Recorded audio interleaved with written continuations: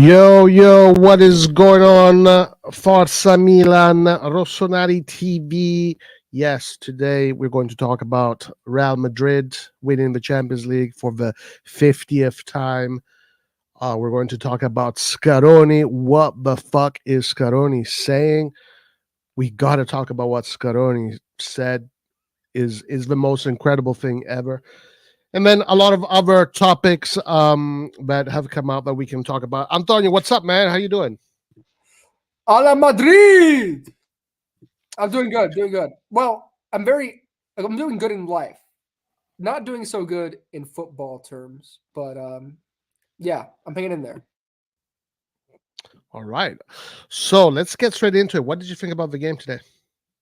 So before the game happens, I predicted a 2-goal victory for Real Madrid. At halftime, after a really good first half from Dortmund, someone asked me, well, actually no one asked me, but I said out loud, I still predict a 2-goal victory for Real Madrid because I knew that Dortmund missing those chances. Any chance Real Madrid gets, they're going to score. And I thought that it was only a matter of time for Real Madrid to score. So, I mean, this was a very predictable game.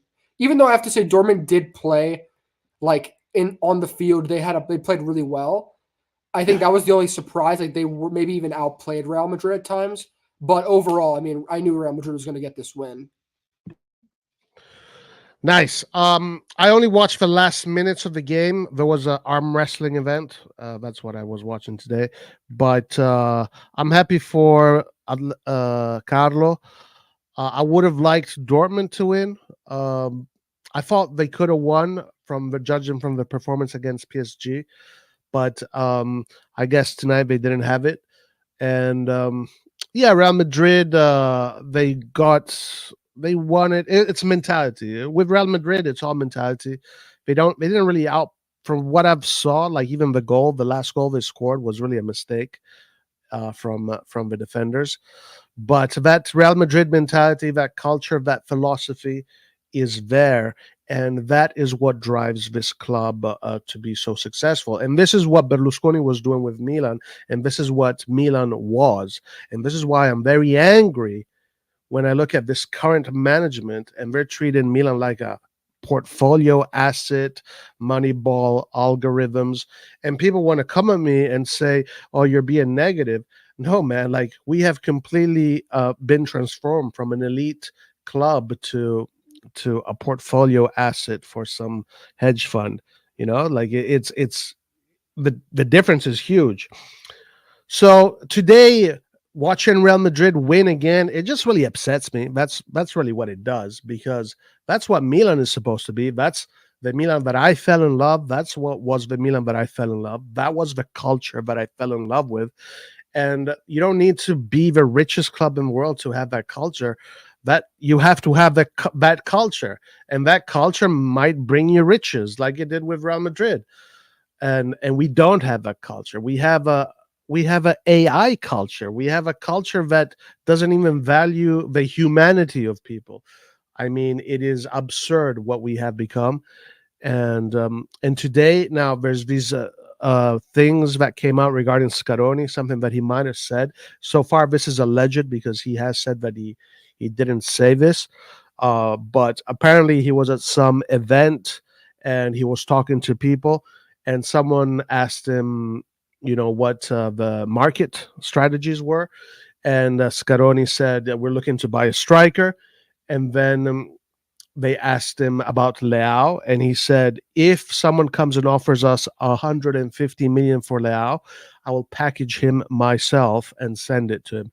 Now, if this is true that he said that, we've already lost the locker room. We've already lost the chemistry in the squad. We've already lost the team, and the fucking not even the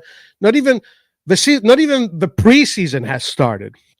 Not even the preseason has started, and we're already making these kind of blunders. If this is true that he said this in public, then guys, we are not a serious club. Whether or not people want to think, yeah, we should sell out, that doesn't matter. Messaging matters. Messaging matters. Roy, Messaging so matters. before we go deep into this, I just want to say one thing about the game. Matt Hummels, if we don't sign this guy, then we're missing out because, in my opinion, he was the best defender in the game. People say Carvajal, he scored, fair enough, but Matt Hummels barely made a mistake, and he was clamping Vinicius for most of the game. The goal that Vinicius scored was just a terrible mistake from a Dortmund player. So Matt Hummels had a fantastic game, and we need to get this guy. Yeah, unfortunately, I didn't see much of a game. So, but I believe you because Matt Hummels. I mean, when I saw him against us, when I saw him against PSG, he was incredible. He was amazing. Like that guy, for me, is the best defender in Europe right now, hands down. The issue I have with Matt Hummels is Fonseca. Fonseca likes to play this very offensive line. He likes to play with a high midfield line. Essentially, he wants to dominate games.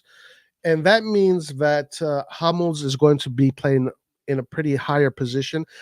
Now, I think in Germany, Dortmund plays a higher line. We see them in Europe and they play a low line.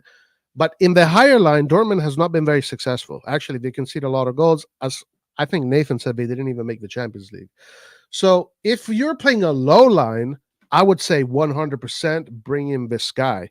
But if we're playing a high line, which is what we are probably going to do if Fonseca is the coach, then I would say no, it's a bad signing because he's not going to be effective at all.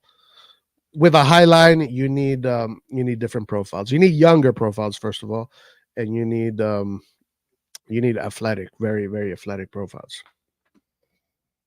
So I agree with you. He's incredible, but not for Fonseca. That's my opinion. I don't know. I would still take him just because for his experience, but yeah. I don't think that they play like super defensive football at Dortmund. I mean, he was able to make a lot of recoveries as well. No, but they haven't been successful. Dortmund in Bundesliga has not been successful. Like, I mean, at least this is what I've been told. Let's check. I mean, I don't know how much of it is his fault, to be fair, but I mean, I just watched him today and looking at what he did in one-on-one situations, he looked really good. Yeah, no, I understand that. Yeah, they finished fifth. They finished fifth, and they conceded 43 goals. So they play a high line in Germany. I think I can agree with you. Like bringing a good player of experience can help, but kind of like a Vakier did. But tactically, we're gonna get scored on a million goals if he's on the field. Like we're gonna get scored on if he's on the field if we play a high line. I think honestly, what they should do if we're gonna play a high line with a defensive four, just stick with Kalulu and Tomori because that worked when we won the Scudetto. I would do that, and then yeah, maybe you can bring in Hummels as a rotational player. Maybe if you have to play more conservative games, he's the best at that. I think Hummels at conservative tactics, he is the best. Now, if our coach would be intelligent enough to do that, then yeah, I'm all for it.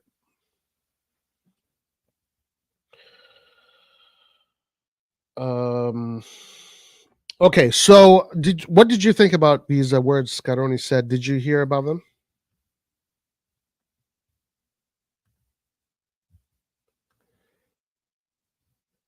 Oh, yeah, I saw the rumors. I mean, it's this guy is so disconnected from reality. I mean, of course he's denying it. Like, I feel like if they were really, I mean, they're saying he denied it, and we can't really hold that against him unless there's proof. But I don't know what the proof is. I just saw it on Twitter. To be fair, do you know what the proof was? Just the person that said he was told these things, something like that. Yeah. Listen, I don't think we have to.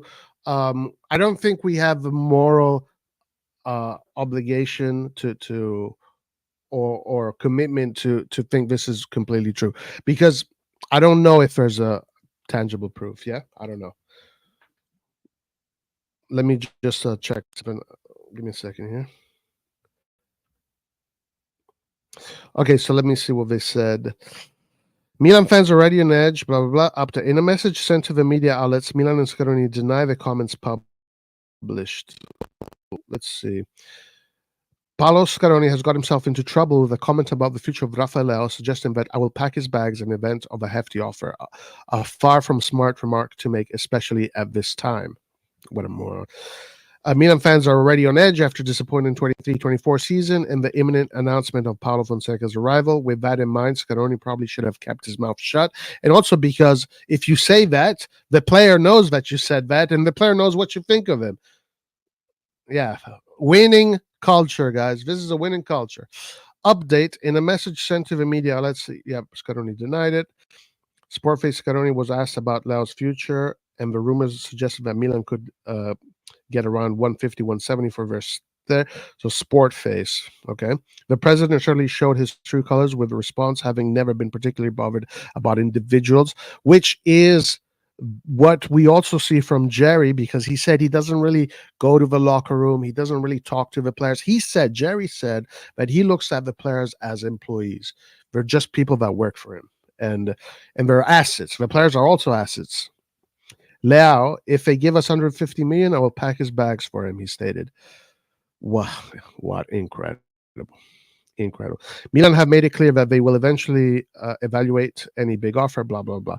So, yeah, the proof that he actually said it so far is, I don't know. I mean, he says he didn't say it, then this other source claims that he did. So I don't know what to think, but this is what came out of the news. This is what is being told.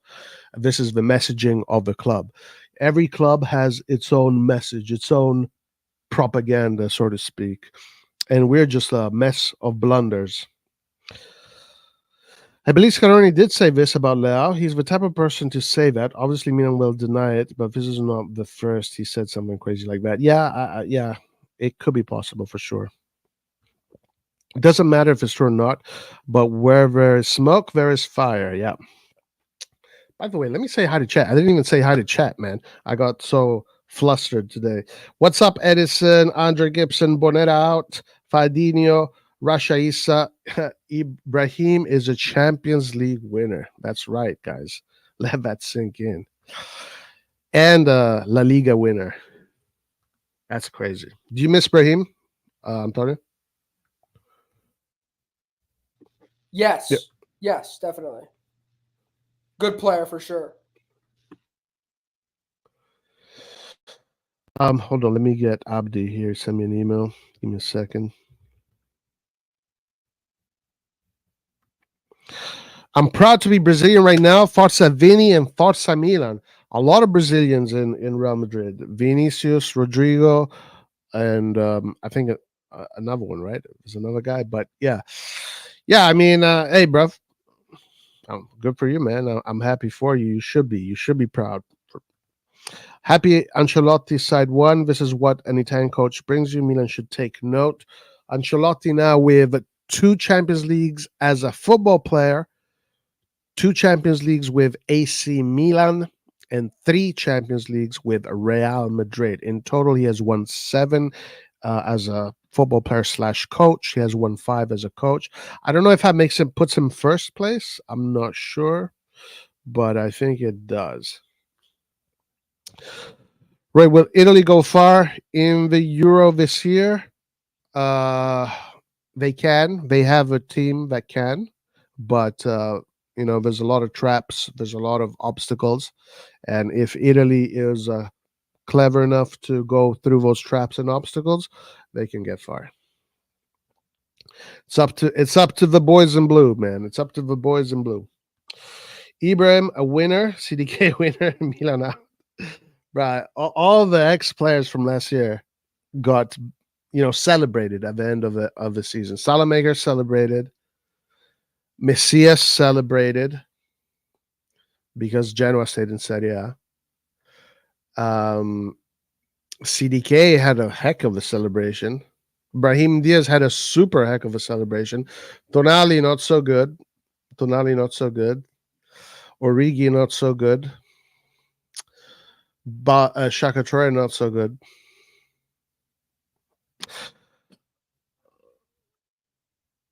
We are 8 Champions Leagues behind Real Madrid. Do you think Real Madrid is going to keep on winning Champions Leagues, Antonio? Yeah, that's easy. Of course. They're getting Mbappe. I mean, they have the best young players in the world. And they just need to maybe get some young defenders to keep replenishing their defense. But I think besides that, I mean, looks like that's Yeah, what they're going to do. And also, they are linked yeah. with, I don't know if you saw this development today, but because Vincent Company now at Bayern Munich is most likely trying to keep Alfonso Davies, it looks like Real Madrid now is interested in Theo Hernandez instead of Alfonso Davies. Oh, I So mean, if I'm done on this, I'm going there right away. If I want to win trophies. yeah, so it looks like that's going to be the new development. Mm. Um. Yeah. No. No. For sure, they're buying the best players. They bought, the next Brazilian best player, probably the next Brazil. I mean, that's what it seems like. Enric is going to be, and again, like we guys, like we do it here. We do it ourselves. We're not even paid to do this shit. But if you follow the youth sector, especially in the national team, you know who the next best players are. It's not rocket science, guys. It's actually pretty easy to figure out who the next best players are from the age of 15. You can identify them at the age of 15. It's pretty simple, actually. But Real Madrid, because of their culture and their ways of doing things, they go for the best. And when you go for the best in Brazil, that's always a great bet, great bet. And also, I think in Europe with Arda Güler, I mean, Arda Güler is incredible. He's still a teenager. Endrick, a teenager. You're gonna have Roy, Vinicius Jr. I What? was going to say, do you realize how stacked their attack is?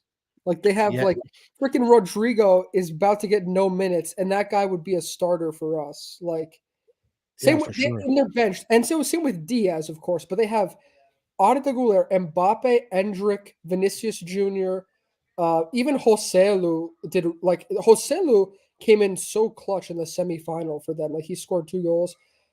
Brahim Diaz, Rodrigo, all these guys. Like that's like just a spoil of riches right there. And then in the midfield they have Bellingham as well, who's like another attack. Chamonix, Camavinga, those are the best players, best midfielders of France. Yeah. The only But thing I'll say is that's how you build a team. You get the best players of every country, and that's yeah. how you build The a one thing I'll team. say about Real Madrid that they should be a little bit worried about, but I'm sure they're gonna always like they'll handle it, is Tony Kroos, like he's gonna retire. Modric, I think, has like another like one more year left. And Kroos, like today, got the corner kick assist. All of his set pieces today were like perfect, in my opinion. The deliveries were amazing, and he's just a leader on the team. And I think they do have the talent in their young midfield. I just don't know if some of them like together are able to put in these types of elite performances. So I think like they do need some more time to gel, but they should be fine. But I mean, that may be a concern is like that a few of their veterans are actually going to move on now. But besides Okay, that, but we already know what they're going to do. Who is the next best playmaker in Europe? Yeah, that guy is probably already. They've already been talking to that guy for a few months or years. Who knows? You know. yeah, I So wonder who it is. Next best midfielder is as well. Yeah, yeah, so they're going to. That's what they do. That's the way to do things. That's definitely the way to do things. I would still want Buongiorno though. Buongiorno right now is being linked heavily to us and Napoli. I think. I don't know. I don't know. What if he's not seen out, but he's actually trying to push Lea out because he doesn't want to leave? oh, also Roy. I'm getting. That's worse. I'm actually organizing for some guests to come on, so they should be joining soon. Okay. Oh yeah, that's right. Someone asked me for a link. Hold on.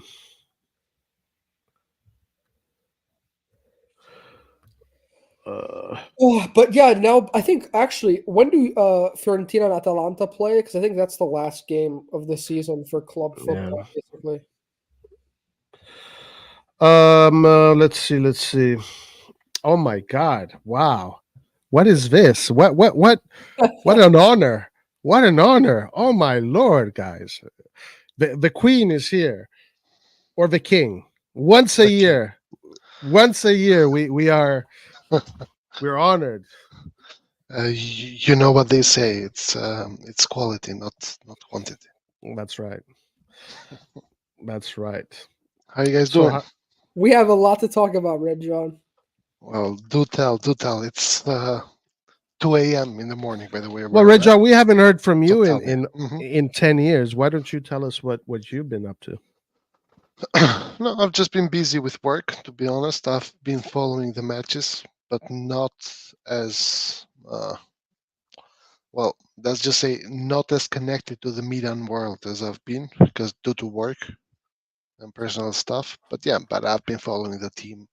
I've been writing on our chat every so often, Forza Gary or Gary Daddy, Every to time piss Chukwueze scores a goal, you to wrote on the piss chat. to piss some guys off. Well, that's proof that I've been following the team, right? So there's that. Yeah, yeah, that's good. So yeah, but tell me, Roy, because I know that What? you have been happy lately with Happy? how things are going. Well, happy in the sense that Oh, you okay, were okay. right in that sense. Oh, really? Well, Well, listen. I'll be have you honest not with you. been? I'll be honest with you. I'll be honest with Mhm. you. I'm pissed off. I'm pissed off, and I can't hide it. At Scaroni or Well, at everything. in general? Yeah. I'm in general because yeah, I can't accept it. I can't accept it. I can't be like, okay, yeah, this is the new Milan and whatever. I agree. I can't do that. So yeah, I'm pretty upset, No, and I agree. I agree with you. What made me upset is, first of all, a season without a trophy for me is a season that is wasted, same as the season before. But second of all, is the fact that we want to somehow replace Pioli with someone who's worse than Pioli. Like, I don't know what the fuck is going on in Also these add, people's minds, but yeah, yeah. I also just want to add the humiliations, like the derby Oh yeah. humiliations were awful. Oh yeah. Like we have become some sort of a bitch for Inter in the sense that they come twice every year at least, slap us, and then go about their way. Like, yeah, it's sad, but this is the reality. This is something that happened when Maldini was here as well, at least in the last year, right, where they beat us 5 times in a single well, season. So well, it's not. to be honest, Mhm. even when we beat them that year, Yes, Inter yes. was a strong team. Oh yeah, but Inter was stronger. I would say not just Yeah, strong. they played better, but we Yeah, had better s- mentality that year. exactly. Like I agree, and I think we have discussed it 10,000 times. That even when we won, I was here saying that we didn't play better. They they could have won that with a little bit of luck. Luck was on our side, so we won it. So there's that. But It's at not the end, like we beat them. So why are we giving Inter this much praise? Well, no. For me, it wasn't luck. For me, it's mentality. That year, we had a strong Yeah, roster. We had mentality. Inter had a little bit more quality than us, guys, but but they yeah. just had ga- lacked a little bit more ga- mentality. games change based on goals. You hit the post or you hit 2 millimeters, a little bit more on the left, makes a huge difference in football. This Yeah, is but what I call luck. mentality makes that happen. The Mentality makes that Bologna happen. game was Sure, crazy. but even in the year when we beat them, uh, Mm. 2-1, that we won the Scudetto, they still beat us 3-0 the game before. So In the it's not Coppa even Italia. yeah, In the it's Coppa not even Italia. that. But the way I see it is very clear. The problem that I have and always have.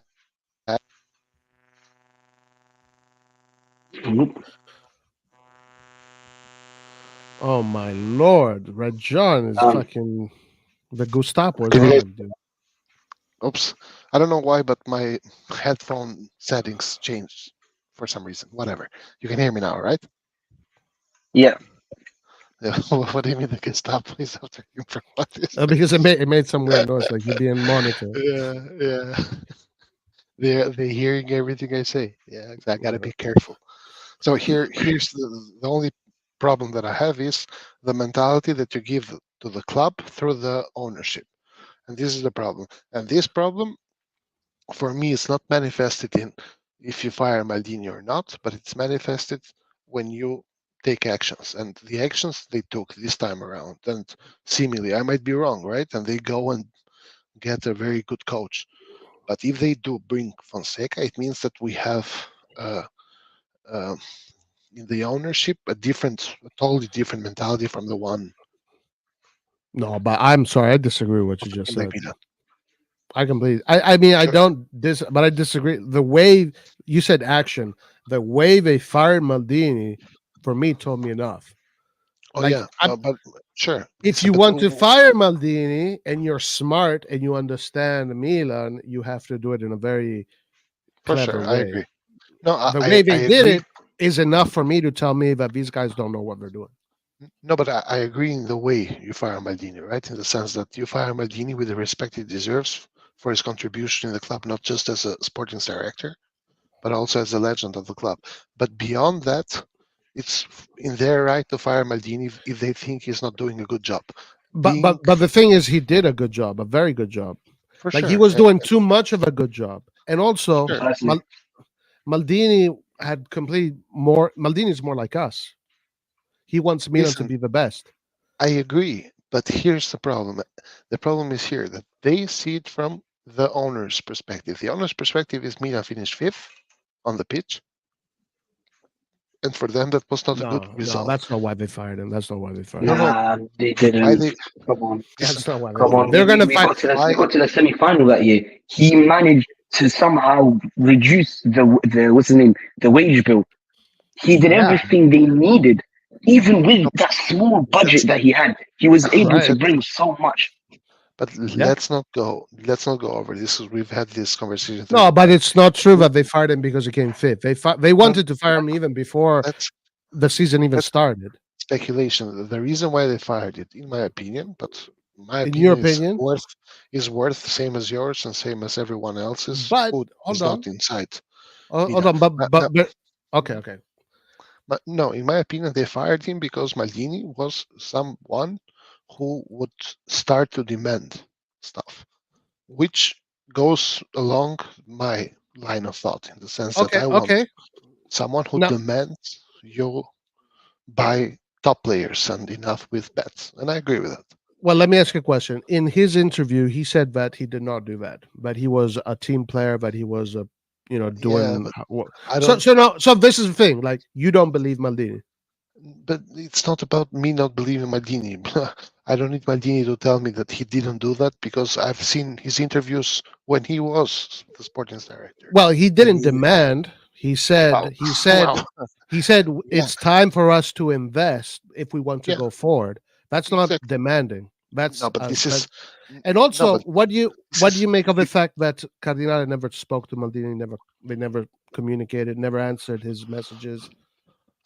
I find it disrespectful to the club, but this is not the point. The point is But here, how Maldini. can okay? Sorry, one more thing. So how can a football club run properly when the DS is being avoided by the president, the owner, and the CEO, Furlani, is talking to the owner, telling him that Maldini is this, Maldini is Yeah, that, and yeah, and compromising the sporting side of it at the end. You compromise the season, and also you see how these people operate. These people but right. are in it for themselves. But I don't want to focus on this. I want to focus on the root cause why Maldini Yep. was fired. And the root cause why Maldini was fired was exactly that: the fact that you have a DS Here who we go. makes post-match interviews and says, "This is not Berlusconi anymore. This Milan cannot be like Milan, the Milan of Berlusconi. We're way ahead of that. If we want to become better, we have to invest." These are not just words that he spreads or he talks just like And that, why do you think he like said that? Why do you think he said that to on put live on pressure, TV? to put To put pressure. pressure, or maybe To just to be heard. No, but well, both in the sense that And first of all, you think an ownership like this can be successful? but it doesn't What matter. makes you no, it doesn't matter. What Doesn't makes you matter. think that an ownership that operates this way can turn Milan into an elite team? But it's very simple. You don't see Okay. DSs. Listen, because the problem is I'm doing the devil's advocate here. I was for Maldini. I was here in the life when Maldini was sacked, crying together with everyone else. So now all of a sudden it looks like I'm against Maldini. Now the problem is this: that it's not a matter of how, if this ownership, like, this tells me nothing about the ownership itself. What this But it tells me is should. It should. Why? no, How does it not? How does it not tell you anything about the ownership? because the way I see it, Maldini is a legend, and I like him as much as the next guy, but I cannot be of the opinion that only Maldini can do this in the entire world. Only Maldini, because there are other people who are not Maldini doing it in other teams better than Maldini. So Well, okay. Sorry, I have to do. Yeah. Okay, so in the last 4 years, who has done it better than Maldini? the guy who's in the Inter, Marotta. Okay, but Marotta. Marotta was given a completely different budget, completely different No, but objectives. No. Hold on. Marotta was given completely different objectives. Maldini was given the objective of rebalancing the balance sheets, yes, bringing the club back so was to Marotta. and So was Marotta. no, Marotta was not given that objective. Marotta was given the objective to build the best team in Europe right away. No, I did the research. I looked at it. disagree. I When disagree. it's not a matter of disagreement. It's a matter of do the research. If you look at the research, when you see why they bought Inter, the new guys, they bought Inter because they wanted to bring China back into the European Yes, I arena, agree. and they wanted to win trophies. They wanted to build Yes, the best team. They wanted to win Champions League. yes, but Elliot 1 year. did not give Maldini that objective. Elliot gave Maldini the objective to rebuild the team, redo the wage structure, and in the meantime, see what you try and do as best as you can. But In the meantime, Maldini, here's the with his issue. No, but ideas, Roy, no, no, let me 'cause you- finish. Let me finish. In the meantime, put some Maldini context not as only well. did all of that, which is allowing now Cardinale to spend 100 million this summer, but Mhm. Maldini also won the Scudetto, brought Milan back to Europe, developed superstars, and got us back to the semifinals of the Champions League. Also, I agree. okay, and he won also an award, an international award for being the best manager in the Yes. best DS in 2022. You know, Yes, an but- award that where but- all his but- colleagues and peers were there too. So Yes, but there is no, you can't tell me that just because you got angry that we finished fifth, all of a sudden Maldini is no good anymore for Milan. That makes no sense. And it's not intelligent also to think that way. It's not what I said.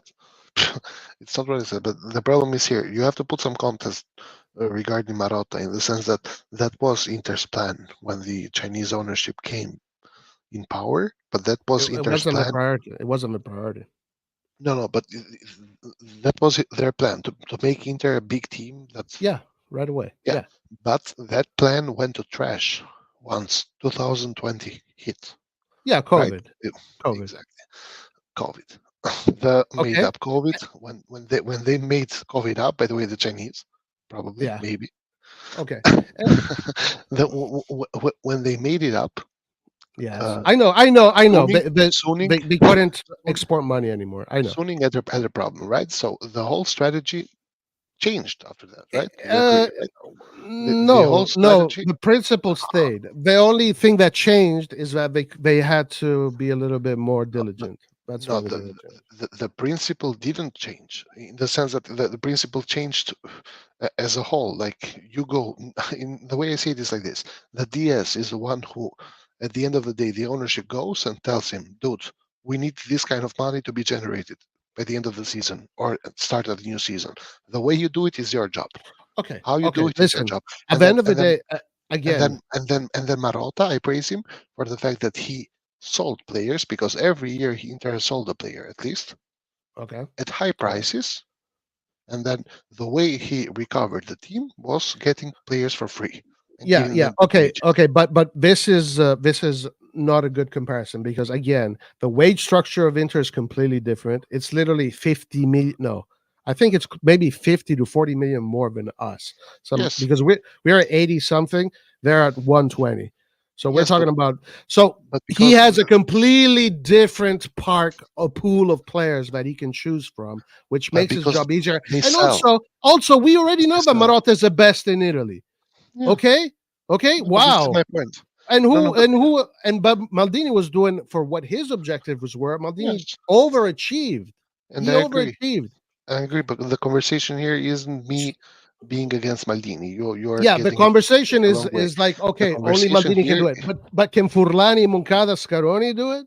What makes you no, think these guys can do it? no, I never said these guys can do it. What I'm saying is that no one can come to me and tell me that Maldini is the only guy who can do it.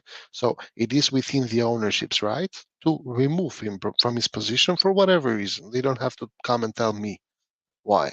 Now, that being said, that proved to be wrong, in my opinion. Yes, because you need Maldini, because Maldini was doing a good job. Now, the other point is, does this mean that Maldini is gone, therefore, fuck it, we are doomed? No. But then you look at the other spectrum and you see us, after being humiliated by Inter, again, 2 more times this season, finishing second, them celebrating the Scudetto in front of our stadium. And then you go and want to get Fonseca? Like, what is this bullshit? Get it? Like, Well, this listen, is I don't this know. is We the don't know. We part. don't know if they're getting Fonseca. We No, don't know if it they're getting. it looks like it's gonna be him. But By what all. if it's like a coach that you like? All of a sudden, are you going to change your mind? No, all of a sudden I'm gonna go from the way I see it is like this. Right? It's very simple. I want Milan to get 2 types of coaches, either one or the other. Number one is you get a coach who's already a top coach, someone like Napoli did, for example, with Conte.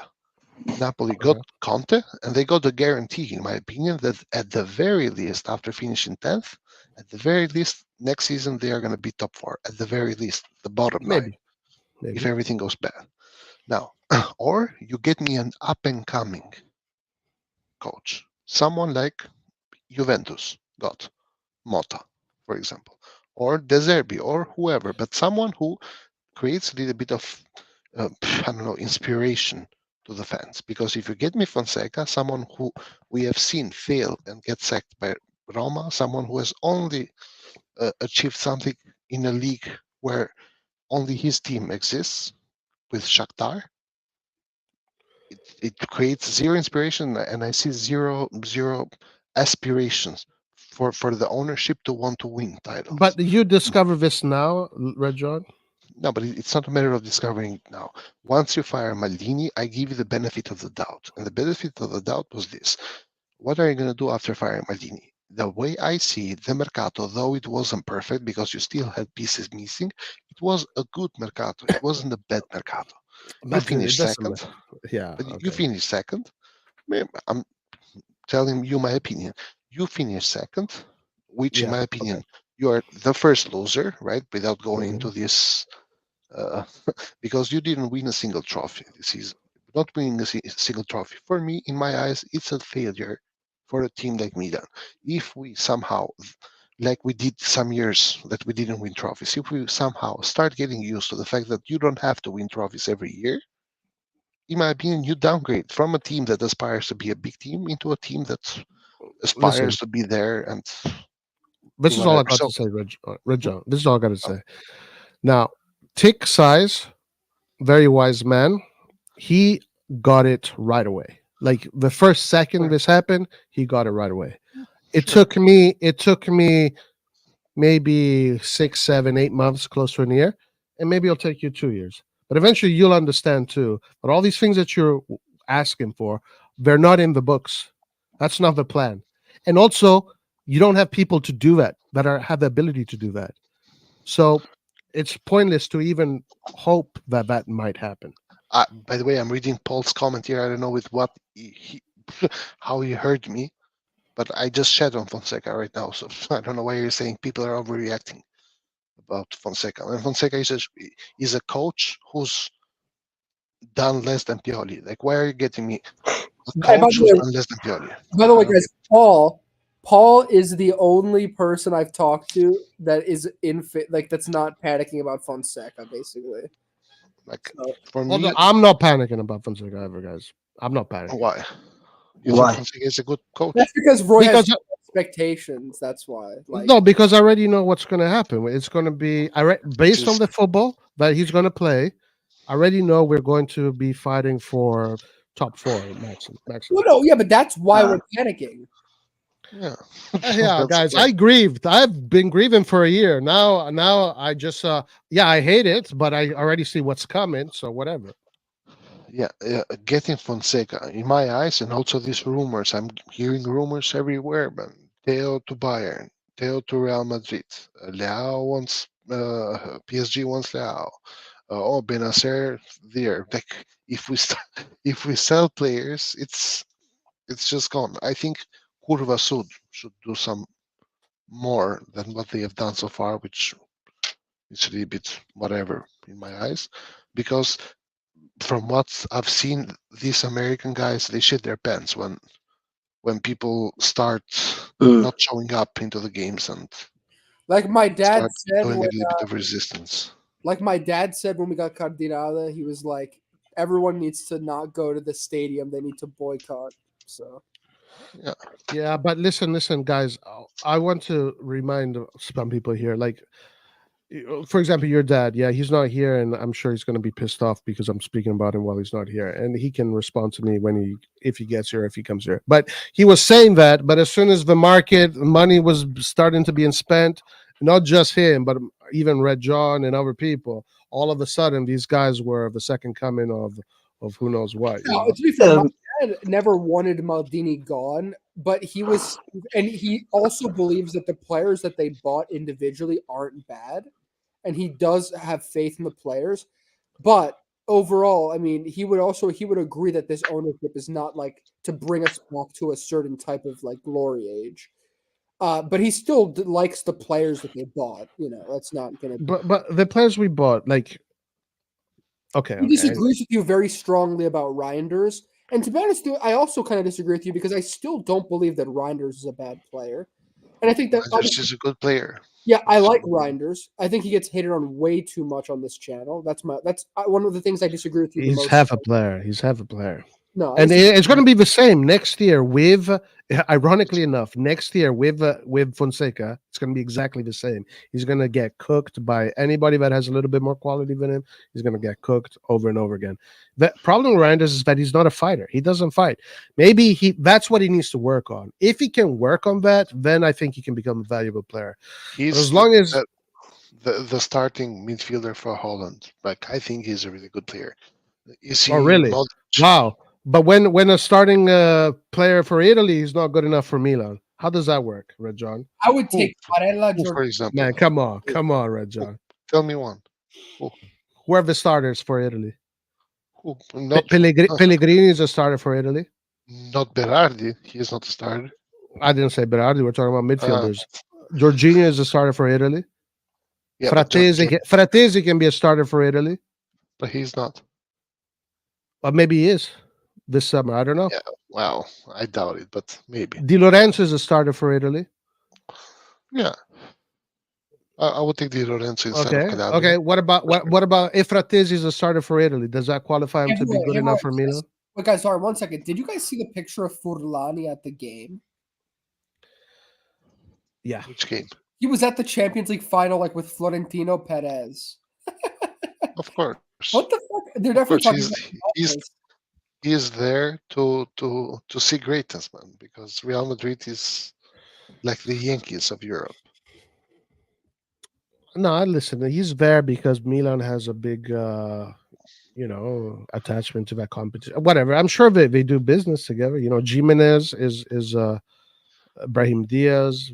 Milan and Real Madrid are doing business. I'm sure he wasn't there because of Jimenez or Brahim Diaz. No, I'm just saying Milan and Real Madrid have been doing business together forever. So it is not, impossible to think that a Milan Diaz. And I'm sure these higher up guys get tickets. Yeah, of course. Guys, there's probably tons of DSs from many other clubs too. Yeah, exactly. Or so, yeah. But Red John, so what needs to happen this summer for you to revive your faith in the Cardinale experience? Well, first of all, you don't get Fonseca.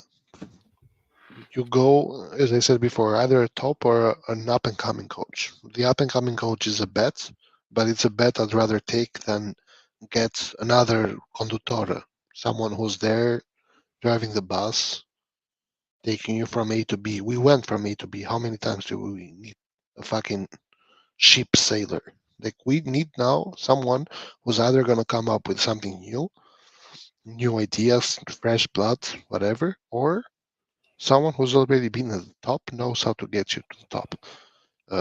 Pioli, from the beginning, I don't think anyone had any doubts from the beginning, was the guy who was in charge of taking a team that went from the lows to a little bit higher up. And he did that. He achieved that with his good and bad periods.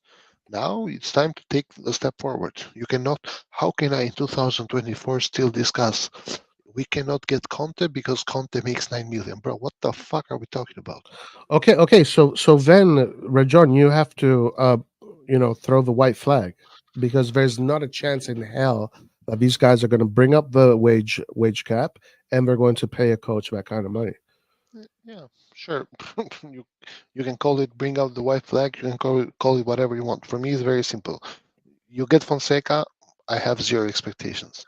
You sell one of the good players, I have zero expectations. You don't spend a lot on a top striker, I have zero expectations. It's very simple for me. You don't spend a lot. I'm hearing the rumor about Matt Hummels to Milan, which I find whatever. Like, what are we trying to do here? But I think that you're making a mistake, Rajon. I think you're making a mistake. I think right now you are in panic mode or whatever. No, I'm not in panic at all. You're in angry mode or whatever. But as soon as these guys are going to start spending money, dude, like, you're going to be like, oh, these guys are the best. I love them. Nobody's better than them. Like, I think that's what's going to happen. Sure, but for me, it's I just told you what I expect. If they get Fonseca, I think even if they get Fonseca, then they'll get Amrabat. What if they get Amrabat with Fonseca? Because we're being linked to Amrabat. Yeah, but who told you that I give a shit about Amrabat? Okay, what if we get Xerxes? What if we get Xerxes and Amrabat?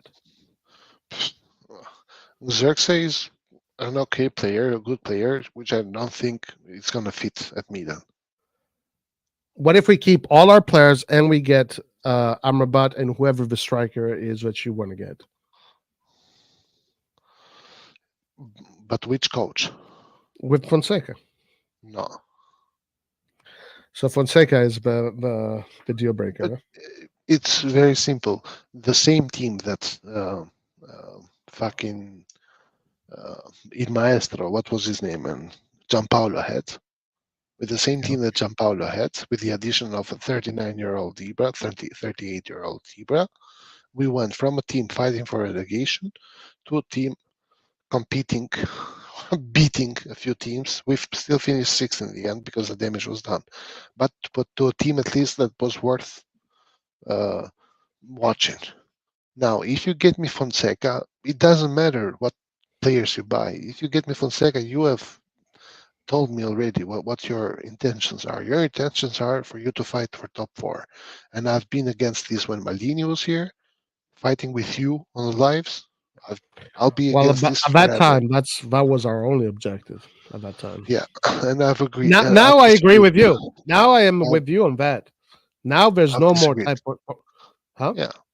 Yeah, but I've at the time, continue. Listen, I believe in steps, okay? Because steps are necessary. Go from 6 to winning the Scudetto like that, for me, that's not possible unless a miracle happens. But if you build and you slowly get there, at the time, getting top 4 was the best objective. Now, not anymore. Now it's Scudetto or nothing. I don't know. I still remember you celebrating getting top 4 and telling me that we had to go top 4 5 years, 6 years, 7 years in a row. Every year you need to finish top 4 if you can win. Yeah. But in the beginning you celebrate it, but after a while you're in top 4. You're not fighting for top 4 anymore. You're fighting for first spot. Right now we're not. Yeah. We shouldn't be fighting for top 4. We should be fighting for the Scudetto. You know what? We should be fighting for the Champions League. Since we made the semifinals the other time, we should be building on that. Instead, we dismantled that, built a team with no personality, no character, And yeah, we have quality to beat the small teams. Great, but we still concede two goals a game against those small teams. So Yeah, it doesn't really yeah, matter. exactly. But the thing is here, and I've said it before as well, that it's. I'll go back to the conversation we had about Inter.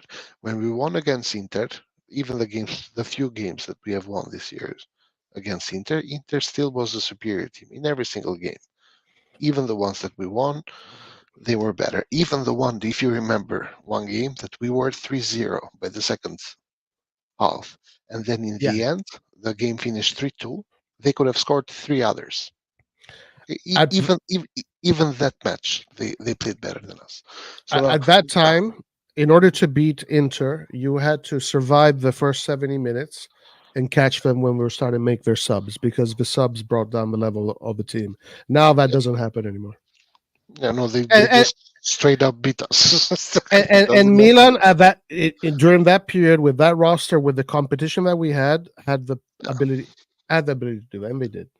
Yes, and the reason why I'm saying this is to draw a parallel with our run in the Champions League. We had a good Champions League run and we made it to the semifinals, but not Yeah. because we were a semifinal of the Champions League team material. I stand by this, and I am Why fully not? convinced. Why We not? weren't. We We weren't, had Roy. why We not? But we because did it. yeah, of course we did it. Also, Villarreal did it the year before. Where our Yeah, Villarreal, and but we could, why not repeat it? We should have built on that. I agree that we shouldn't build on that, but I think We that had four top players: Magnan, Tonali, Hernandez, Leao, and yeah, a really good rep. Instead of selling Tonali, we should have kept Tonali. But okay, Tonali had his crazy whatever happened to him. But yeah. we should have, and also Salamakers. Why did we get rid of Salamakers? That guy was fighting his ass for us all the In time. order to get a winger that scored 14 goals, No, that was 24 assists plus okay. But I rather goals. take Salamakers that scores 3 goals.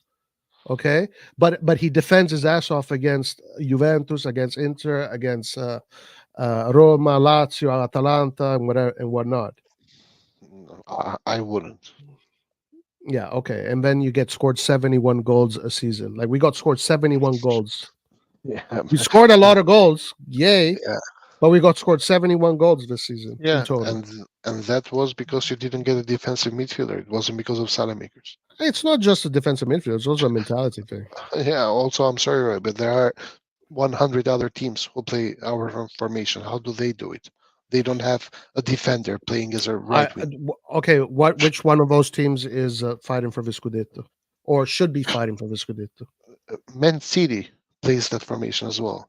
They won their Scudetto. Because they get, bruh, but man, oh, come on, Man City has a complete different identity kit. When they Yeah, prompt of their course. algorithm, they're asking their computer, "Give me the best in the world." We are looking for, "Give me the best player of AZ Alkmaar," and blah blah blah. Give me the players that failed at Chelsea, and let's see if they can work. Give me the player that got relegated with the Spanish team. Let's see if that works. That, I mean, of course, that's the difference right there.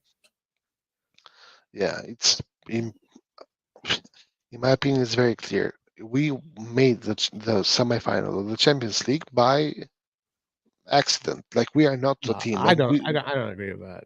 we were I don't not a agree with team. that. I understand that you don't agree, but I think this is the reality. We made it, and very good for us that we made it, but not because we belong there, but because teams No, no, could no. play. Listen. Maybe you can say. First of all, we beat Tottenham. Tough Yeah, team to and beat. Tottenham finished seventh in the league that year, and we beat them 1-0, Yes, okay, 0-0. but they're still difficult team to beat, all right? Because before them, I was hearing from a lot of the friends in the WhatsApp chat that beating English teams was impossible. But we did beat Tottenham, and then we beat Napoli, which was a fucking crazy ass team last year. And A- we And parked the bus against Napoli yeah, well, that's what you for had. for You have no 180 choice. minutes. You had no Yeah, choice. yeah, but this is what I'm saying. Villarreal also parked the bus. What I'm saying is this: we Okay, want, and that's fine. Parking the bus w- is okay. What's wrong with parking the of bus? course, no, of course, but parking the bus. You know why? Parking the bus is something that you can do sometimes, but you cannot consistently do it. Parking the bus if you are not superior, because one Kvaratskhelia shot from outside that doesn't go in, can go in, and then you are fucked. Okay. So now we know that we have a team that if you can park the bus with this team, you can get to the semifinals of the Champions League, which we didn't really park the bus. But so now no, you build on that. You don't dismantle that. No, You listen, you I went agree. you went the total direction, the opposite direction, from a team that can defend to a team that can't defend at all, because I we're agree. Americans and we gotta play FIFA football. No, I agree with you in the sense that we have to build on that for sure. I don't agree with you when you say that we park the bus, therefore we can beat teams. No, because we played Well, yeah. Chelsea. That we played Chelsea and we got our ass whooped. But there's Against context to Chelsea. that. There's context to that. There's context Yeah, to that. of And what is the course. context, right, John? Because you should, because honestly, I find it disingenuous for you to use Chelsea as an example. I find it Why? disingenuous Because we had because injured players. because most of the squad was literally injured. Literally most of the squad. But Napoli And had the that's top scorer injured. We didn't say okay. anything about that. Oh, yeah, one player, my man. We had literally fucking 10 players out. Not one player, the best player of the team. No, but you think Napoli only worked because of Osimhen? That's what you think? No, I think Osimhen is the best player of Napoli. Yeah, but Napoli has a many great players. That's why they won, Of not course. just because of. If you put Osimhen but, in Lecce, is Lecce winning the Scudetto? Of course, but listen, the problem is here, Roy. It doesn't matter. There's no Teams problem. teams go and play each other in the situation they are found in. What did you want else to do? And To if you not play? find yourself and if To you not play? find yourself without your wingers, without your defense, without, and you have players that are second lines, third lines playing against Yeah. a big team like Chelsea, most likely you're going to lose. No, Red John, most likely Spezia is going to beat you. Most We likely didn't just Genoa lose. is going to beat you. We didn't just lose. We got slapped. Yes, most likely Spezia is going to slap you. Genoa is going to Yeah. slap you. Sassuolo is going to slap you if you play a game with like that in those conditions. And the second game, we got a red card in the first fucking minutes, which was ridiculous. So that game went that way. So I think it's disingenuous to use Chelsea as an example just to make your point. If you want to make your point, you should be more honest. Yeah, but I cannot use Tottenham as an example, a team that got trashed that season. But they were healthy. Were they healthy when they faced us? Was it the first team? Sure. But the problem is here that you Okay. remember. So pretty much, we only if we beat Real Madrid, then it's worthy of Red John's approval. If we get to the semifinal by beating Tottenham, Napoli, and who else we beat, then it's like, whatever. Yeah, it doesn't matter. I'm sorry, but do you agree with me that there are routes to go to the Champions League semifinal which are easier than others? Yes, Or of course. do you think Of course. Yes. But you have to get there.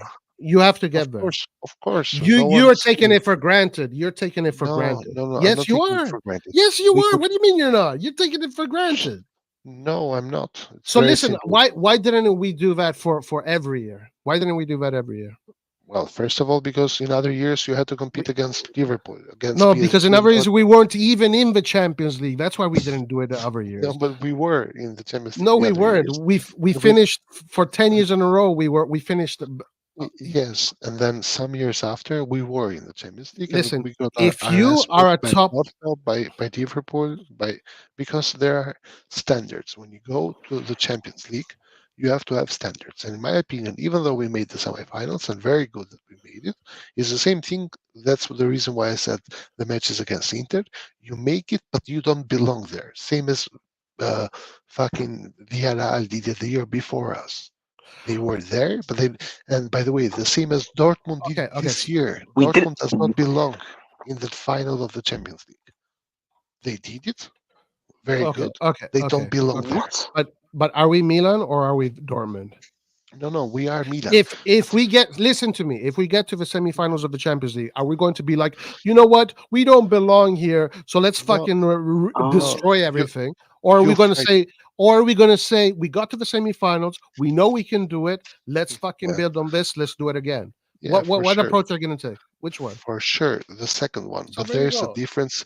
There's a difference after it's over and you analyze. You analyze and you see Man City makes a semifinal every year. Every Yeah, year and they are Milan at, should be doing that. With and they Maldini, Milan can do that. they Could have done that. they belong there. Real Madrid belongs there. Mm. I don't know whatever team, I other they understand. I belong there. understand. But Belong there was there there and was a making time there. It's two different things. there was a time Man City did not belong there. There was a time where Yes, Man City got there for the first yes, time. And then the next yes, time, the next year, they didn't get there. Then they got there again. Then they failed. And then they got there yes, again. Then they got to the exactly. final. They lose the final. And then they win the final.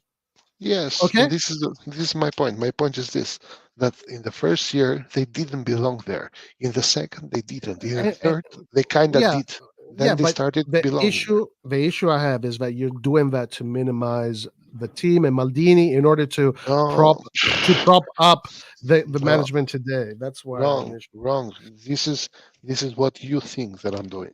I'm just saying that for us to get a hold of ourselves and understand that that year, in the same fashion as the matches against Inter, we did something extraordinary, but not because we were at that level. Do I agree with you that we had to build on that? Sure, I 100% agree with you. So We do had to we build on deserve it that, or do we do not deserve it? deserving it. Every team that wins deserves it. That's why they Okay, won. okay. But do they belong there? It's a different question. Yes, Yes, to earn a Villarreal, Milan. Champions Listen, League. let me answer your question. Villarreal. Let me answer. Listen, does Villarreal belong in the semifinal of the Champions League, right? But they made it the year No, before. they don't. They don't. But let me Yes, tell you that's my something. You point. know who belongs in the final of the Champions League? Milan. Milan is one of the teams that has won this competition the most. Milan has built its legacy, its history in this competition. It should be second nature saying and thinking that we belong in the Champions League. The Yes, thing is that you that's have just to the have the Milan of drive to do that. You have 15 to years have the ago. no. Listen. You have to have the drive to do that. You have to have the ambition to do that. And we had people working for the club that had those ambitions, had the know-hows, the drive, and the ambitions. Right now, we have people that are looking at Billy Bean to ask him advice on how to do the market. So right now, we do not have the drive. We do not have the ambition. That's the difference. I'm sorry, Roy, but just saying we are Milan, therefore we belong there. It Yeah, doesn't yeah, yeah, belong yes. there. Now, listen. You can say that, and it's just a simple phrase, but you can write a 5,000 page book, with how deep that statement is. There's a That's fine. process, there's work, there's mentality, there is ideas, there's failure, there's trial, there's error, but it all comes with that. Yes, Okay, this is what Maldini represented. the Americans belong to the Indians. No, that's They they yeah, bro. What the they fuck? No, no, What? yo, what they the fuck are no you one going? No, no, no, no, no, no, no no. one This, no come one on, cares. no, Native Americans, no one no, cares. come on, stop, This stop, is Red John, this Red is John, stop, this is the stop. way things go. The way We're things talking go about is sports here. We're talking about sports here. yes, We're not talking about fucking geopolitics here. and I am talking about sports as well. The way things are is like this. Man City belongs there right now because they do it constantly. AC Milan doesn't belong there. Yeah, they Oh don't. my. They don't right now AC because Jerry's in charge. Yeah, last yes year they did because Maldini was the one that Mm, was the guy no, there. and you beat what's in front of you, and that's all you can do. So if yeah, you get out of the group of stage and you course. beat what's in front of you, then you deserve it. Doesn't matter what team you are, and most Hey, importantly, we have 7 Champions League, so we do belong there, no matter what circumstance. I don't care. We Exactly. what's deserve your it. name? It should be the Yeah, culture. okay. It should be our What culture. what What is your you name? Exactly. know? You know What's why your we name? Feeling got pity there? for yourself, Hey, and saying we don't belong there is a loser's mentality. Straight away, you're already expecting nothing. But when you beat what's in front of you, then you belong there. Doesn't matter. Dortmund, I don't care if they belong are there you or not. missing the They beat point, what or was in front of them, are you and they deserve to be there. again? And they were better than Real Madrid, but it's not their fault. Not always the better team wins. But Simple. you are missing the point. I'm not saying we didn't deserve it to be there. I'm saying we What? don't belong in the Oh semifinal. my No, goodness. but hold on. Let me Oh. correct you, Rajon, because I understand the technicality of what you're saying, but Well, I it's think we, very, very I important think to understand it. But no, I do understand, but I think you're missing out on this thing Guys, right the here. show just got real, by the way. The No, show. hold on. But you are missing out on this, this detail. That yes, we did belong there because we had someone running the show that had that mindset, and that's Mhm. why we, Roy, and that's why we got there. Roy, That's that why we guy, got there. by the way, Roy, that guy who had the mindset said it. We are like 5 years, 6 years away. Yeah, and from he said, what did he say? Let's build on He it. said Let's it. build on And, this. and by Let's the way, build he on said it this. after we beat Napoli. He said that. But we Yes, didn't yes, start the he year, said it. but But we did he already say? know. But did he fucking say, "Let's dismantle the team. Let's fire the guy me that is pushing all of this"? Precisely.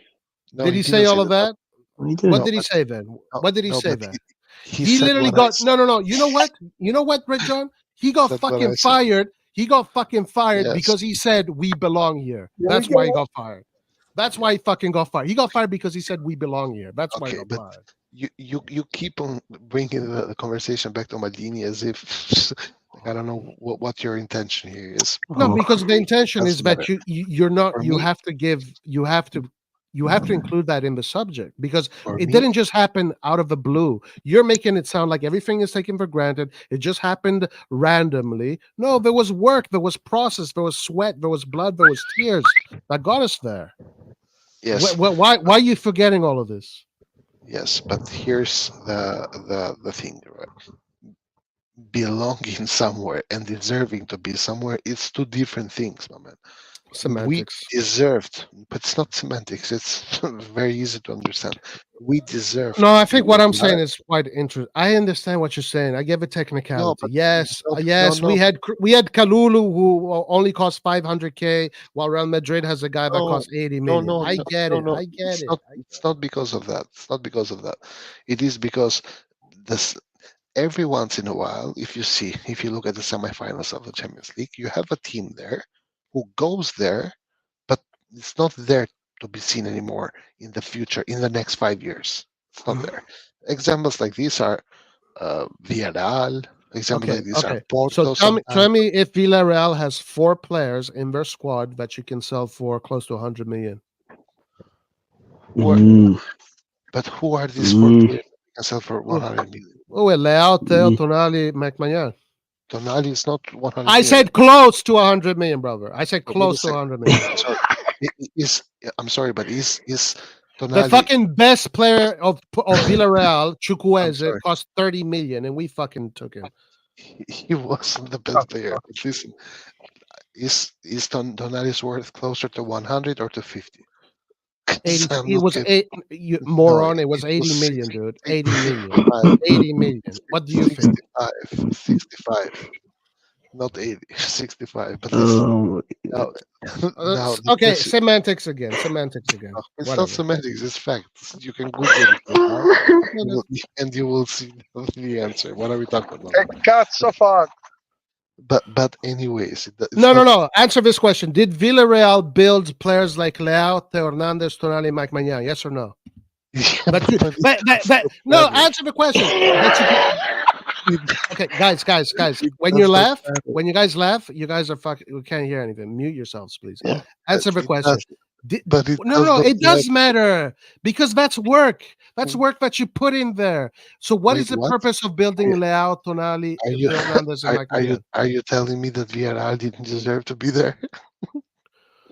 No, I'm saying there's a big difference not- between the way Milan operates and Villarreal operates. The way Yes. Milan was being operated by Maldini, the way Villarreal. Now, Sure, let me ask you one more fucking time.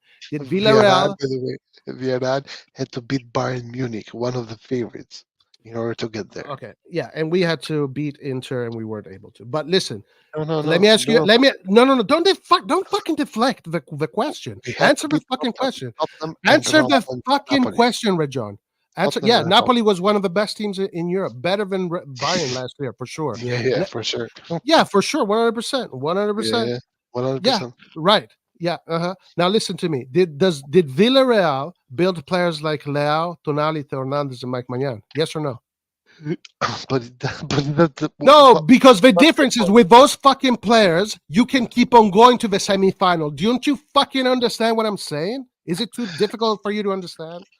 what is your point here? Because Come on, I'm man. not getting Nah, it. this guy has to be a troll. He has to be a troll. I think, Ray John, you just don't have you just don't get it. You don't get it.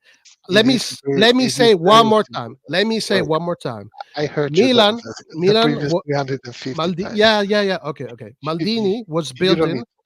Listen, if you're gonna fucking smirk at me, I'm just gonna fucking cut you off. Okay? If You can cut me off. Maldini, I if heard it Maldini, the 31st okay. times. I heard So it. You don't have to repeat it. now let me ask you again, but this time Jerking don't off. deflect.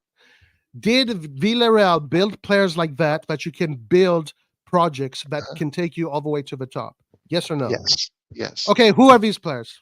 Gerard, Chukwueze, and some other guys. Ma vaffanculo va, Chukwueze. This guy's a troll. He's a troll. He's a They troll. sold them for Yes, 30 million troll. to us, Of man. course. Of course. Just like we sold 60 million Tonali that you are counting as 100.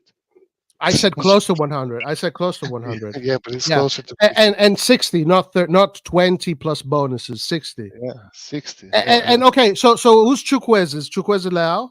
Because Leao costs more than 60. yeah, Listen, Chukwueze Red John, Chukwueze is not you Leao, but tried to make a Chukwueze point. You contributed tried to make a more point. to the You sport failed. this You year than failed. Tonali. You failed, and you're deflecting the question. You're comparing Villarreal's project to Milan's project, completely different. Completely different. You're trying to make parallels that make no sense.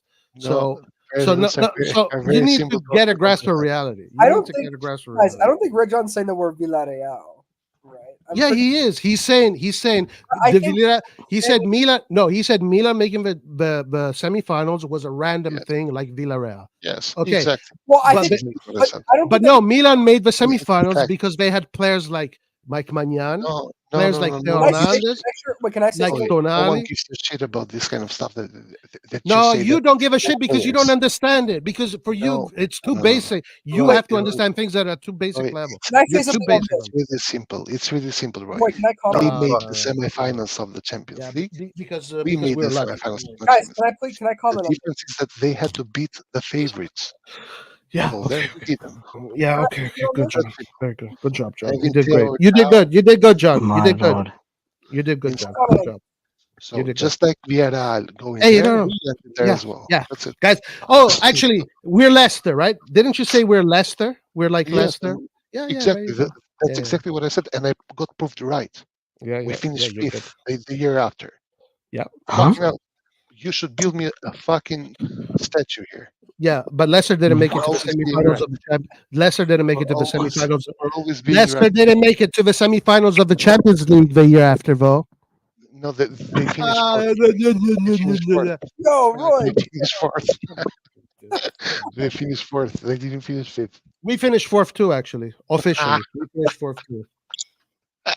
All right. Listen, guys. When people go into Narnia, it fucking aggravates me because then we're not even having a real conversation. It's just No, bullshit. conversation is So, very you know real. what? You just have to. You just You have to guys- understand. I'm it. gonna chill out for a second. You guys fucking talk about whatever you want, but Red John, fucking get out of Narnia, get into reality, and fucking analyze things properly. can I share my take on this? This is what I heard from Red John. I don't know if Red John said that in terms of quality of the players that were on the same level as Villarreal, but It's not what I said. here's what I agree with about Red John, but here's where I maybe disagree about Red John. Tell me. I agree that we're not on the same level in terms of quality and also the manager and the funds as well overall as Manchester City and the top teams. So you could say that if you want to put us in the top 4 teams in Europe, we don't deserve You cannot, of 4 course. teams in Europe. But I don't know if what your response was, that maybe I misheard or didn't really I missed this. But when Roy said that with Maldini, when Maldini said that we were improving Mhm. and he was trying to build us to be that team, Mhm. I just want to know, like, what do you disagree with that? Like, what's your perspective? Because I didn't disagree with that. I said yes, that's true. We should have built on that. But then Roy somehow got hanged on the fact that I said we made it, just like every, I don't know, 3 years or 4 years in the Champions League.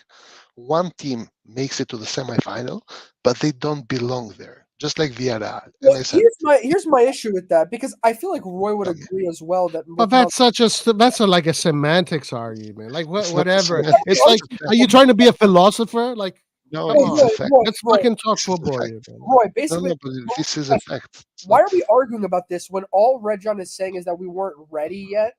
And, Yeah, and they, Roy can't, literally, but they Roy, cannot fathom that idea. No, They because cannot listen, comprehend the idea. Antonio, listen to what Red John is saying. Red John is saying that that was a random event that Yes. it shouldn't have happened. It was totally random, and No, you know no, I the didn't work say it shouldn't behind have it, happened. the work behind it, it had no value to carry to the future. okay, let me ask Red John this question though. But Red John, do you think that Champions League run was a sign of improvement from what we had experienced before?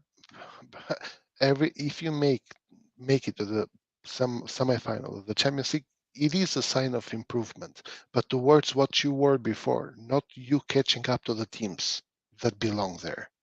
Get it? Well, but Red John, Because here's the thing though. Well, here's where I maybe disagree with you though. But yeah, okay, you can say that there's some clubs who are a lot smaller in their history and their name. No, but it's not about history, man. Oh, here's the Forget, thing. because Red John, I'm sorry, you know, because I have to say this. Us Milan fans, we have a problem, and the problem is Silvio Berlusconi. Silvio Berlusconi made this club and gave him this club the reputation that it luckily still has today. And we live in memories, man. We live in the past. Kids today don't even give a fuck about Milan, don't even know the colors of Milan. Okay, this is the reality that we are living in right now, and we have to come to Not this in Italy. reality. And In then, Italy, and not in Italy. but not In in Italy, Italy, Milan man. is still a Not, big of team. course, not in Italy That's the because country. That's where Milan is. That's the people but that pay stadium tickets. Who oh are my they? god, Who are they? here's the thing. But okay. Reggie, let me ask you this though. But don't you see that, like, with Maldini and with Elliott or whatever, even though you can say Elliott we're never going to bring us to the Man City level. You can have that opinion if you want. I'm not saying that, but all I'm saying is that with Elliott and with Maldini, there was clearly an upward trajectory. Like, you can say Yeah, that last year in the league we didn't do that well, but I think that overall, at least we compensated for that by performing a new, hitting that level in the competition in the Champions League for the first time since what, like 2007 or a little bit after, whatever, probably 2007. yes, yes, I think like but the trajectory was there, and I feel like it's kind of not really giving any, like, the fact that you don't really have faith in Maldini to continue improving is a little bit concerning. Like, I feel like you're kind of, it's a little bit disingenuous to Maldini. Like, I have to say this. I just, like, even for me, I tried to, like, I was coping a lot with the new ownership because I didn't want to believe that our improvement was gonna start to decline and our run and our trend was gonna change. But I think under Maldini there was a clear upward trajectory, and I feel like that's starting to I'm sorry, but I'm reading the chat, and people are like, I agree that we should not be compared to Villarreal. The comparison to Villarreal is not comparing the Milan or the history Bruv, that Milan has Antonio is against Villarreal. fucking talking to you. You're like, No, Yeah, but I was address actually the comment after Antonio finishes talking to you, bro. I'm sorry, but because I read that comment and it's like people are missing the point. I'm not comparing Milan to Villarreal as teams and history. I'm comparing two cases in which two teams, No, which are but not at listen, that level yet, made the semifinal. That's it. but with Milan, you can't call it a coincidence, a random factor. If you followed what Milan Why? was doing the previous years, it was inevitable. It was an inevitable. How so? Because for the people that understood the work that was being done, like me, it was inevitable. I was 100% sure we're going to be winning the Champions League with Maldini. Now I don't know. Now I don't think so. Now I think it's very difficult. Maybe we were, but and Red John, Maldini. I'll also say this, Red John. I Mhm. think ultimately your point and why you don't believe this is because you look at the economic situation and you look at the limits that we have compared to these other clubs, and you don't really, I guess you said that you think that it's kind of inevitable or that there's things that we just can't control that are in our way. But the thing is this, that Maldini was a sporting director who he admitted those things and he was very aware of them. And I feel like if you keep him around, he's the best bet that you have, or at least he's one of the most competent people that is able to operate knowing that and is able to still do the best that he possibly can to keep making gradual improvements. Like, I mean, if I think the fact that we lose him is, I mean, I don't know. I don't know what your opinion is. All right, bye. Any opinion, but we doesn't are fit. not discussing Maldini, Antonio. We are not discussing. I agree that Maldini should have No, stayed. but he's But- part of What are we it discussing because here? when you talk What are about we that discussing? semifinal, he's part of it. Yeah, I'm sorry, but You're Maldini different disagrees with me, man. Like, you are here. No, Red talking to John, me Red about John, Maldini, listen to when the Maldini disagreement. says Red John is right. Red John, there's a discrepancy Go on, here. Jake. There's a discrepancy because What's you the are difference? talking. You are saying that was just on a random event. It occurred Yes, and Maldini randomly. said that as well. Maldini said that as well. No, that's not what he fucking said. That's not what he Maldini- said. That is Maldini said definitely that. not what he said. And Maldini said, you and I are quote, being very I quote, you're being very no. I don't deceivious think he here. said it was Maldini said He- this in the interview. He said that in order for us to improve to the level of winning the Champions League or to be competitive to win the Champions League, we need to keep investing. Literally, courage. but We Antonio, need courage. literally, I can tell you exactly what Maldini said. Maldini Yeah, said go after we won against Napoli, is that we didn't expect to be here. I still think that we are years away from being at this level, but you need courage now because we find ourselves here, and if you are here, you have to fight to win it. And I agree with that. Okay, 100%. all right. So now this is the So big what are we point talking that about here? no, the big point that you're missing is that Maldini didn't just exist that day. There was a trajectory that happened that we Yes. saw, that we followed. We But all what- followed. what- Hold on, let me finish. Some of us paid attention to the actual technical work that was being done, and others just don't because they don't know even what it is. Okay, so for me, that I do pay attention to it. For Say me, that I names, do or pay. who are these others? I think you. For me, Ah. but does pay attention to the technical project and how a team is slowly developed and the mentality that has been given to this team. For me, it was inevitable that Maldini was going to do it, and he knows it. He knows he was going to get there. I understand, Nobody but that believes. doesn't tell You me think much. Maldini doesn't believe in himself? His motto is "You have to believe in Oh my himself." God! It's not No, a no, matter no. of The it's not a issue matter that of I Maldini have, Red believing in John, himself. is that it's disrespectful, it's disingenuous to just say it was a random occurrence when you know that the work that But it was done to it get there was. was incredible. It was incredible. But They Red, won a Scudetto the year Sorry. before. but also Yes, Red John. There with is no I'm sorry. It's and either you don't understand it or you understand and it. It's Red just John- those two things. and let me tell you, Roy, that uh, whoever has won the Scudetto in Italy in the past almost 20 years has won my ass in the Champions League.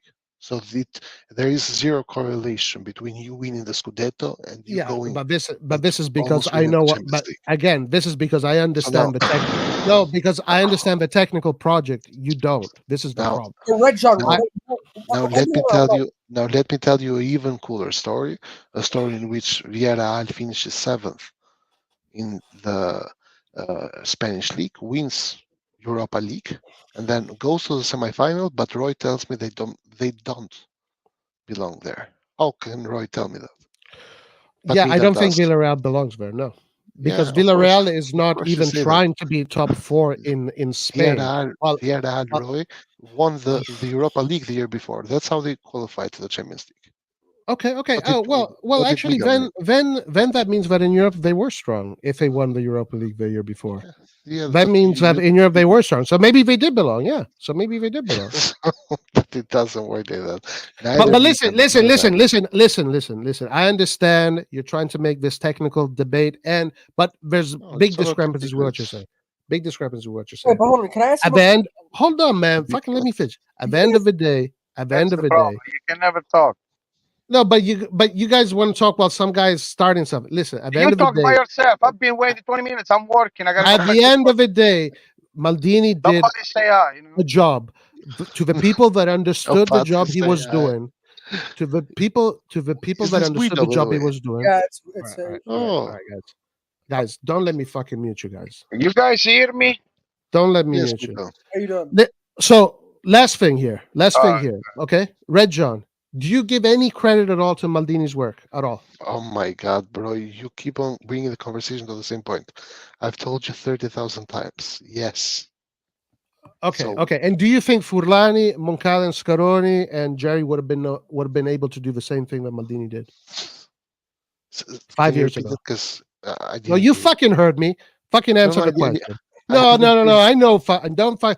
Oh Do my you think? God. Do you think Furlani, Scaroni, Uh-huh. Moncada, and Jerry Cardinale would have been able to do the same thing that Maldini did in those 4 years that he was built in Milan after the banter era? Probably not. But what's the point of this question? What do you mean? Probably yes or no? It's a yes or no Probab- question. Probably not. But I cannot tell you because this is the problem with your question. Your question is, if Paul comes and tells me no, they would have won 3 Champions Leagues, I cannot tell him no because this is hypothetical. Maybe they could, but in Okay, my all opinion, probably they would. Probably. Yeah. Okay. So at least you're trying to be a little bit logical here.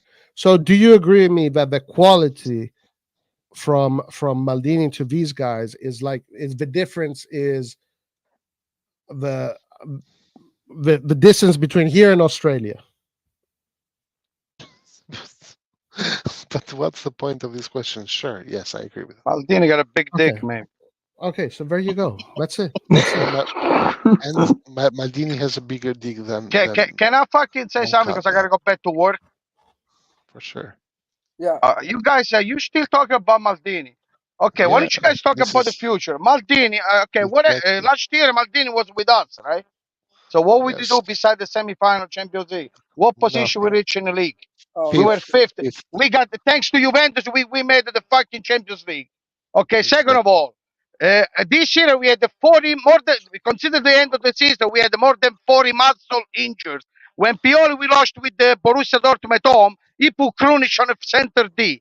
Okay, because we didn't have nobody. I would have put Bartesaghi, but okay. Instead of blaming fucking Maldini, Maldini is the history of Milan. That's it. Nobody can guarantee that Maldini is the best DS. I don't believe Exactly. that. Thank you. I want No, but we Sartori. saw it. I We want saw it. Atalanta. I What the want the fuck are you Bologna talking about? one. We saw That's it. The motherfucker Giuntoli. brought us back to guys. Those are the Maldini, best. Thank you. Guido. listen, DS this in is Italy. bullshit. No, I will This fight this guy is till the death. best in the world. That Marotta is is the best in the world. You can Well call said, cry Guido. about no. Maldini I all don't. fucking I life. don't. I do not Maldini, accept this. Bravo. I do not accept this because Roy, Maldini, No, you don't know. You cannot talk about the future. Last year we did the 5th place. You said that we were 6th this year. Instead we second with the ancora more questa than 40 storia. Ma muscle vattene a injury. fanculo, Guido, We questa spent storia. 120 Go fuck million on yourself. fees. Fucking Only stick. Musa didn't Fuck score you, goal. Guido. Everybody scored 80 goals Fuck off. together. So you Listen, guys give listen. too much credit. I- Moncada was there last year. Moncada is why we have all the French players. Thanks to the fucking Moncada, which I don't No, think no. is the best I either. do not. I do We not have all these accept. I fucking do French not. players. Sorry, but first of all, Okay, so what you said was bullshit about Maldini me. is the best. That's it. Talk about the No, no, future. no, Why don't we get no, Sartori no, from no. Bologna? Well played. Why don't we get Well said, Guido. Sartori? Look at the Okay, team okay, they built yeah. up this year. No, You guys I. talk about Maldini all fucking life. Milan Okay. fans, they hate Maldini. Berlusconi Galliani, they never hired Maldini when he retired. Ask Exactly. yourself why. Okay. Why okay. Maldini wasn't hired from Berlusconi Galliani when he retired? He Because never they didn't got a need him. Because they didn't Baresi need got a him. position. Garetti got a position. Baresi, he Yeah, was in okay, charge of the okay. youth. We have a youth team. Maldini hater. We have a Maldini Martinez hater. I get is it. a I get it. We have a character. Maldini hater. He's We the have a best Maldini. defender We in have the world. one of those history. guys. We have one of those Okay. guys in the Curva Sud that was whistling. It was Buen Maldini Oh when my God, he was this is out of it. I pathetic, get it. I right? get it. Come on, this is I pathetic. get Wow, it. wow. I genuinely But- don't get the hate no. for Maldini. No, no, What no. did But he do listen, wrong? listen. I'm sorry. I No, completely. no, he hates I do Maldini. not You guys give accept. too much I do credit. not That's the accept. problem. You give No, too no, much no. credit.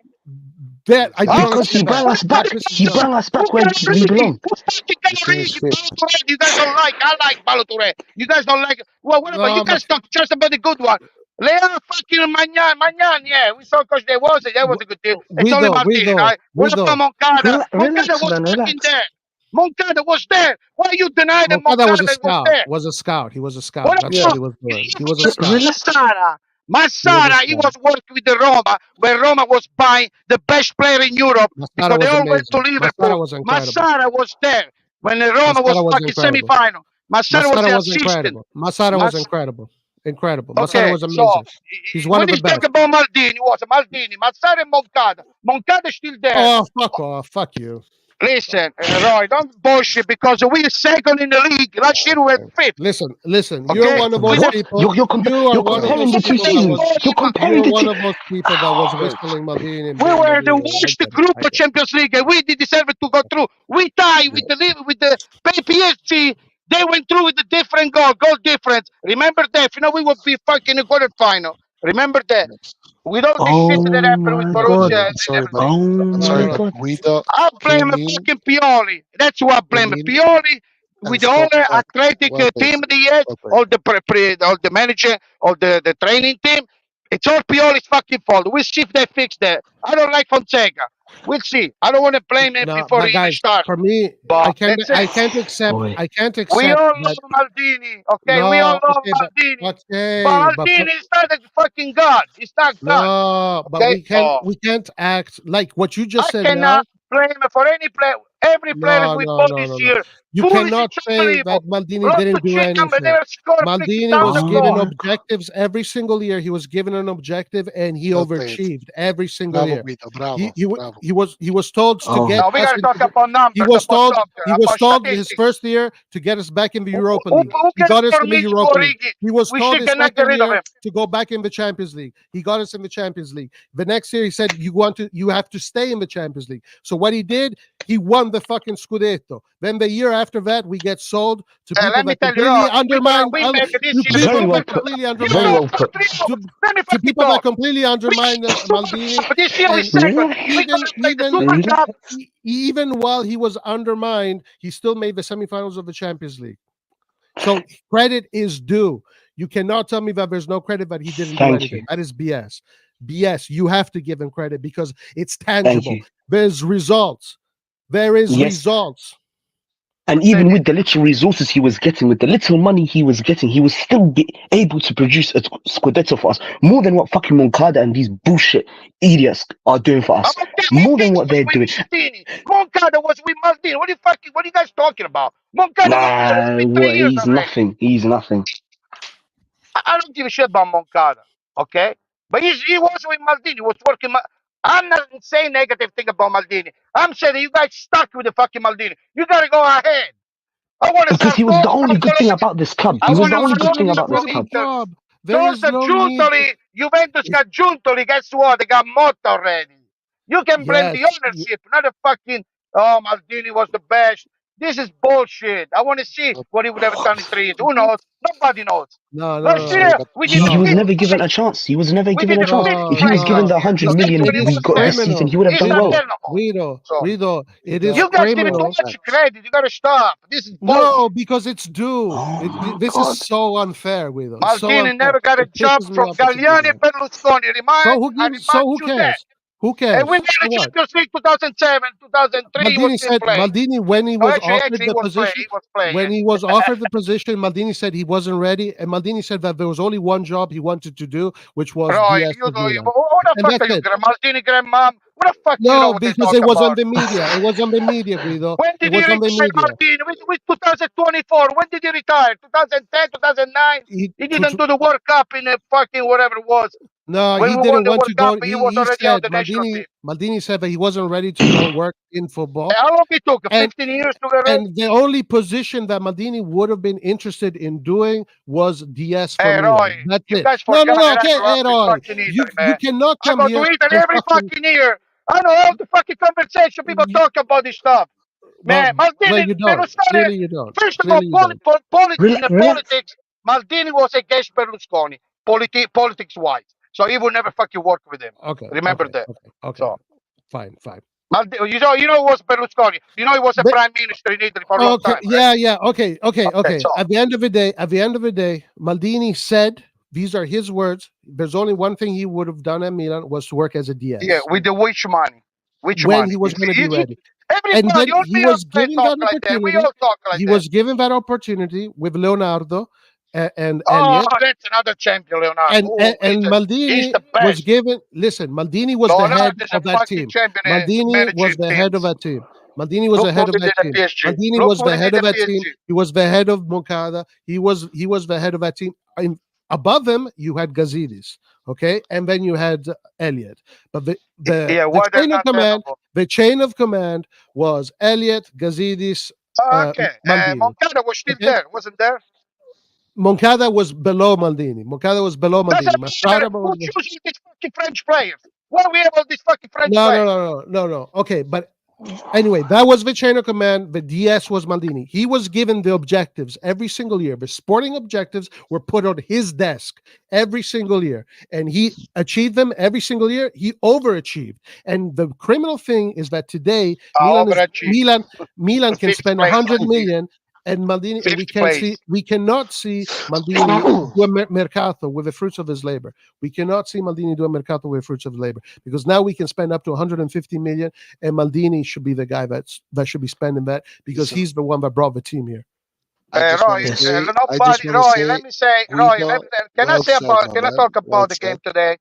Okay, do you see Borussia Dortmund? Do you see the way those people were running on the field? Have you ever seen Milan running on the team? Is that Maldini? Or is fucking Pioli's fault with this fucking manager, with all that athletic fucking team he has, with all those people with the fucking computer? What the fuck they analyze every time they watch the computer? You see the way I saw Borussia Dortmund player recovering I forgot who was on the wing. There was Rodrigo. He burned him up. He ran after him. He took the ball from him. Okay? So I've never seen Milan running like fucking there. So whose fault? Who coached the players? Is Cardinale, which I never liked from the beginning. Even Elliott. I don't want investment fund. And I'm ashamed on Italian. There is Italian super rich in Italy. They don't buy any fucking thing. They sold the Lamborghini to Volkswagen. I'm so fucking pissed off. So you think I like the investment fund? But for me, they're all the fucking same. Doesn't matter. They're all the same. What the fucking Cardinale knows about that? Cardinale made the formation. Yeah. Berlusconi could do the formation, not Cardinale. So you guys talk about abstract things. How do you say? Things that don't exist. Why don't you guys talk about we had the bullshit? Bullshit. What are you talking about? Bullshit. Hold on. We had the 40 muscle injury. Bullshit. Bullshit. Supposed to be defensive mid. Supposed to be defensive mid. That pisses me off. Pioli fucking Krunic up. We're not talking about abstract shit. After he fucking Krunic up. We're not talking about abstract stuff. So, and you guys were looking for defensive midfield. Well said, Guido. Yeah. Okay. Got kicked out. So when Krunic was playing, anyway, guys, let's listen. Let's give the floor to Red John and Guido. Talk to us about our amazing future. Because I tell you the truth, man. You gotta analyze everything. Yeah. Tell us about our amazing future, guys. Guys, okay, Guido. I'll do you a favor. I'll stop talking about the past. I'll stop talking about Maldini. Why don't you guys tell me about this amazing future that we have as a club? Come on, let's go. Let's hear it. You say amazing future about what? Yeah, come on, guys. Let's go. Come on. Let me hear it. Let me hear it, guys. The floor is yours. The floor is yours. No, you're talking about. Don't talk about the past, Guido. Last year was the same situation last year. Then all of a sudden they start by player after player after player. So I like the way they do. No. Guido, I want to tell you any fucking thing what I do. Why I gotta tell you what the fuck I do? No. Tell me about the future. Tell me about no, Guido. Tell me how you said the future. Okay, you tell me. Do you know anything? Do you know who we're gonna buy? No. You said you don't want me to talk about the past. I'm not Cardinale or fucking. Okay. You're not Cardinale now. Okay. I see. So okay. What about you, Red John? What about you, Red John? I don't have a dinner with them. Tell me about the future, Red John. I'm sorry, but. The future is second in fucking Italy. Second. Come on, Red John. We need 3 players and we fix everything. 3 players we need. We need 3 players and we fix everything. Come on, tell me about. So what do you want about the future? I worried last year about the future. We are 5th in the league. If it wasn't Juventus with the problem, we will never make Champions League. Yeah, but does it matter? Are we going to get remembered for being second? Answer me. Why don't you answer me now? Why we were 5th last year? Okay, wait. You know what? Let me answer that. You know what? We would have made the Europa League, and this year we did make the Europa League, and we got our asses kicked by Roma.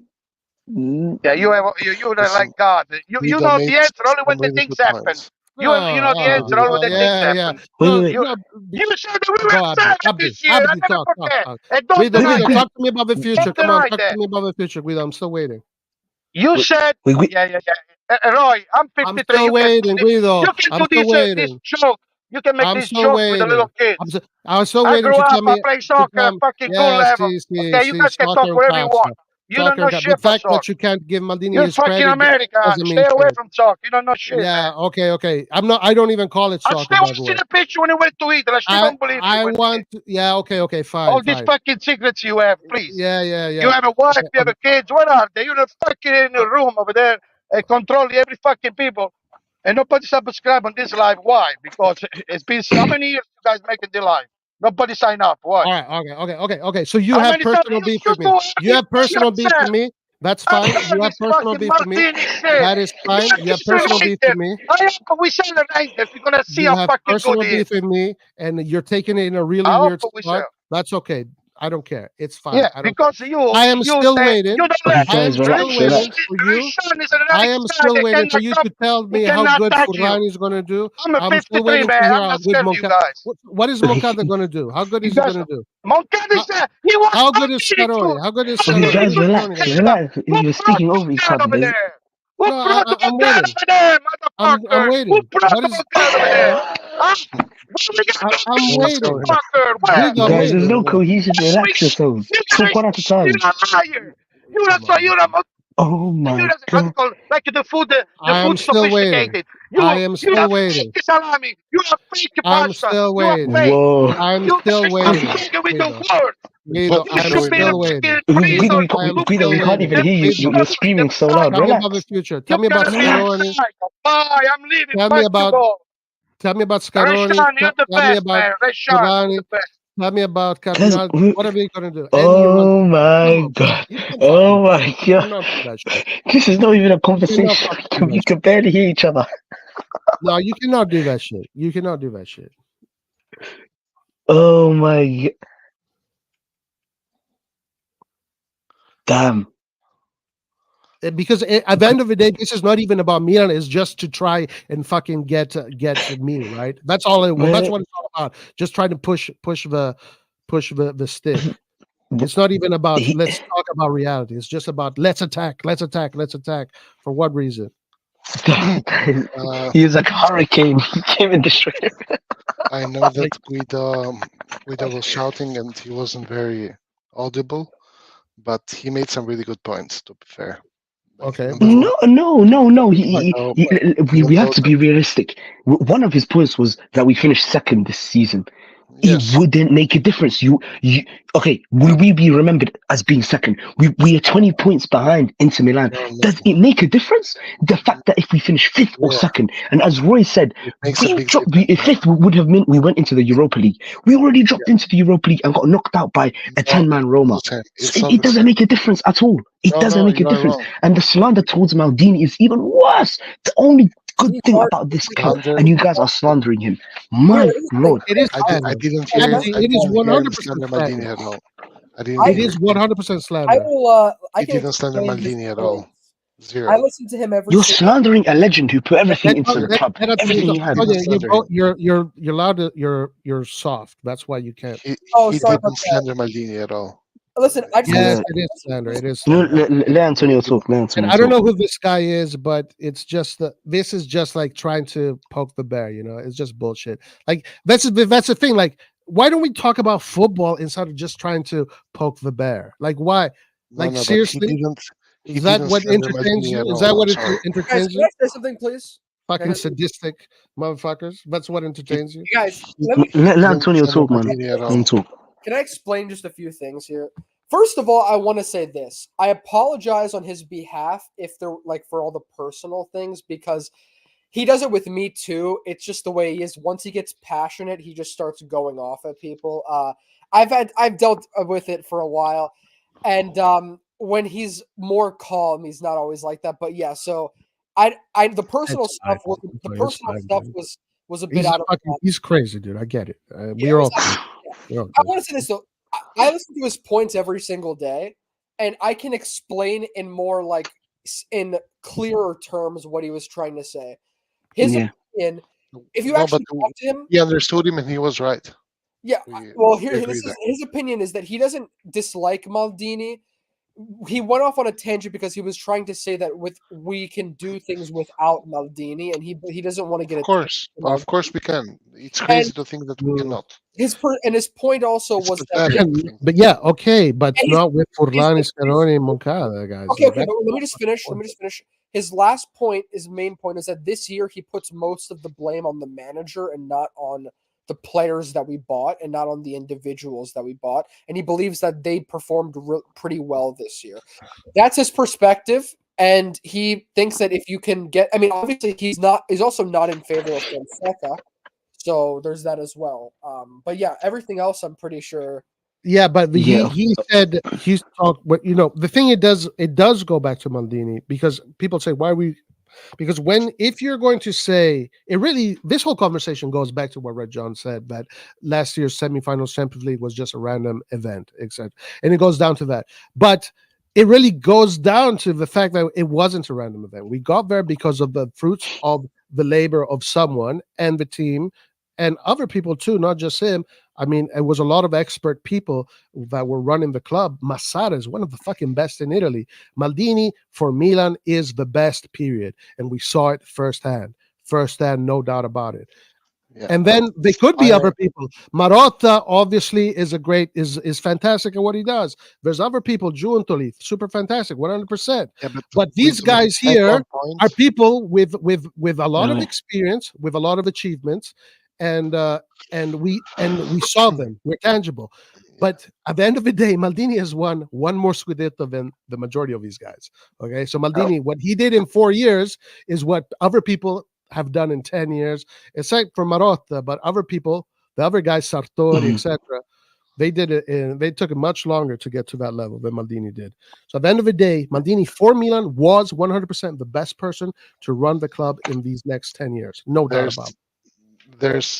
Guido made some really good points, especially when he said that, first of all, Maldini is not Catman, and this is true. Second It's of not all, about being let's look- God. That's stupid. Okay, No. but that's goodness, an goodness. So insulting reverting topic. back to the This is- same topic. Red John, this Red John, is that's how an you are insulting treating it. topic. This is how you are No, it's not. Yes, It's yes. not. It's exactly like that. You I'm- are but- here, But Roy. this is the You are- thing. This is why every this is personal. This is not. This is not. But Roy, it's- listen. Every normal Do person. you really think I after- think Maldini is after a God? year- Red John, No, let me ask you a no, question. No, No, but I think fucking. I think So why do goodness. you say that? Why do you say that? because you are still here after fucking a year in which Maldini is not there anymore. Okay, but why are we talking about Maldini? Still, Why are we still talking about talking Maldini? Maldini for some reason. Why? I don't know. But Because you you are still said there. that the Champions League last year was random, and I'm saying no, it wasn't random. There was a line of work, and at the head of the line of work was a man that was very special to this club, and firing him was the action that completely crumbled the club right now. So Maldini is still at the center focus of all of this. Maybe in 5 years he won't be, but right now, yes, 100%. Again, you are still talking about Maldini 1 year after he is gone. The reason why you do that Mm, is because you have some, I don't know, bet with yourself or whatever to be guys. proven right about this. But Whereas we're right gonna now, we're gonna revert back to the same topic. Let's stop. So- Let's yeah, stop. of course, Again. we are literally So, doing that. let me ask you a question, Rajon. Do you think that I think Maldini is God? Yes or no? With regards to being a DS, yes. Oh my No, god. that's guys. You see, like I'm wasting. Time. Oh, I don't want to do this yeah, anymore. man, Guys, you're I true, do not man. want to Come do on, this man. anymore. Guys. I That do is not want. exactly what I If people think it want to is. talk to me, they have to be serious, guys. I'm too old for this shit, now, guys. Come I'm Very done true. with it. These Hey, years, guys. this is behind me now. I'm done with the Otherwise- fucking children, guys. Listen, Otherwise, if I Yeah. cannot you want to be a comprehend- child, be somewhere else, I- brother. I'm I done with the cannot children. comprehend why we are still talking about Maldini 1 year after he's gone. Well, you brought it up, to be fair, man. You brought it up. I'm done with the children conversations. I'm done with The them. name, I the don't name care about it Maldini, anymore. the name So let's do Maldini this. was Let's asked yeah, okay. I told you 30 why times we per talked hour. about Maldini, whatever. Oh No, boy. if I repeat it again, it'd be stupid. But why don't you give your point without attacking me first or saying some stupid thing first? Just give your point Because- and then and just leave it at technical things, tangible things that we can talk about. Not people think Yeah. Maldini can be a god. Here's- Not Roy here's- has a bet with himself the- that. Here's the, here's a tangible just thing. fucking talk about Here's tangible a, things. here's a tangible thing. Yes. Origi is a tangible thing. Baruture is a tangible thing. CDK is a tangible thing. Milan finishing 5th is a tangible thing. Technically, My goodness. My technically, goodness. okay, but Brother, you're not tired of talking about Maldini? We're gonna go back to the same No, topic. hold on, Let- these are is fine. Guys, These are I fine. have a Is message. this a guy for slow No, or listen, what's going on? listen, He listen. literally asked me. But Are you again, slow, my and man? I have an answer. I have a technical answer Are you for this. little slow? No, Abdi, He's stop. still talking about Mm. Maldini. He literally Red asked Dog. me that. No. Your point is actually a good one. Finally, you spoke about football instead of bullshit. Yes, No, these I've are been talking tangible about football points. for years. And let me tell you something. There is no DS in the world that gets everything right. Not Yeah, one. There are always going to be mistakes no matter what. And especially the more your ownership doesn't have your back, the more mistakes you're going to make. And it's just as simple as that.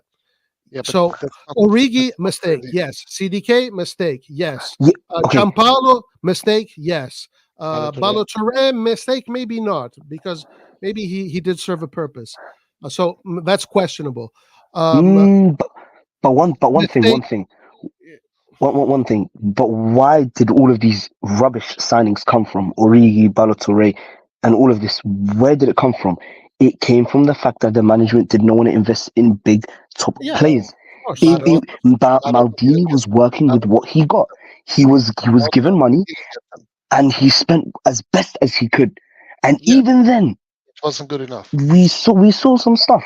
So you cannot talk about Balotelli and all of these without saying that this is because of the management, because this is what they produced. What It's not fair. But at the end of the day, Abdi, at the end of the day, those are tangible things. But the positive ones are like times 10. You have Leao, you have Giroud, you have Salamakers, you have Brahim Diaz, you have Kalulu, you have Tomori, you have Hernandez, you have Calabria, you have Benacer, you have Kessi, they tried to renew, you have Tonali, you have Mike Magnan. So and then the day-to-day work that Maldini was doing with the players, that was the key right there. That was the real key. So yes, of course, there's going to be mistakes. Galliani made tons of mistakes. Guys, I remember in the we won Scudetto in 96. In 98, we were finished 11th. We finished 11th, and then we slowly got back to where we were supposed to be. The difference is that mistakes are made. Mistakes are made. That's it. Galliani was Berlusconi's right hand. Maldini was an employer, an employee, just like everyone else. So why are you telling me about Galliani? Oh, okay. So every mistake that a DS makes, now he should be fired. Okay. Let me ask you a question. Then. Let me ask you a question. The one who owns the club. Not Let me ask you a question. Should so Furlani and Moncada and these guys, which mistakes did they make? The mistake that they made is not winning the Scudetto for me. For Gary, I don't know. Okay, so they should be fired then, according to your standards. Same as Maldini. The mistake that he made was not finishing top 4. Okay, so should he be fired? So Forlani should be fired, yes or no? One can come to me and tell me, why are you not being giving them equal, I don't know, aims or equal goals for the season? Why Maldini is only top 4, whereas Moncada and Forlani is winning the Champions League? That's a fair point. Well, hold on. But Maldini probably after the finished. Maldini, after winning the Scudetto, the intention was to win the Scudetto again. That was the and so was this year. Yeah, but this year the objective. And he finished 5th. Okay, so yeah, he made mistakes. And listen, I'm telling you, DSs make mistakes, but also remember, the management did not back Maldini that year. And when you have a manager that does not back you, you will make more mistakes. Everybody makes mistakes. So now, Furlani, let's talk about Furlani. Why are you talking about Maldini? Stop talking about Furlani now. Come on. Let's talk about Furlani. What about his mistakes? Should he be fired? Let's talk me through the mistakes. No, I'm asking you. You are the one that decided that these players are mistakes, and maybe I agree with you or something. So you tell me. So far this season, from the players that were bought, the only player that I think could be a mistake is maybe I cannot even think of many players who would be a mistake because everyone has scored a shit ton of goals.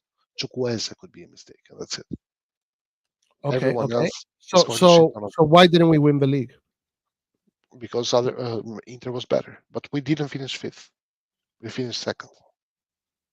Oh, okay, okay. So basically, fifth is what it is. Red If you John. finish fifth, if No, you finish fifth, then he should be fired. That's what you're no, saying. but it's Hey, not a guys. matter of the. No, that's It's a, what you said. If you no, finish Hey, fifth, then that should be fired. I have a Okay. message. that Okay, is well, that is what Yeah. you understand. What I said regarding this matter is very clear. The one who judges this is the one who owns the club, not Roy, not Red John, not okay, but Mister this is A. that. But In the okay. All right. Okay. So then, why have a conversation, Red John? Why talk no, then? because it's very simple. Because after 1 year, we still keep on talking about I don't Maldini. even know why I give you time. Still, we still compare. Roy, I come here once a year to give you times. Yeah, dude. Like seriously, and just and I was Yeah, you invited. gotta let him speak. I had Though. no I mean, intention he's of not coming. like cursing anyone out. So now the point here is very simple, and we keep on going through the same thing. Maldini got fired for whatever the reason was. It's his fault at the end of the okay. day. That being finishing fifth, that being having buying I players disagree with that, that. did, I don't think it was his fault. that didn't achieve results, That's an or opinion. That's an or opinion. That's not a or fact. or having a bad relation with the ownership. No, If he you got are fired because Furlani had a bad relationship with Furlani. That's why he got fired. no, And I don't think so. well, okay. So then you're claiming that Maldini is lying. No, what I'm claiming is that everyone judges what happens around him based on No, no, his no. own Okay, okay. personal No, no, no, point no. of view. That's no, no, no. I'm So sure. I'm let's sure go if to if Orlani gives an interview, he's gonna give you no. a different. Yeah. Okay. Guys, Okay. guys, I have one quick question. Where No, does hold on, hold Pioli on. fit into all of this? We'll get to Pioli, but this here, I have to get to the bottom of this to understand you, right? Because so far, the information we have is that Maldini was in the office and Maldini asked Jerry Cardinale, "Why are you firing me?" Jerry told him, "Because of your poor relationship with Furlani." And then Maldini told him, "Well, did I ever complain about him?" He said, "No, he was complaining about you, and that's Yes, why we fired you." Okay, okay. you know, So, so you so you don't believe that that is true. You believe that there's other things to all of this, of but we don't know what they are because they can't be bothered to tell us. But course, you think they that what have they are going to say is the reality, but not what Maldini said. they have no obligation to tell me or you what decisions they make about the club. They Okay, don't. so you are more towards them. You think you're more like in their favor, essentially. No. I know he's How saying how that how did you come nobody to that knows. conclusion? I'm No, curious. because if you say that what Maldini said was inaccurate, that means that what they say, No, but what he's you saying think No, that that what nobody they no, I know. didn't say knows. that. I didn't say He's Medina is saying that inaccurate. you can't tell like neither side is necessarily Okay, that's what I'm saying. So Maldini is inaccurate. Maldini is just telling his side of the story, Yes. right, No, and his side I'm of the not saying story is not accurate. That's what you're saying. wrong. Because no. No, because no, because that's the not. other side of the story might be accurate. That's No, what he's you're No. saying. saying that both How sides about can be how accurate, about but no one knows. Okay. So how about you when let he me tell you what I said? no. So when Jerry Cardinale said to Maldini, listen to me very closely because I don't think both of you understand what I'm saying. When Jerry Cardinale said to Maldini, "I'm firing you because of your poor relationship with Furlani," Mhm. was Jerry Cardinale lying, or was Maldini lying about what Jerry Cardinale said? It's a mixture of both. Could be. I don't know. And As me, okay, that's all I wanted to know. So you don't trust Maldini. That's it. That's all I wanted to know. Okay, fine. That's it. That's all I wanted to know. If you don't trust Maldini, then okay, fine. I trust Maldini. I think that what he said was the truth. okay. This added zero value to the conversation, but No, no, because it makes me understand why you come from these angles, right? no, but it's a matter of again perspective. Roy, have you ever been in a conflict with someone and you think that you are right? By the way, have you noticed how when people are in a conflict with one another, both parties think that they are right. No one thinks that he's a dipshit, right? Yeah, But yeah. they cannot And let Possibly, me so let me ask logically, you. both be right. No. You see, this is Yeah, a poor no. understanding of the situation. So listen, your thing does apply, and the way it applies is yes, Jerry thought it was the right thing to do because the relationships with Furlani are problematic for Jerry. So Yes, it was his right to do that. exactly. Okay, that's Yeah. the other story. Yeah, But then okay, what we fine. are no, the other story could be that Gary doesn't like the fact that Maldini goes in front of cameras and talks trash about him. Maybe he doesn't like that. Okay. Here, this is strange to Okay. me because this is the propaganda that came out from people that we know, by the way, are hired I'm sorry. by I'm sorry. Redbird to spread in the news. No, but Yes. I'm sorry, but Who this did you hear this from? That they were upset about this, or was it just an opinion not from RossonARI TV. I heard, for example, that from us? uh, yeah, that when Maldini did his interviews, Yeah. people were not happy about the fact that Maldini was basically trash talking the management. That Well, was hold on. we, The one before the we can't contract lie. signature. The one before the contract signature. No. Yes, I'm yes. I'm Because talking this one about here, we never said that. This was what the media was saying. no. I'm talking about when Maldini, because Maldini didn't do it once or twice. Maldini did this a couple of times.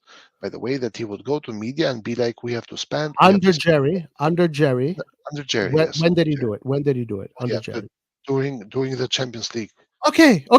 Fine. And who spread the rumors that Jerry didn't like that? Not us. I don't know who spread the rumors. Okay, What so I where did know you is, come up with that idea? Where did you come up with that idea? That idea? but it's not a matter of rumors, Roy. It's a matter of the fact that Maldini did that in front of everyone, in front of the cameras. So According this to is who? According to what? He said what according to many who? DSs say all the time. According to me, having ears. Okay, so in your Years opinion, why do you have opinion that he was fired for that and not because of the poor relationships with Jerry? Because that's because what with Furlani. because I put myself in the place of a guy who has bought a property for 1.2 billion, and there's another guy who he pays, by the way, a monthly fee that talks trash about him. Okay. So this is why I asked you earlier. So you are more in the favor of the story of whatever No, Redbird no, says. man, this Yes, is not because about you're looking at it opinion. from his Oh my perspective. god, no, man. I Why look can't you it just from, admit it? Just fucking admit it, dude. but It's it's fine. not about.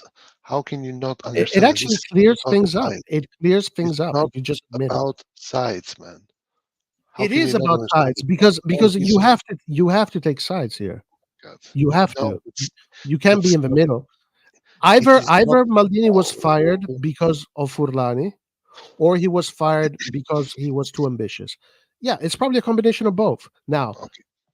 Now, at the end of the day, for me, that was a bad decision because Maldini is, for now, in this moment, the number one candidate for the job. What he did was incredible. Those tangible things that you said, Origi, Balotelli, CDK, even fifth spot, to me, don't mean anything.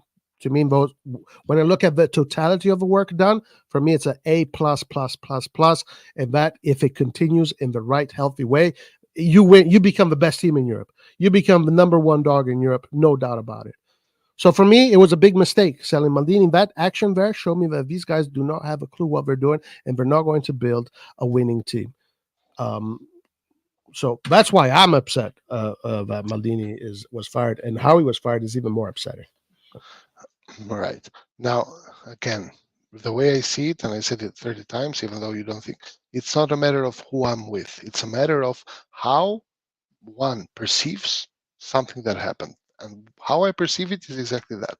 That I see a guy who owns, a guy who I like a lot, who is Maldini, who, by the way, steps a little bit more than what a DS is capable of doing.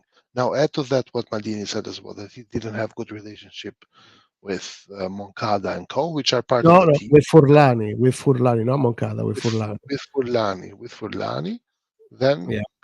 that's a reason for the guy who's in charge to fire him. Now, why are we talking about Maldini again 1 year after? We shouldn't be Because talking. I told you why we're talking about Maldini, because when you discredit the semifinal Champions League just as a random event. I'm telling you, no, there is tangible work, and the man behind that work was Maldini, and that guy would have not made it a random event. He would have made it a continuous event. That was the trajectory he was going. And sure, yeah, maybe we finished fifth. We would have gone. We would have done the Europa League, but then we got to go back in the Champions League, and maybe we would have won in the Champions League with that kind of mentality, with that kind of football knowledge, acumen, with that kind of care, ambition, dedication, drive. Yes, 100%. What these guys are doing right now, they're treating Milan like a portfolio asset, and it's not going to go anywhere. Sure, but Yes, with these guys, it does become a random event. I'll agree with you there. It's another debate, though. It's not the debate, keep Maldini, don't keep Maldini, and this kind of stuff. It's more so a debate of what is Milan's future going to be and whether this is or not the right ownership to have. And I agree, and we have had this discussion 30 times with me being on your side. Well, back then against you, but on your side, as opposed to what you were thinking back then with Elliot. It's the same thing. And probably Elliot is the company that still owns us anyways.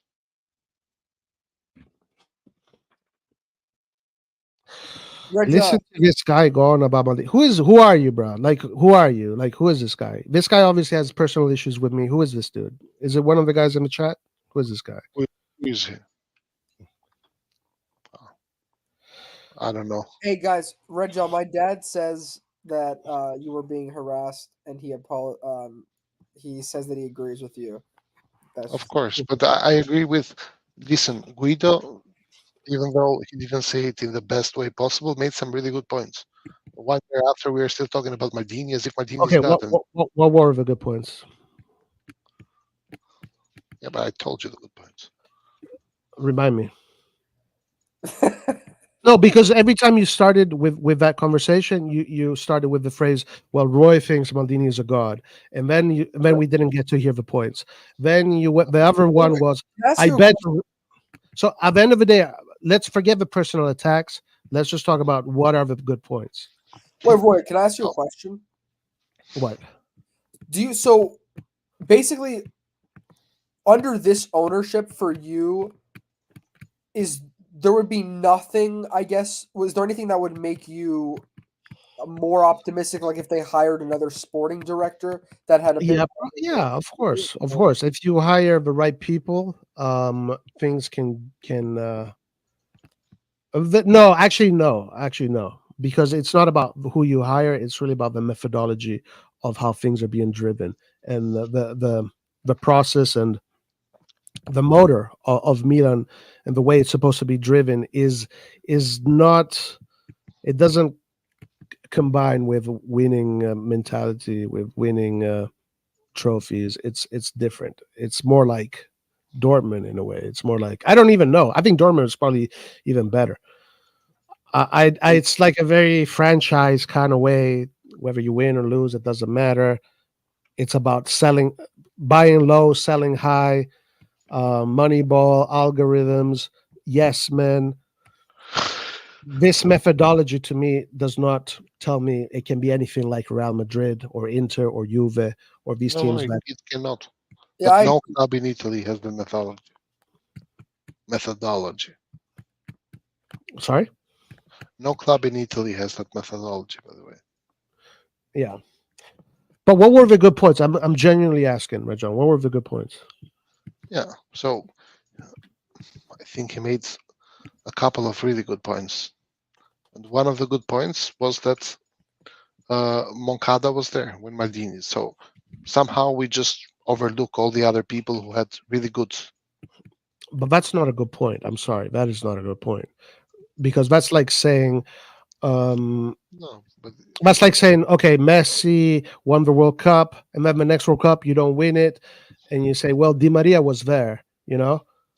Well, Di Maria had a massive role. Right. And I'm just saying it's different roles. Moncada then now is a DS. He was a scout. Maldini was working day to day with the players, teaching him. No, I understand, but he didn't just say that. He said that we get French players the majority of players that we get is for French players, Okay. and that's true. And most And? of the players that we have in our team, also the successful ones in our team, are players that come from the French league, which is his specialty. Okay, Moncada's okay. specialty. He's a scout. He's a scout, and that's Yeah. fine. There's many Yeah, but- scouts. It doesn't but- just have to be Moncada. Of I mean, course. listen, guys. Do you? Well, Listen. Exactly, Red John, exactly. if Rob. I send it you, doesn't just have if to I- be Maldini. no, but Doesn't- Maldini was doing a completely different job. Maldini was not just being a scout. Maldini was the curator of the team, of the players, of the human subject, He was the father figure. It's completely different. A scout is a guy that looks at players and decides whether they're good or not. That's it. That's where his job stops. Then the player is given, first is chosen by and given to the DS, and then the DS gives a player to the coach. That's the chain of command. The problem, I guess, is that that's So kind of it's a bad parallel. I'm sorry, Antonio. I don't think it's a bad parallel. I think it's a way to say that our problems are not resolved with Maldini being there, and our problems are not all of a sudden multiplied because Maldini is not there. Yeah, I don't know about that. I disagree with that. guys. Let's talk about Fonseca. There's nothing to talk about Fonseca. I don't want him. What is there to say about Fonseca? Look, the guy in Italy, the first season he played in Italy, conceded 53 goals. The second season, he conceded 58 goals. In Italy, if you want to win the league, you have to be a defensive team. There's no qualms about it. Even Napoli, who was extremely offensive team, still have an incredible defensive structure with Anguissa, Kim, Ramani, and just that structure with Spalletti was perfectly balanced. They only conceded 30 goals or something like that. So we're talking about a guy that came to Italy with Roma, and he conceded 53 goals and then 58 goals the next season. These stats are concerning. So if you talk about Fonseca, you have to be slightly concerned. And then if you talk about the team and the people that are assembling the team, I think they're literally going in the wrong direction completely. They're bringing an offensive coach with a lot of offensive players that don't have much fighting spirit. For me, this is a recipe for disaster. Yeah, I feel like we already sort of tried to answer the question why they did this. I guess If here, I want to ask, like, why do you think that?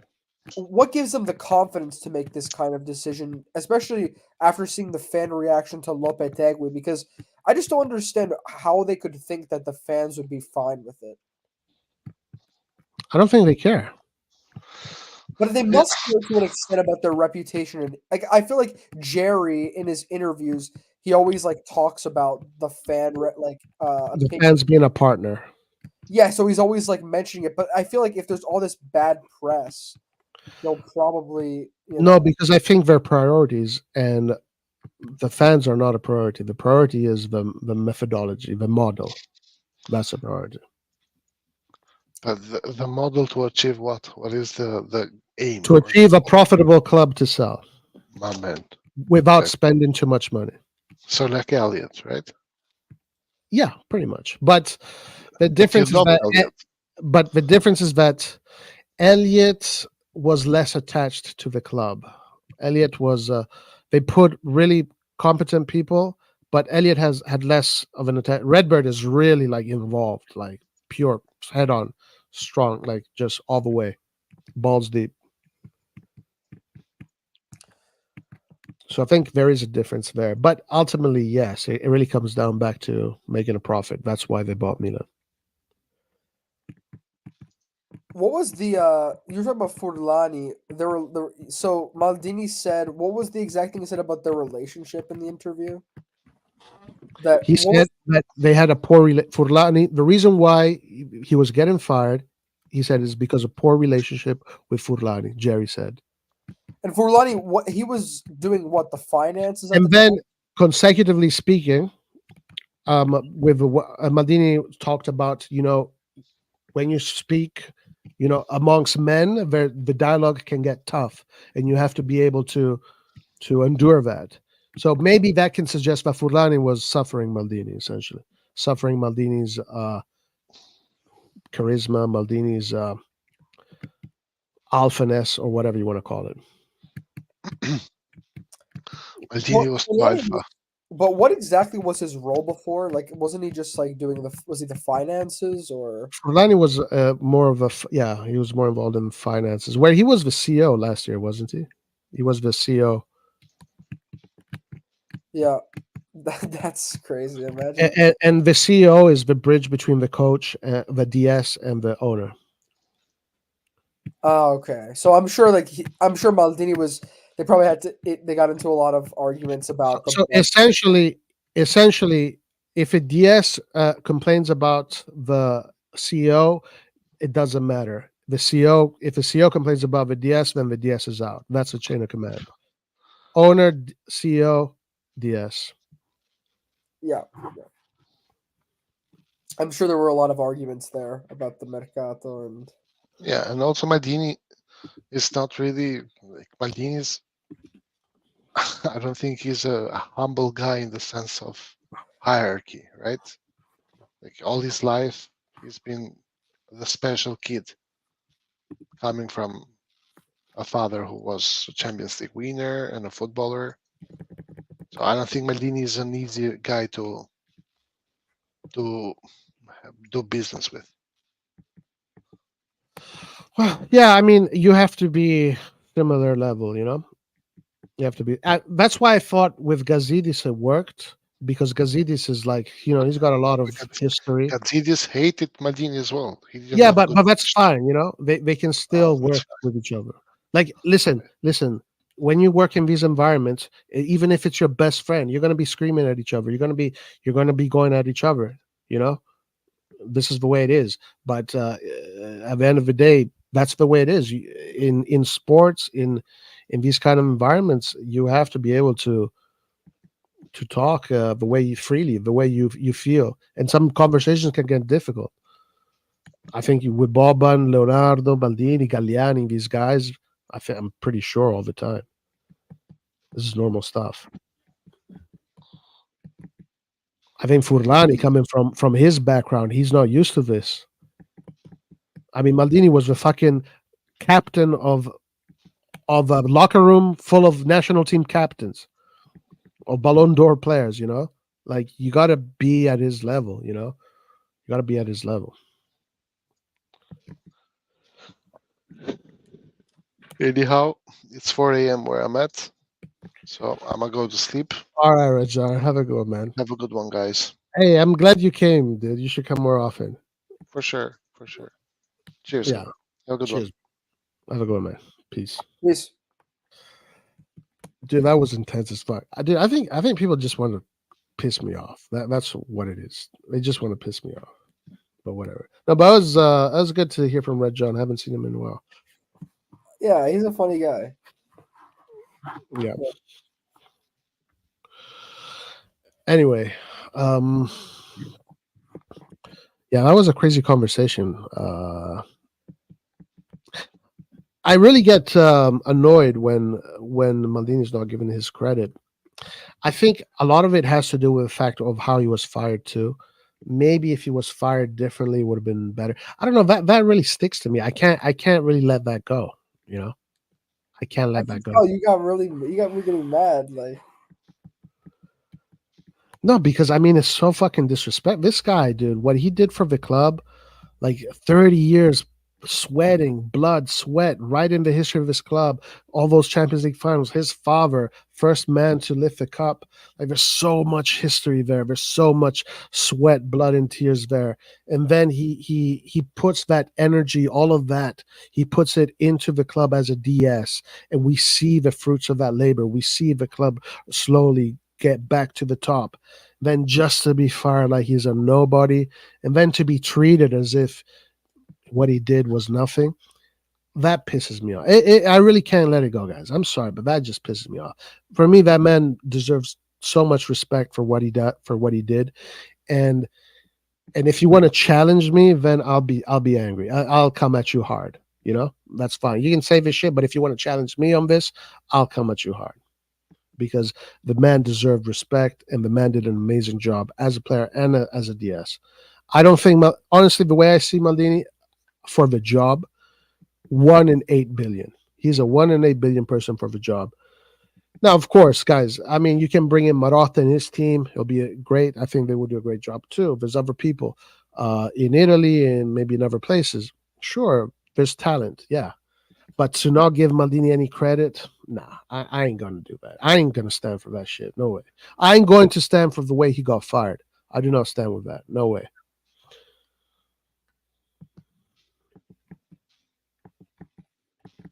All right. Anyway, let's change the subject here, Antonio. Yeah. The thing is, I'm trying to think of like what to discuss, but I feel like we're not going to hear much news until the coach is announced. And I don't know. I'm interested to see like what their timeline is because the strikers, especially, the market acts quick, Yeah, so let's see what Sempre Milan has. Jesus. So this thing about the commission with Xerxes, why do they care so much about the commissions? It's not in their like. Apparently, Xerxes agent Kia Jarjan, whatever, is asking for at least 10 million in commission to make the deal happen. So what? Give him the 10 million. Why do we care about this? Like, is it a pride thing? Because here's the thing. I guess like total cost of the operation, like, I guess.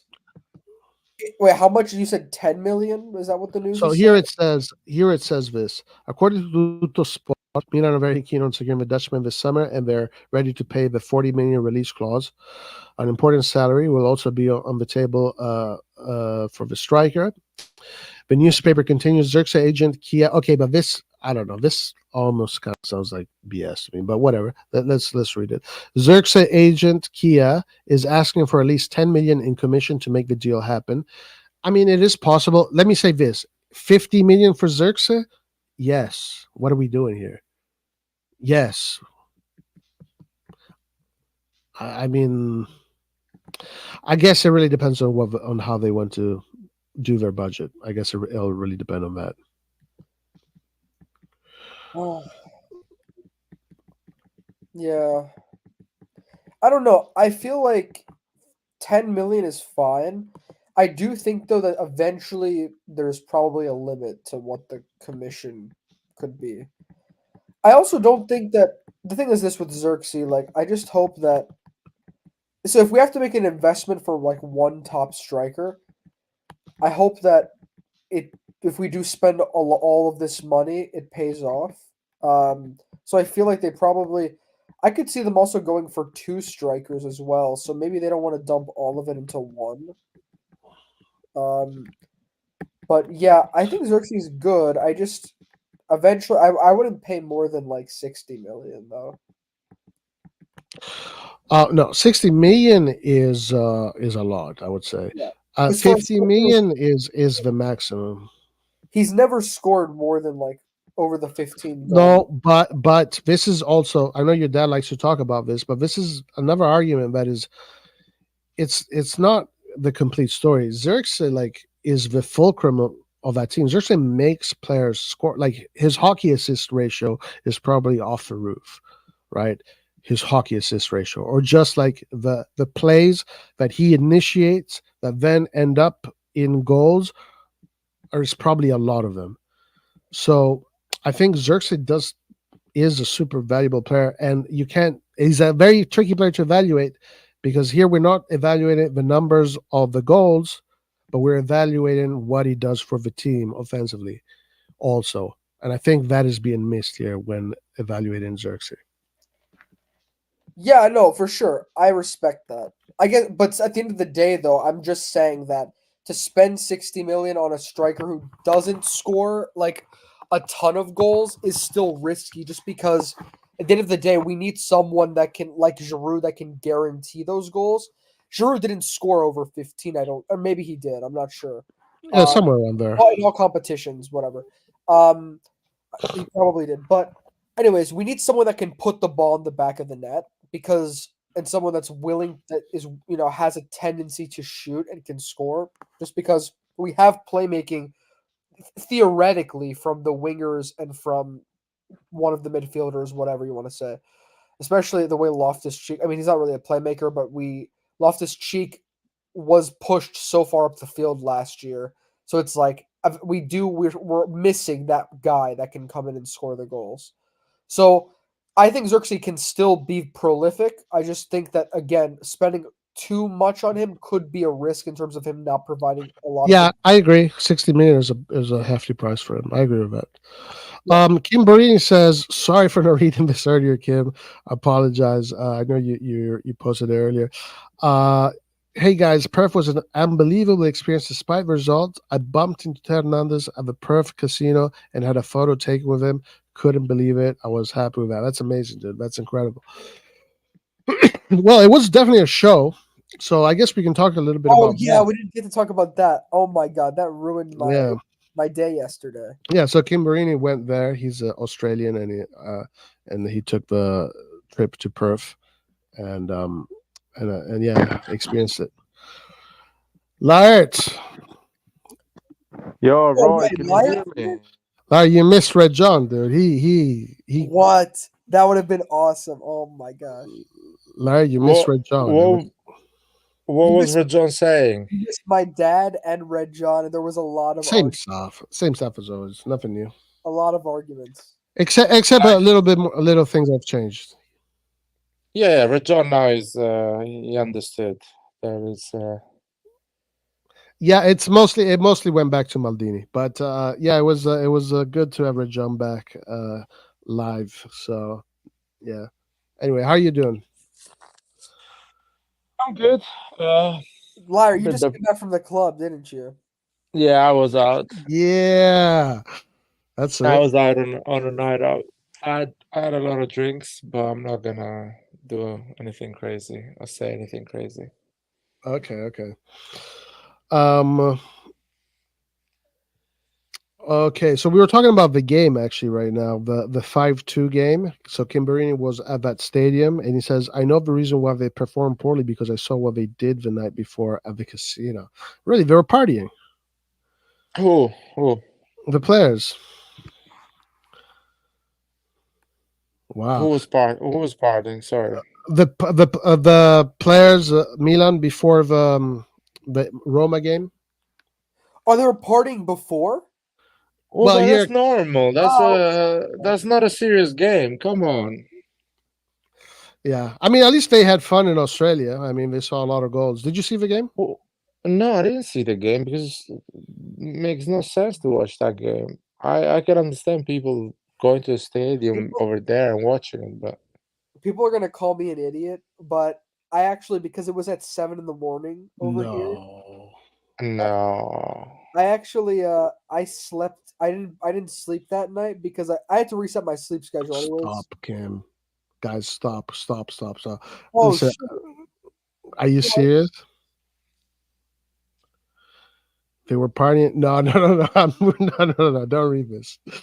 Well, actually, by the way, when so the do not read this. We never saw this, guys. Roy, I'm not going to accuse anyone, but when Roma and Milan in the past and other Serie A teams would come to do like their soccer tours, my dad would go and like hang out with the players at the hotel, and he literally saw some like big players that you guys would know like going out with prostitutes in Philly. Like, yeah, it's normal. You guys, what do you guys think? It's just a thing, you know what I mean? Like, no, don't do that. Don't do that. Do not. It's illegal. It's illegal, but it's down bad. It's done. It's always gonna be like this, especially games that matters nothing. Dude, like, there's no way Adley did that. There's no. What Stop. do you mean? Yes. Guys, let's not talk about this. Come on, stop. Yo, that's crazy. Oh my god. Listen, No. I don't. I'm not gonna say names, but probably all of them, married or not married, they all did that. It's like normal. And by the way, the wife know as well, so it's not like. What do you think? You're gonna be with a millionaire and they're gonna stay at home, not do anything, especially when they go out like on the other side of the planet. Well, I mean, they played like they were on holiday, for sure. Yeah, that's how they're gonna play. That's why people don't watch those games. Well, yeah, guys, I didn't sleep that night. I stayed up and I watched the game. I was so disgusted by how bad. Whatever. I mean, the thing is this. The game was definitely slow, and you could tell it was a friendly game. But I feel like Roma players, especially when they had the ball, they just were a little bit more like at least trying to do some things. But Milan would just like sit on the ball for 3 hours. They were just passing it back. But yeah, Roma. It was just kind of like I felt like conceding 5 goals. Just not really a good look. But I mean, whatever. At least it's whatever. I just feel bad for the. What was the? I mean, obviously, there's for selling Serie A to Australia. Obviously, it's got to do with that. I wonder if there was any other There's been some sponsors, man. Some maybe sponsors. Yeah. yeah. I will say this though, at least the goals that were scored, a lot of them were pretty nice goals. I mean, not all of them, but a few of them. Why we're even talking about this game? I don't No, know. I just feel like it's good. It's good to show the quality of the league a little bit in the players because the commentators, like they were Australian, the ones that I was listening to, and they were being pretty respectful about the Italian teams and Serie A. So it was good that, and they complimented the quality, which is good, I think, because we need more people doing this because England gets way too much credit, and I feel like it's good to be a little bit like that. But of course, the timing of this game is really, really weird. I feel Yeah. like I wonder what you know what actually you know what I was thinking about was this is pretty controversial, and I know that it works differently in football, but I feel like we could start seeing competitive games taken to different parts of the world because in the NFL, for instance, they're doing this thing with like, and also in other leagues are starting to do this where in American teams are playing games in other parts of the world. I feel like maybe eventually we could see that in football as well, but probably not. Why? I'm not Why? saying, I'm just saying that. Australians wants to surf, man. They want to play cricket and they just want to play Well, rugby. That's the three things they want to do. There's 10,000 people that gives a shit about football in Australia. They're gonna follow it anyway. You don't need to play a game there. Well, It's I'm just just saying, like that's what these Americans are doing over here, and I feel like with all this American ownership, it's probably we yeah, could. but it's a system that doesn't work, man. Because I know they come here in London to play games, and I don't give a shit about the fucking American football. I don't watch any game. They do And get no deep one gives a out. shit anymore as Well, well. They well, play NBA games in Paris, and no one watches the NBA anyway. They watch Serie A, Champions League. So it doesn't work. It does not work. well, they keep doing it, so I feel They like fucking brought Michael Jordan in the 90s to play in France, and it doesn't work. It's not that it's gonna change.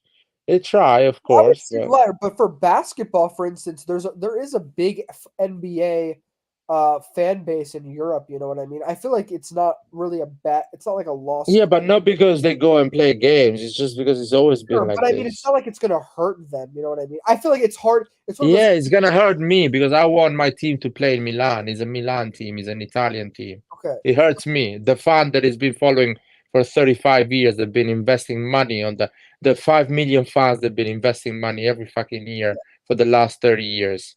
Their kids and their grandpa that did that. In 100 years, the fans that have been investing in that club are the Italian fans. So it hurts us. If they move one game, they're gonna move two, they're gonna move 10, Well, and by I'm not no saying that. time we're not gonna fucking have a team that actually we allowed to build. Well, I'm not saying that. All I'm saying is that the Americans that are doing it for a reason, and I'm not gonna hear. I'm not able to quantify how much fan whatever is actually the payoff of doing these things.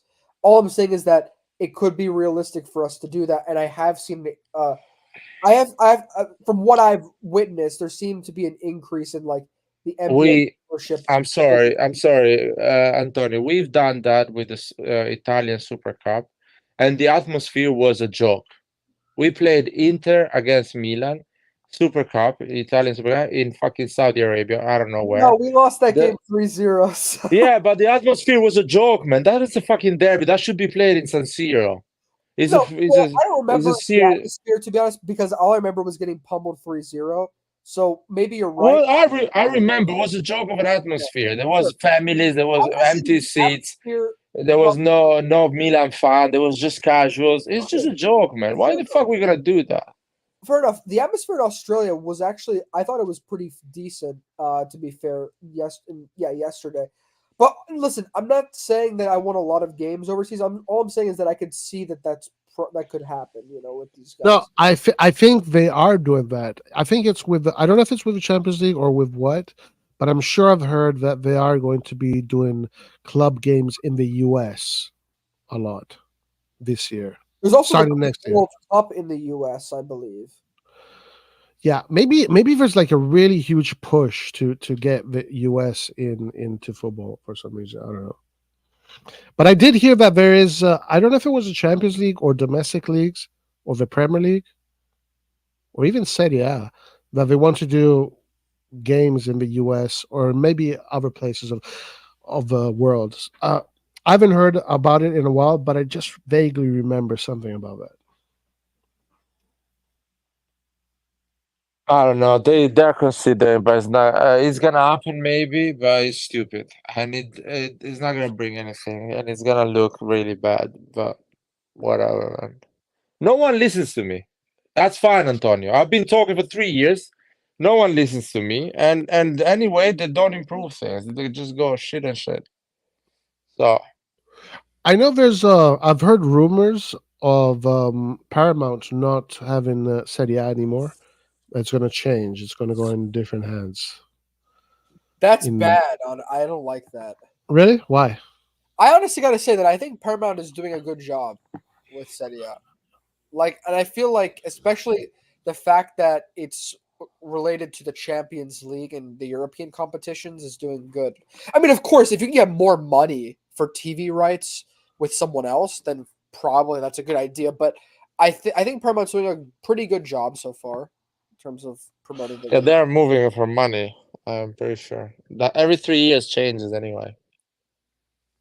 Yeah, I heard a ESPN. That's what I heard. It's going to go back to ESPN. But I'm not sure about that. Yeah, I'm not sure about that. Don't take that for a fact. They're gonna bid. And who offers the highest will take it.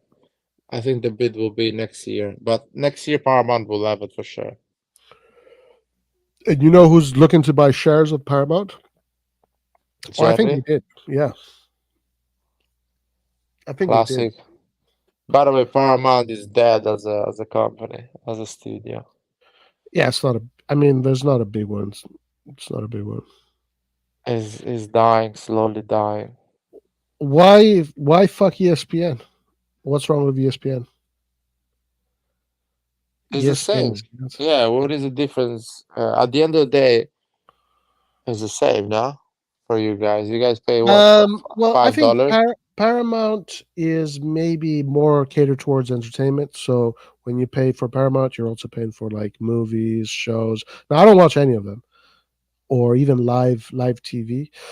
I only watch Champions League, Conference, Europe, and Serie A. That's it. But ESPN is only sports. I think that's the difference. Well, ESPN will have the Premier League and other ligas, so you guys will pay and watch. Not just Serie A, but La Liga, Premier League, and all the other. So it's a win-win, no? Okay. Well, I mean, for me personally, it doesn't change much, to be honest with you. Joel says British guys bringing up EPL teams during El Clasico. Dude, that is so true, and also that is so ESPN. The commentators today for the game, they brought up the freaking Istanbul final like 3 or 4 times before, during, and after the game. It was so annoying. Did you see the game, Laird?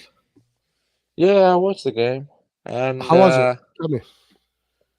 well, Dortmund deserved at least in the first 60, 60 minutes. They played well, but if you don't score against Real, they will punish you. So slowly, Real grew and started creating a few small chances, and they got the goal from the corner. So, but Dortmund had some massive moments, and too sad because it would have been nice to see an outsider or the underdog winning it, but Real had played a big game in terms of as a big team. They just were patient, even though they made some mistakes. They were patient and they got their chance and won it. So, Guys, I have a question for you guys. Now, listen, again, I didn't see the full game today because there was another sporting event, but only happens very rarely. It's an arm wrestling event. So I watched that, but I did see the end, some of the end of it. Now, listen, I might be wrong because I don't know, but Real Madrid offensively actually does not look very impressive. Or at least that's what I thought. They're very impressive defensively, and they are really good at managing a game. But offensively, yeah, of course they're good, but it's not like amazing. Do you also guys get that sensation or not? yeah. Don't worry about that. They were not dangerous at all during the game. They just created set pieces and moment of brilliance. But those moments of brilliance, how can I say? It's normal when you have a team like Real Madrid, which is not built perfectly. We know that Real Madrid doesn't have a striker. I don't think they are complete still in the midfield because Kroos and Modric are aging, and the others are not at the level of them. So it will take a while. They don't have a left back. Uh, and Ancelotti is not pushing a lot of in terms of progressive and offensive football. Is being really conservative. So Yeah. we know that it is how Okay. I usually say it. All right. Okay. Good. That's what it looked like. Yeah. I thought you were going to say something. What was I gonna say? I was gonna say don't worry because they're getting Mbappe. So Oh yeah. So yeah, with Mbappe there, though, I think he brings a lot of quality up top. I just think that the way that the front two don't really have the best dynamic in terms of playing, and also Bellingham, he had a really good start to the season, but I feel like he hasn't been the best in terms of getting involved and linking up with the strikers. I don't know if that's really his long term best position because he's good, but I feel like maybe sometimes he should come in a little bit deeper. I'm not sure.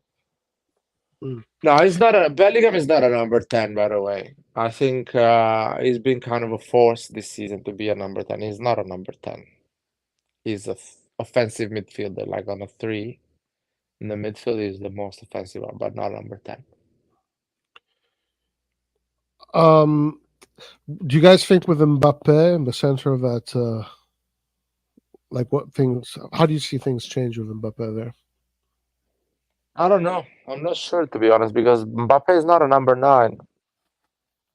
So To be honest, Ancelotti is just gonna play all of their best players, and he's just gonna put them on the field somehow, and they're just gonna win the UCL again. To be honest, even if they're not playing beautiful. No, think about it. If you're Ancelotti and you have to force Vinicius, Mbappe, this is really those two because those are the clash. That's the clash.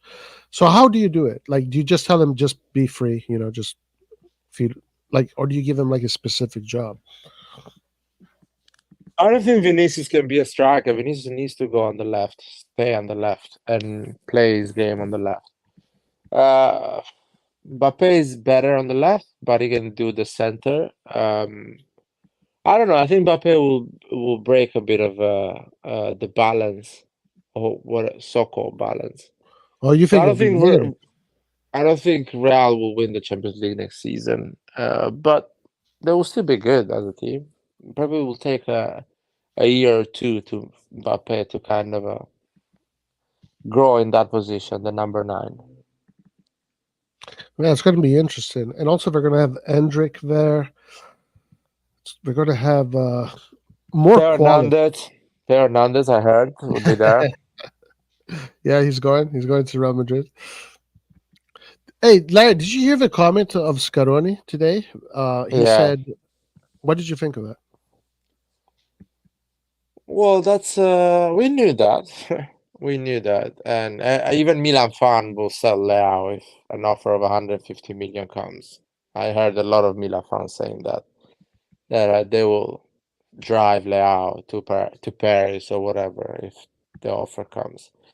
I mean, how's it called? De Laurentiis say the same. If the Saudi bring 150 million for Osimhen, I'll drive him personally to Saudi Arabia. So Guys, this is the state of Serie A at the moment and their ownership. but guys, just to set the record straight, what is the amount that you would sell Leao for?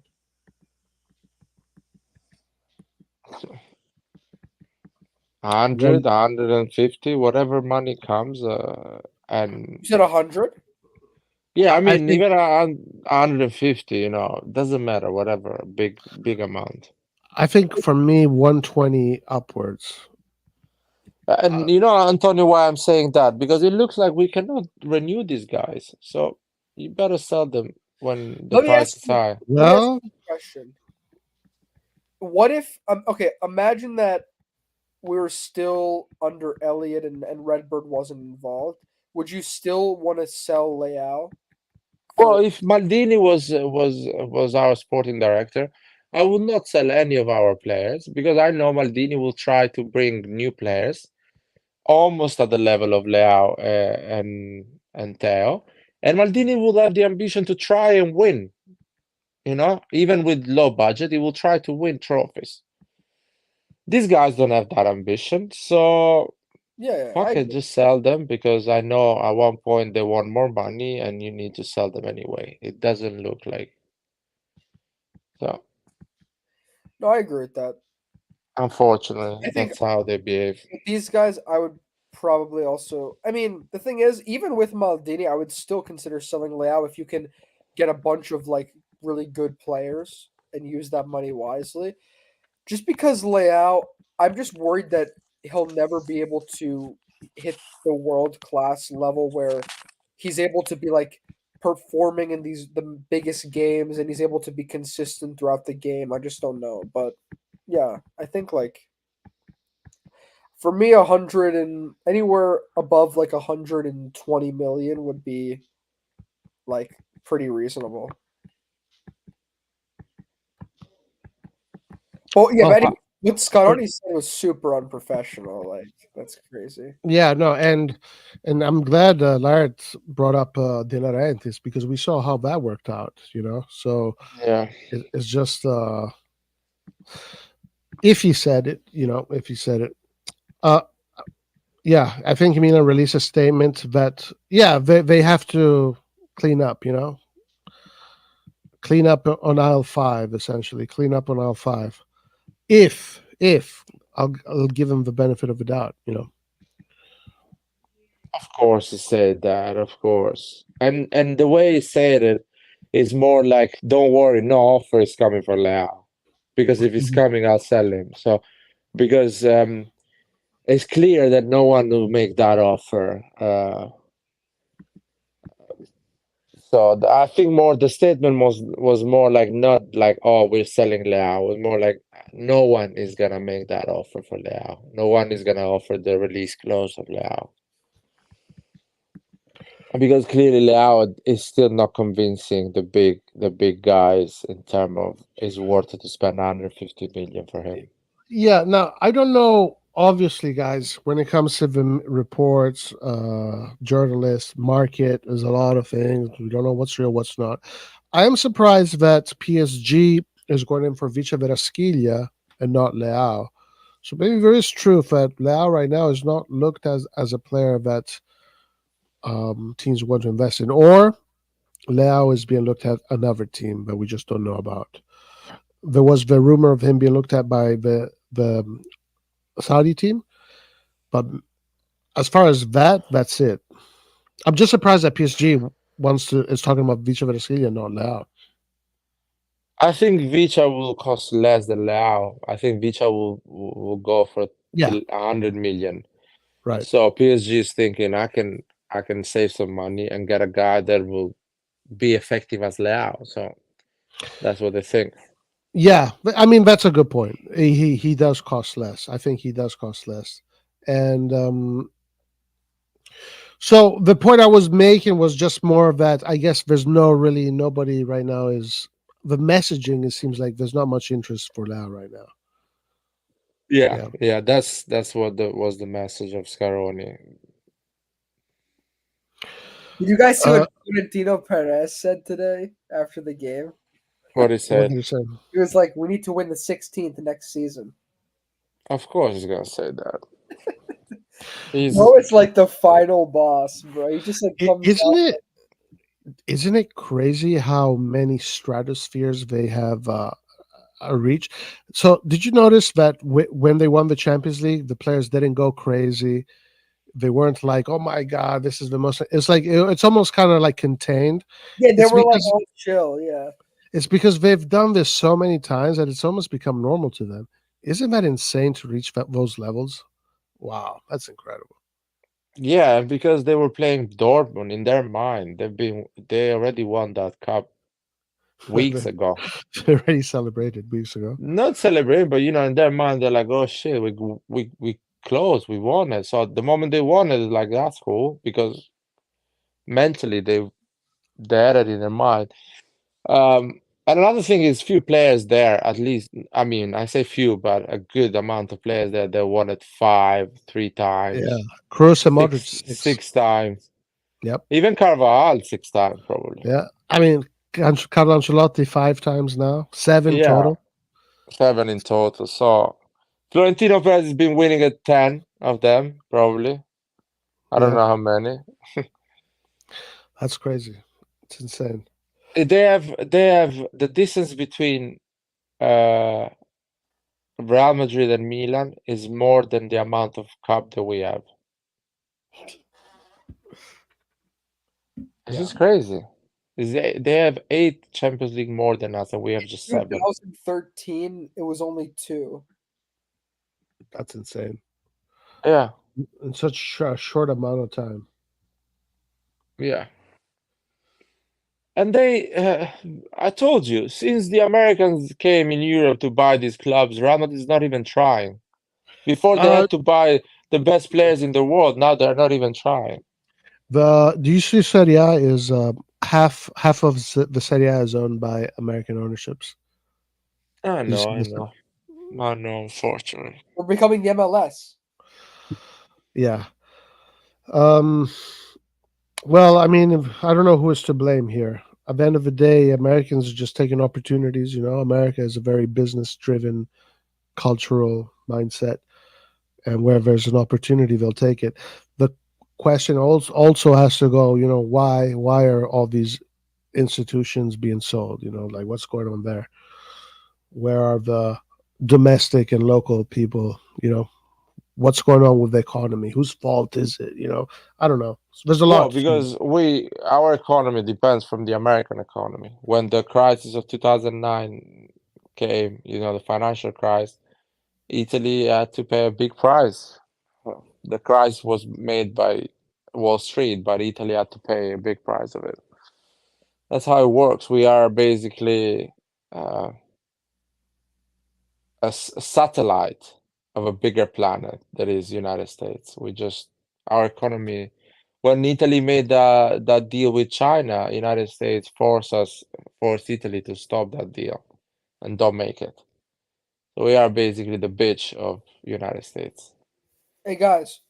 Sold out to the Americans. Hey guys, another question. Is Ancelotti now by hands down the best manager of all time? Well, who is he number one as far as trophies won in Champions League? Yeah, I think so. I mean, he's got to be like. I don't think anything. Yeah, he's won more. He has 5 Champions Leagues. As a manager, he has 5. As a player, he has 2. And also, as a manager, he's won all of the top 5 leagues, which is he's the only one that's done that as well. He's won There you go. That's it. six leagues or 7 leagues, something like That's that. it. I think that responds to the question. Not only he's won the European Champions League 5 times, but he's won every league, all the major leagues. That's it. I don't think there's any other answer there. And probably will win a World Cup or Euros. Yeah, that's what he needs now. Yeah. Yeah. The other managers. Yeah, the highest second place for UCL is 3, which is Guardiola, Zidane, Arsene Wenger. Wait, no, sorry. No. What are you talking about, mate? That was a wrong list. Thank you. Bob Paisley, Zidane, and Guardiola. Yeah. Okay, just two are active. Just 2 are active.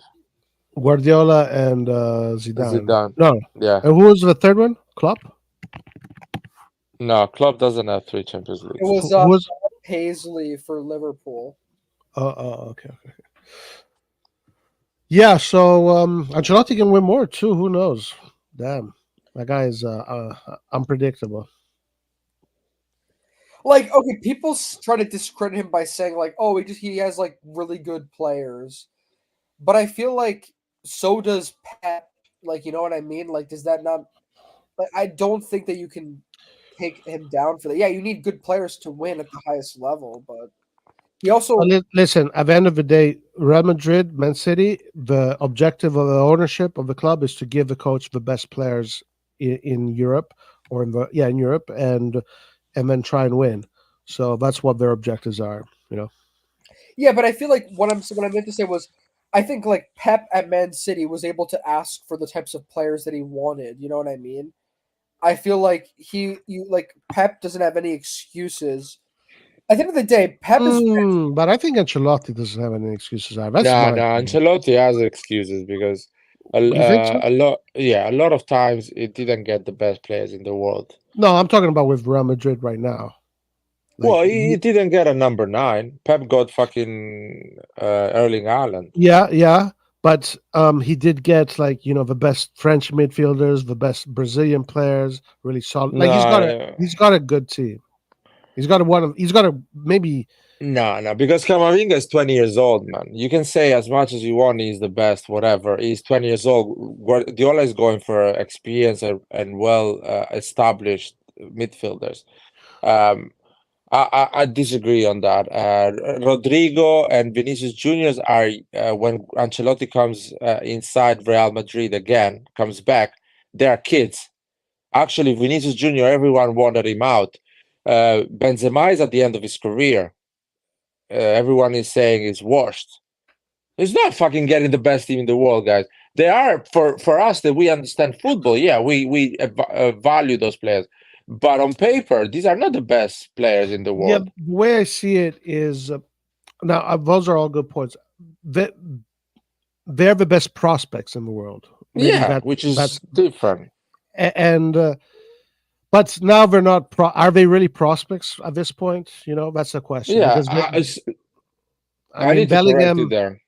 They are still prospect. It's because Ancelotti is good. They look already established players. Yeah, no, listen, Ancelotti is, for me, he is the best for sure. But I think with that team, you have the obligation to win the Champions League. I disagree because these guys are prospects. Again, I repeat myself. When Ancelotti comes to Real Madrid, Vinicius Junior and Rodrigo are prospects. Valverde is a prospect. No, they were prospects. They were prospects. Yeah, exactly. So Ancelotti didn't get a best team in the world. He got a lot of prospects. Yeah, this year they're not. But this year doesn't matter anymore because he actually made kids good football players. So he's a good coach. He's better than anyone else. I agree with that. I agree with that. The thing is, Vinicius Jr., that's actually a really good point because under Zidane, Vinicius Jr. was like, people were saying that he was like going to be the flop of, Yeah. He was really poor. Well, then his improvement very quickly and the way that he became such a world-class player, that gives Ancelotti a lot of, props. Carvajal is not Trent Alexander-Arnold because everyone is praising Trent Alexander-Arnold How's the other guy of City? Who's the guy of City? The English guy. Fuck me. Anyway, Carvajal, no one praised him as the best right back in the planet. They give at least 5 or 6 players better than him. So Carvajal is not that. Courtois is not, when Ancelotti comes in, he's not the best goalkeeper in the world. Mendy on the left But he's one of is the not. best. No, one of the no, best. he was actually criticized a lot. He No, was making Courtois his. has been one of the best for a long time. Like for No, sure. Chelsea let him run his contract. They went and bought Kepa for 70 million. Well, the So year. Well, listen, I completely agree that Ancelotti brings the player of values, but those are players that the ceiling is high. You know, it's not like turn Ali into a champion. It's turn Vinicius into yeah, the but that's champion. Real that he's supposed to Madrid. be. What I'm saying is that they didn't go and get the best goalkeeper in Europe. Guardiola goes and says, "I want Guardiola," and he spends 120 million. Ancelotti gets Rudiger on a free, or Alaba on a Yeah, free. but he also Does gets talents like Endrick, or rather, Real Madrid gets a talent like Endrick that the next coach will have, and this guy will probably one of the best players in the world. I understand. I agree with the methodology of Man City is different, but where we disagree is that I think today Real Madrid, you should try and win the Champions League. You have the obligation to win it. That's where we disagree. but no. I disagree with people saying, "Oh, Ancelotti has big teams." No, it's not. It's not factually. It's not a big team. When Ancelotti takes Real Madrid, it's not a big team. There were bigger teams. There was Bayern Munich that won 5 trophies in one season. There was Chelsea that was spending money of Abramovich that won the Champions League.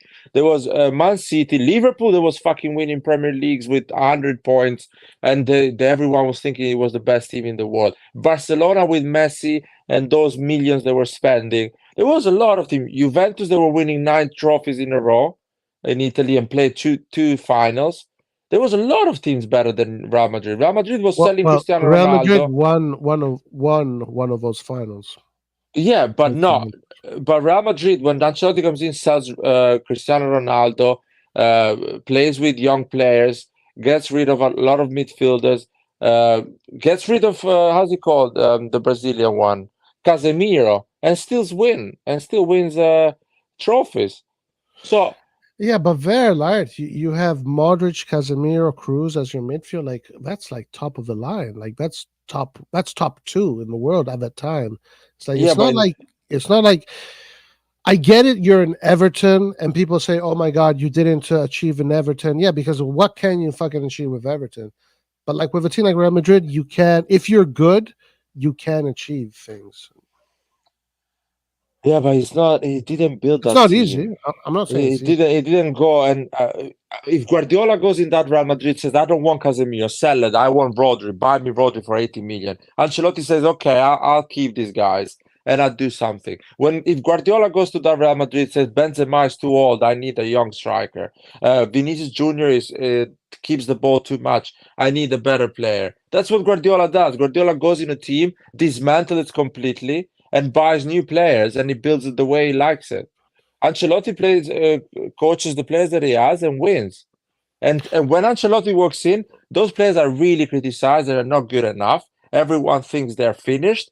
Ancelotti comes and wins. The newspapers were saying Modric was finished when Ancelotti joins Real Madrid for the second time. Marca and all those guys, they were saying Modric is finished. It shouldn't be renewing for Real Madrid. Yeah, I mean, I don't know. For me, it's tough to think of Real Madrid and not think that Real Madrid is Real Madrid has to be one of the top 5 teams minimum in Europe every year. Like just the way they do things. Yeah, Real Madrid provides the players, and Carlo Ancelotti's job is to use those players. While Guardiola says, "Bring me the players that I want, spend a lot of money." And that's the difference. Guardiola brings from the bench a World Cup winner like Julian Alvarez, and he never plays that fucking kid. Ancelotti brings Jose Luis from the bench. Yeah, no, I understand Guardiola that. has no excuses. Okay, so maybe if you want to put categories to it, maybe you want to say Guardiola has less excuses. But for me, I don't know. Like for me, I think if I'm Ancelotti and I'm Real Madrid with that roster, I should start thinking when I do the competition, I'm going to win this, and if I don't win it, I don't win it. But I'm one of the favorites. Roy, You don't agree with I that? agree with you, man. I agree with you. Real Madrid is always going to be in that mindset. I don't Right. agree with the journalists that say, "Oh, Ancelotti has an incredible team," because the same journalists 3 years ago were saying that team was finished. Okay, but I'm not talking about the journalists. Well, I'll You- talk about the job because these guys say, "Oh, Ancelotti always has big teams," or the fucking kids on social media saying, "Oh, Ancelotti always has a big team." No, man. The Milan that Ancelotti won the Champions League in 2007 was at the end of his cycle. Was not the biggest team in Europe. Was a good team that could beat anyone in one game, but was not a big team because Milan was finishing fourth, fifth, third. Was not finishing every year first. So it was not the best team. Ancelotti is a good coach. People needs to digest that and get over it. He doesn't win because he has the biggest team. He wins because he's a good coach. Yes, but I think okay. No, I completely agree with all of that. But I think if you have, not the biggest team, but a team that is in the top 3, top 4, you have a better chance. Because with that Milan, when it came to Europe, it was still one of the best teams in Europe. That cycle, roster wise. And yeah, he was able to win it at the end of the cycle. That is true. With Real Madrid, I think it's kind of the same. It's still the crop of some of the best in the world. With Bayern, he failed there. You can argue. With Napoli, Everton, no, I don't consider those. I hate it when people wanna discredit Ancelotti because of Napoli and Everton. Those two teams, you're not gonna win shit with those two teams. So yeah, I just think that Real Madrid is one of the best teams. So I think that if you are Real Madrid, you should try and win it every year. Yeah. Allegri wins a couple of UCLs. I don't know. Are you still playing football, Larry?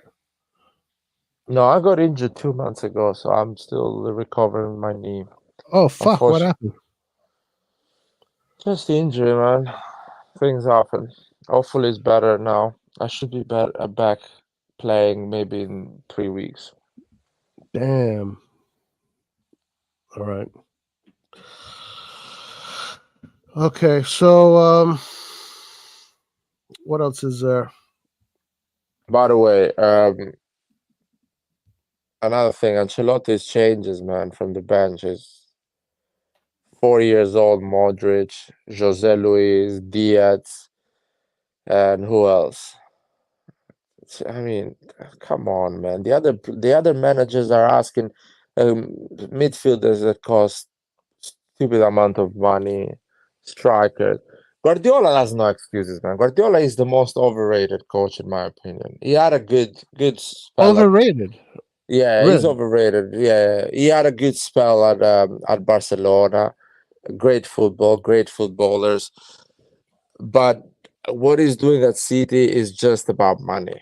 He has so much money, like endless funding. That's why I'm not saying that's why he wins because he's still a good coach, but endless funding, like literally Yeah. infinite money, is Yeah. not possible.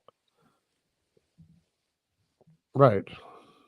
Even Mourinho was praising Ancelotti a lot on the English media, like a lot. Okay, Larry, but Real Madrid is up there with one of the top spenders, yeah? Like, yes, you're 100% right that Man City is endless, but Real Madrid is still up there with like top 4, I think. I think Man United is actually also up Yeah, there. no, but the Guardiola period, he spent a lot. Yeah. I mean, The Guardiola period. that's a good conversation there. Is he overrated? Is Guardiola overrated? He's overrated. So do you think that he wins the league every year simply because Man City is the richest team and they buy? Yes, and he's been the richest team the last 4 7 years. For 7 years, he's consistently spent a lot of money and bought the best players in his league, so the Premier League, and the best players in Europe consistently. Like, endless. Every time he's done that in the last 7 years. Non-stop. Avoid the And- financial fair play. And what nothing credit? What happened. credit do you give Guardiola for the successes? I still give him the credit, but people should not talk about him that he's like a genius. He's not a genius, man. He's doing what a manager that has an endless amount of money should do. Win the Premier League, and that's it. He's not winning a lot of Champions Leagues because he's not that good, like people think. Do you think that if it was any other coach, they'd be able to do the same thing? Yeah. If it was Mourinho with that endless amount of money and time, Mourinho will win the Premier League with the City and probably get a few Champions Leagues more, probably. Or Ancelotti. Give Ancelotti Manchester City for 7 years in a row, and he see how many Champions League he's gonna win, and domestic titles.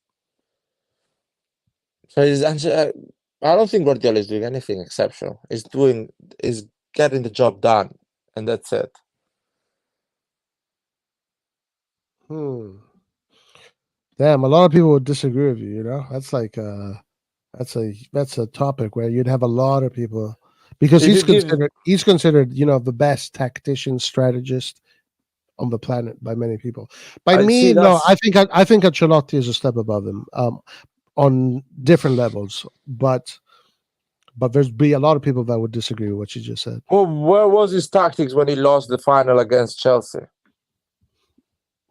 Where was his tactics? What did he invent when he lost? What did his tactics against the 2 games against Inter or against Mourinho when he had Barcelona? That he lost 3-1 in Milan and didn't manage to get the result in Barcelona. So, why didn't he make Zlatan work in that team? What type of tactician is it? So come on, man. Listen, I have always said this, that I think that team that Barcelona had with Xavi, Iniesta, Messi, Busquets, specifically those players, and then also great players like David Villa, Pedro, then Suarez, and all these other great players, etc. But especially that core there, that is a team that the only thing that Guardiola asked them to do is just to not play long balls, right? That's the thing that Guardiola just insisted, just play short. But that team there, I think you could have put in anybody in that team and they would have had incredible success. And that coach would have been consecutively considered a genius. As a matter of fact, Luis Enrique won a treble with that fucking team. Exactly. Luis Enrique is not that coach. He's not that guy. Let's be correct. We've seen Luis Enrique's career after that treble. Yeah, so I think that is a team that gave too much. I do agree on this, that it gave a lot of clout to Guardiola. That okay. And if you give that Manchester City to Luis Enrique, he wins the league. Even though we know Luis Enrique is not a great coach. So that's my whole point. About that? Are you sure about that? 100% sure. This 100%. is where I don't know. I have a little bit of doubts. 100% sure. 100% sure. Like, I don't know. It's Conte. Give that City to Conte, wins the league, Premier League 3-4 times in a row. Yeah. Give it to Allegri. Allegri will win the Premier League 3-4 times. Allegri, the manager of City, with endless money and founding and everything, wins it 3-4 times in a row, the Premier League. No problem. And plays 2 Champions League finals. Easy. Can do that. Guardiola goes to Bayern, where Bayern was already winning trophies, and leaves Bayern, and Bayern keeps winning trophies. So there is no change. There was not impact anything there. City was winning Premier Leagues when Guardiola goes, and probably with the amount of money City has, when Guardiola leaves, City will keep winning Champions Leagues, Premier Leagues. Ancelotti went to Real Madrid. That they were obsessed with the 10th Champions League. They were not winning it. They were getting, kicked by Barcelona. Mourinho couldn't unlock the system to win that fucking Champions League, the 10th one. Ancelotti goes and wins it. Comes back when Real Madrid is having a moment of transition. They were calling it transition to rebuild the Galacticos again, and wins it straight away. Wins the Champions League straight away, and wins another one, and wins the league twice. These 3 years should have been 3 years of transition. That's why Real Madrid called Ancelotti, to kind of rebuild the Galacticos. They were trying to be competitive, of course, try to win it, but they were not thinking they will win 2 Champions Leagues with Ancelotti. And Ancelotti goes and wins it. So he's a big coach, man. All right, let me Bigger ask you this. than Guardiola. Let me ask you this: if Guardiola came to Milan right now, what would be the difference? With this ownership, he will With not it- win the Serie With A. this ownership, well, Yeah, it will what not win. what would change? What would it improve? Or No, we will concede probably more goals than what Pioli was conceding. I don't know. I think no, it will not change. It will not change. No chance. Really? Wow. What Still if Inter Ancelotti? will- What if or- Ancelotti would come to this Milan with this ownership? No, it will not change a lot, to be honest, because We'll probably just concede a few less goals, probably. yeah, much less goals. Maybe be a bit more challenge, a bit more for the title. But it will not be a lot because Conte is not a rookie. He's not an idiot. So, and has a good team. Juventus are building a great team, and Inter is the favorite now. So Ancelotti maybe will concede less goal, challenge a bit longer than what Pioli did, but it will not do the miracle and win it. And you think Um, Guardiola would do worse than Pioli? Do you No, really mean that, though? Do you mean that?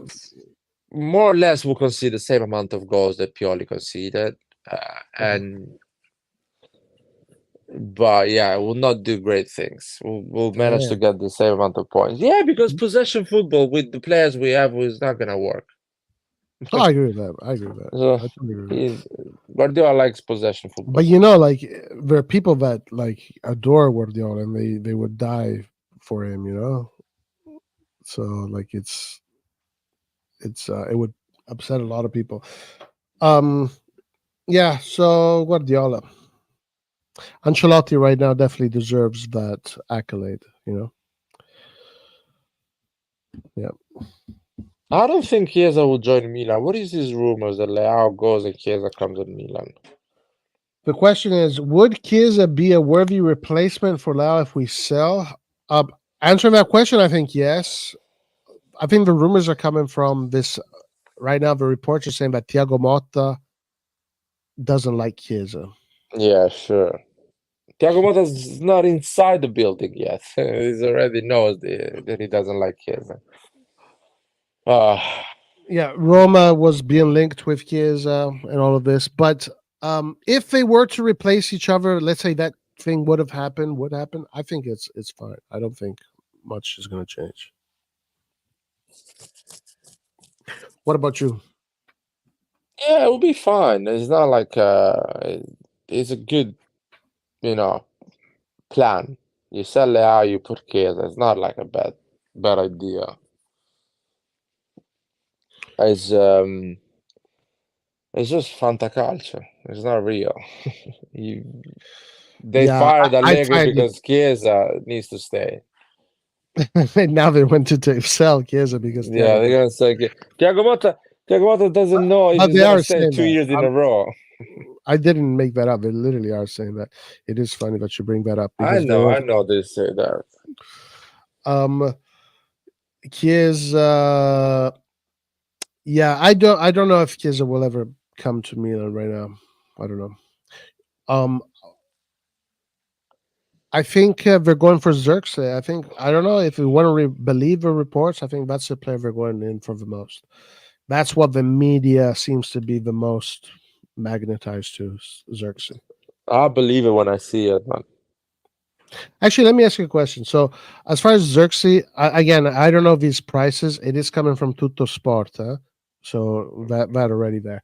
But so they're saying 40 million for the player, 10 million in commission, and the reason that they don't want to right now the stall is that 10 million in commission for the agent. So it'd be a 50 million operation essentially. What do you think of that commission to the agent? Should Milan be like, fuck it, let's pay it, or no, let's don't pay it? What would you do? Yeah, pay it. You want the player, pay what it takes to have the player. What is just consider the player costs 50 million. Don't consider the player costs 40 million and 10 million to the agent. So The so price of why the player is 50 million. That's it. so why do you think they don't want to give the money to the agent? Like what's that all about? I don't know. I don't know if I should believe these newspapers at the end of the day. Because even with Cassie, remember, was the agent that wanted a big commission.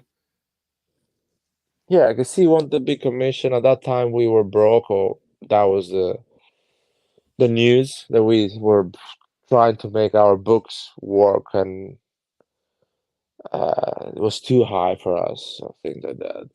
Yeah, I And couldn't that afford. was that was stupid because we didn't buy a player that replaced Kessie in the summer. Because let's say Kessie, we did all the maths at that time. If Kessie wants 8 million, that is 10 million gross for 5 years is 50 million. So if you don't want to give that 50 million in 5 years to Kessie as a salary, buy a 30 million midfielder that actually can do the job of Kessie or close to, and you save 20 million. But they didn't do that as well. So what is this, man?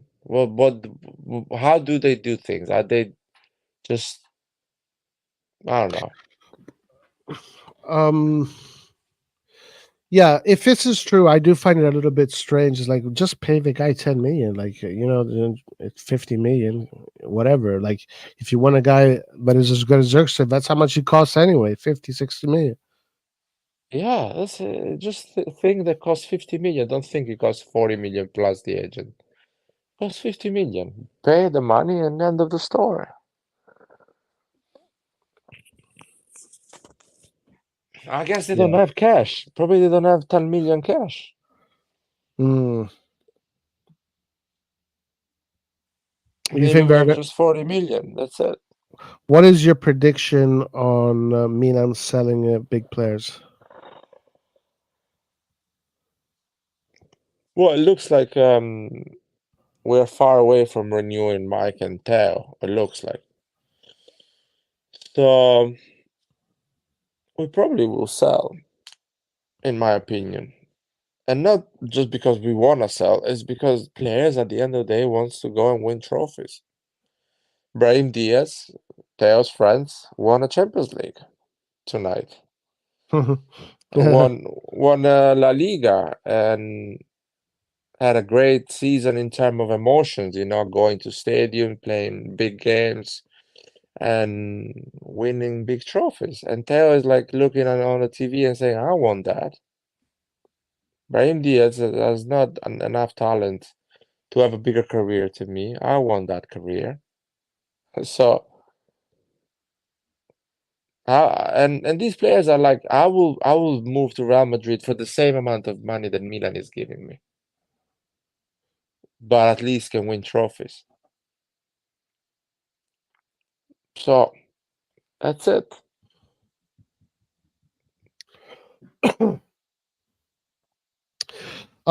Yeah, and also if these words that Scaroni said are true, then yeah, they are going to sell if the offers come. So that's the thing. Like I know for a fact that whatever offer, if it's a big offer, there's no chance in hell that Jerry and these guys are going to be like, no, we're going to keep our best players. We're going to be loyal, Inchedi, Billy, whatever. There's like for them, this is cash flow. It's what he literally spoke about in his seminar. That's why he likes football, the cash flow. So I think if an offer comes, they're selling. Yeah, I think so. Yeah.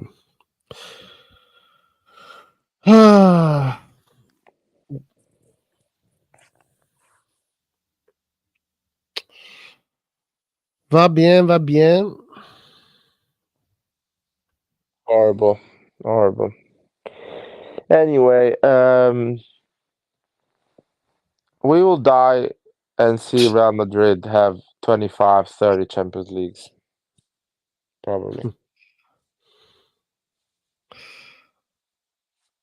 Lord have mercy. It upset me today. See, knowing that Real Madrid won the thing, but It upset me more not because Real Madrid won. I think I actually am how can I say it? I'm a fan of Real Madrid, not in a way like a proper fan, but I admire Real Madrid as a club. So I was upset more like why don't have that mindset. Yeah, same here. Exactly. I don't want to spend the money of Real Madrid. I don't want to spend the money of City, but I want to have the mindset. Inter Amen. is not spending the money of City and Real Madrid, but they have the mindset to build always a team and try to win it. So I want that Hallelujah. mindset. And they have such a healthy club as well, because the people that have been working in the club, the head of scout, the sporting director, Florentino Perez, they've been there for 20 years, for a long time. They've been running the club properly. There is Yeah. football people running that fucking club. Yes. And they pick the right coach. They try to buy the right players. They try to build a team that it makes sense, not a team that is like a fucking Frankenstein type of team. The There's team that no. makes There's. sense. They're not thinking of algorithms and Moneyball. They're not thinking of Yeah. that. That's And players are connected with the badge. They care about the badge. They fight. And the club does not throw them away, Especially the young players. The club cares about the young players. Even if they don't have a great season, it keeps them. Allow them to grow a bit. I don't know, man. Yeah, that's exactly how I felt when the Real Madrid won it. Verbatim, exactly the same. It's just like that's supposed to be us, because that's what we are. Yeah. Is it asking a lot to keep Maldini, Massara running the club? I never thought that that's asking a lot, to be honest.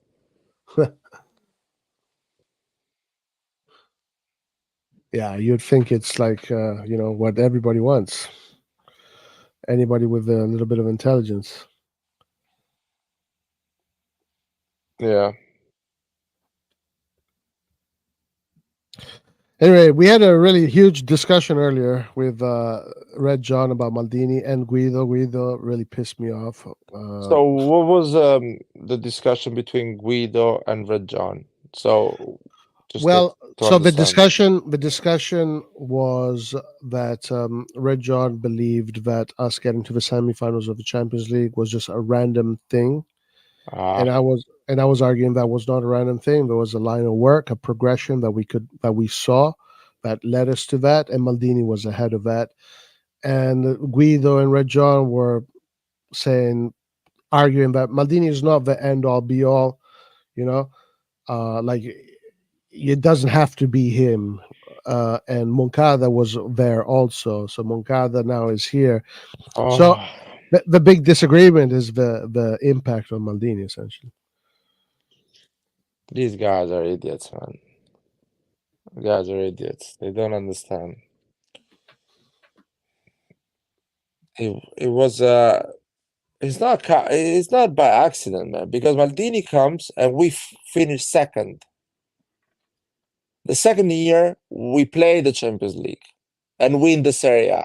The third year we play a semi-final of Champions League. So there is a progression there. It's not like out of nowhere. You can see every year there is an improvement. Yeah, exactly. There is a team that is being built. You see that the first year they struggle with experience in Champions League. The second year they learn, they gain experience, and go through the group. There is Wow. a progression there, and there is a progression of Italian football in general. You can see that in Europe. Yeah, that's true. It's not just Milan. You can see a progression because Inter plays against Liverpool, gets out, plays a final, plays a European League, Europa League final, a Champions League. So there is a progression there. Clearly, there is a pattern, and Milan was going on that pattern as well. Yeah, yeah. That was And the yeah. argument. And He was- he was interrupted. Exactly, it was interrupted. Exactly, it was interrupted. Yeah, that was the disagreement. So Guido And- was arguing that Maldini is good. We all love Maldini, blah blah, but he's not too much credit or stuff But like that. and Moncada was not there because Moncada was giving Maldini 30 names. Maldini had to pick one. Yeah, Moncada was just a scout. So it was a scout. These people don't understand what a scout does. The scout doesn't fucking build a team. The scout gives you option and you pick one.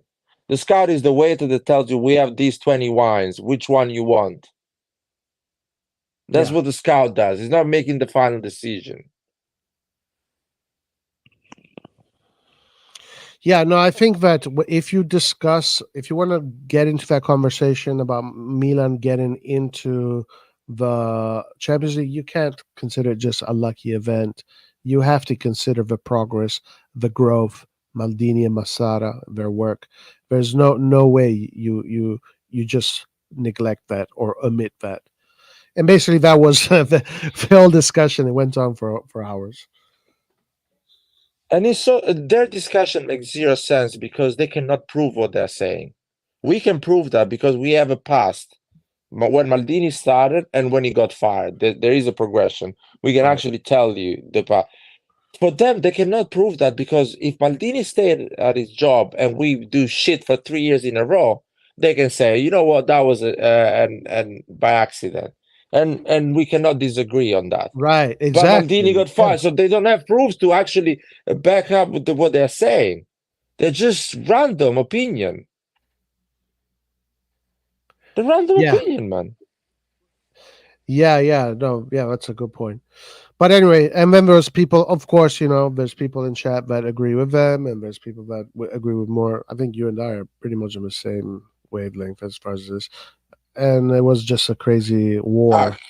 Can I add another thing? The people that agree in chat with these opinions, I just want to remind most of these people they haven't seen a proper Milan actually win a Champions League, or they were 5 years old when that happened.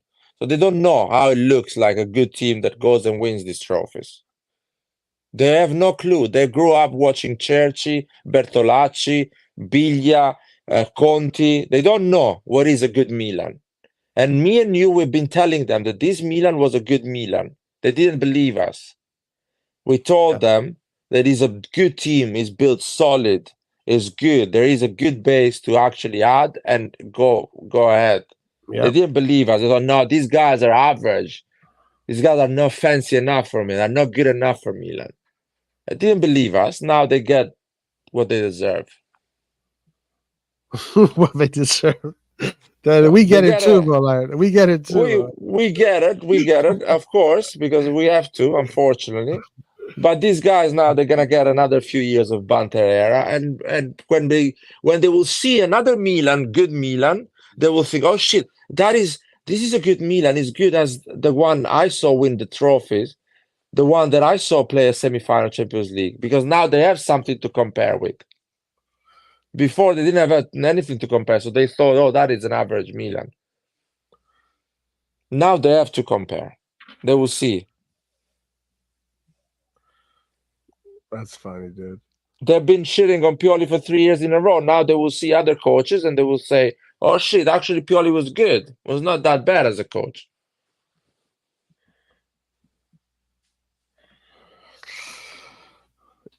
Yeah, what is? I know we have spoken about it, and how Fonseca? Any new opinions? Anything new that you have thought about? No, nothing new. I can see now some, social media and people on the internet kind of selling Fonseca like it's a good idea now. So I knew that's gonna happen. People now the beginning was denial, now we're accepting it. So Yeah, that was why Red John. One of the things Red John was talking about was how he thinks that what has convinced him regarding the true colors of this management is Fonseca, and that's so he thinks that Fonseca is represents the ambitions of the club, which are not in line with what he thinks they should be. yeah, I mean Fonseca can do what Pioli did. We never know, you know what I mean? Because we thought about Pioli the same thing. Oh, we keep in Yeah. Pioli, we have no ambition.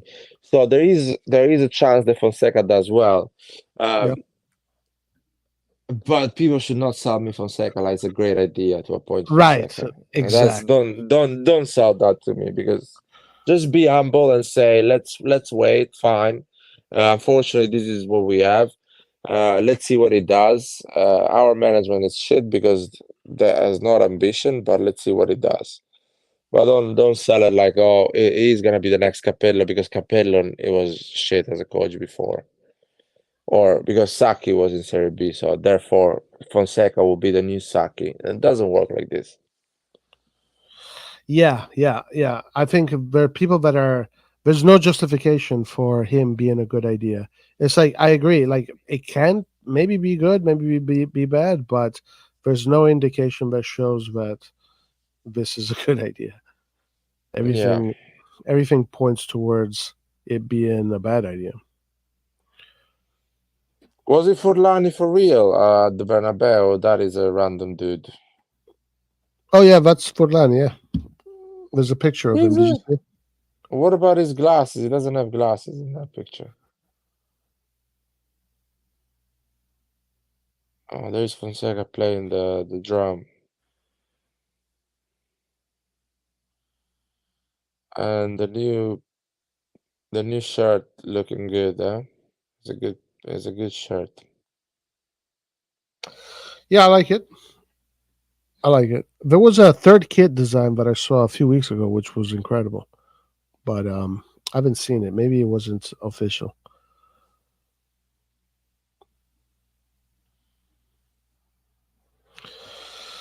I'm not in agreement with them, but there's a difference of what we want from Milan and what Milan is in reality. I have listen. I have accepted it, but it doesn't mean that I'm going along with it. I'm still going to talk about what I think it should be. But for example, yeah, like I'm not complaining about Fonseca. I think it's going to go. I think he's going to fight for top 4 at the end. But there's a chance that he is going to also lose top 4. There's that chance. But I'm not going to here think that he can win the league. I don't think that can happen. Yeah, I mean, I don't like this thing when people say this is our state at the moment. It's not fair because we are financially super stable. The stadium is full. People are paying for those tickets. We play Champions League football, so we have good TV rights money. We are selling a lot in terms of merchandise. It's the fastest growing football club for 4 years in a row now, Milan, in Europe. The revenues are growing every fucking year. So it's not fair that we should be thinking, oh yeah, this is us. We are poor. We are average, so that's why we behave average. No, every other part of the club is performing extremely well. Why the sport part we don't give a shit? Why is that? I don't understand. Why they do that? Why it keep us in such a mediocre situation?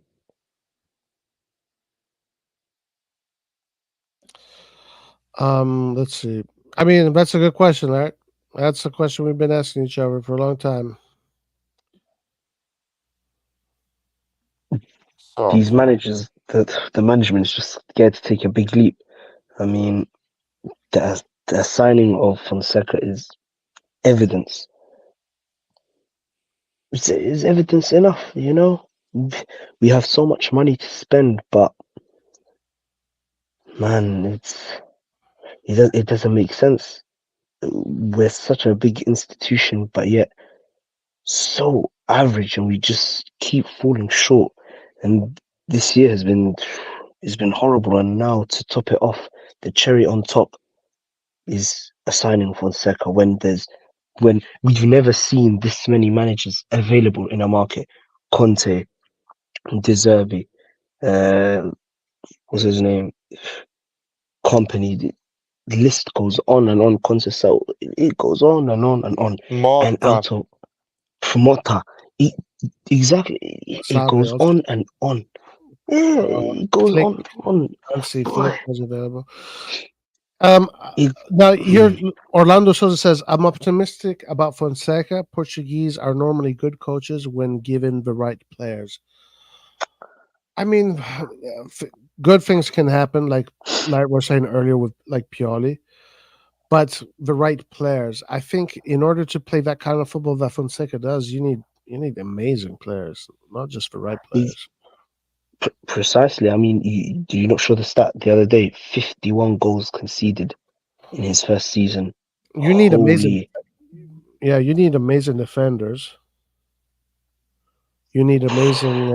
You need an amazing defensive mentality if you're going to play that kind of football, and you need the players. I don't know. I'm not up. That's what I'm not optimistic about. I just feel for our team and our style, we need a coach that's more compact and sturdy in the defense, for like a Conte or Conceição. Genuinely, I think that would have been the smarter decision, going that route. Yeah. Because at this point, Mhm. like we have the players that can score goals, but we need the Yeah. mentality of a team that does not concede goals. That culture, and that was the right route. Conceição and Conte, even Sarri, was more like that. Motta, etc. Exactly. Like our whole aim this season, our playing style was to outscore our opponents. It wasn't about keeping clean sheet. It was just to score more goals than our opponents. Now, how to improve from that is by improving the defense, because we're not lacking in the attack. It's in the defense. Why are we appointing a guy who is more forward thinking than he is in the back? It doesn't make sense. Yeah, that's going to be very concerning. I mean, the fact that he conceded 53, then 58 goals, those are huge numbers. Those are big numbers. Now, listen, he did only concede 34 goals last season with Lille, which that's good numbers. Less games. It is France, yes, but it's still good. Those are decent numbers. But in Italy, the record speaks clearly. So, yeah. But Yeah, go ahead. it's just when I look at Juve now and what they've done with Allegri, they've kicked him out. They're bringing in Thiago Motta, who is playing a brilliant football, and they're signing all of these players. Calafiori was in Di Gregorio, and now they're working on Coop Miners. Like, there's ambition there. With us, we're in a limbo at the moment. There's just nothing going on. What was very impressive with me with Thiago Motta at the end of it was that if Thiago Motta had a team that could have scored maybe 20 more goals or something like that, he would have they would have finished second, or they could have even won the league. Because I think after Inter, they were the team that conceded the least amount of goals. Exactly. So there's something to be said there. Can you enlighten, tell us what will be a good season for Fonseca? What do you guys think a good season for Fonseca would be? Top 4 for me. I mean, right now, as it stands, of course, if we buy 2 good strikers and 2 good midfielders, I don't care who is in the bench. Even a dog should go and try and win the league. So Okay. But right now, if our management does a bad job in terms of signing players, I still want him to finish top 4.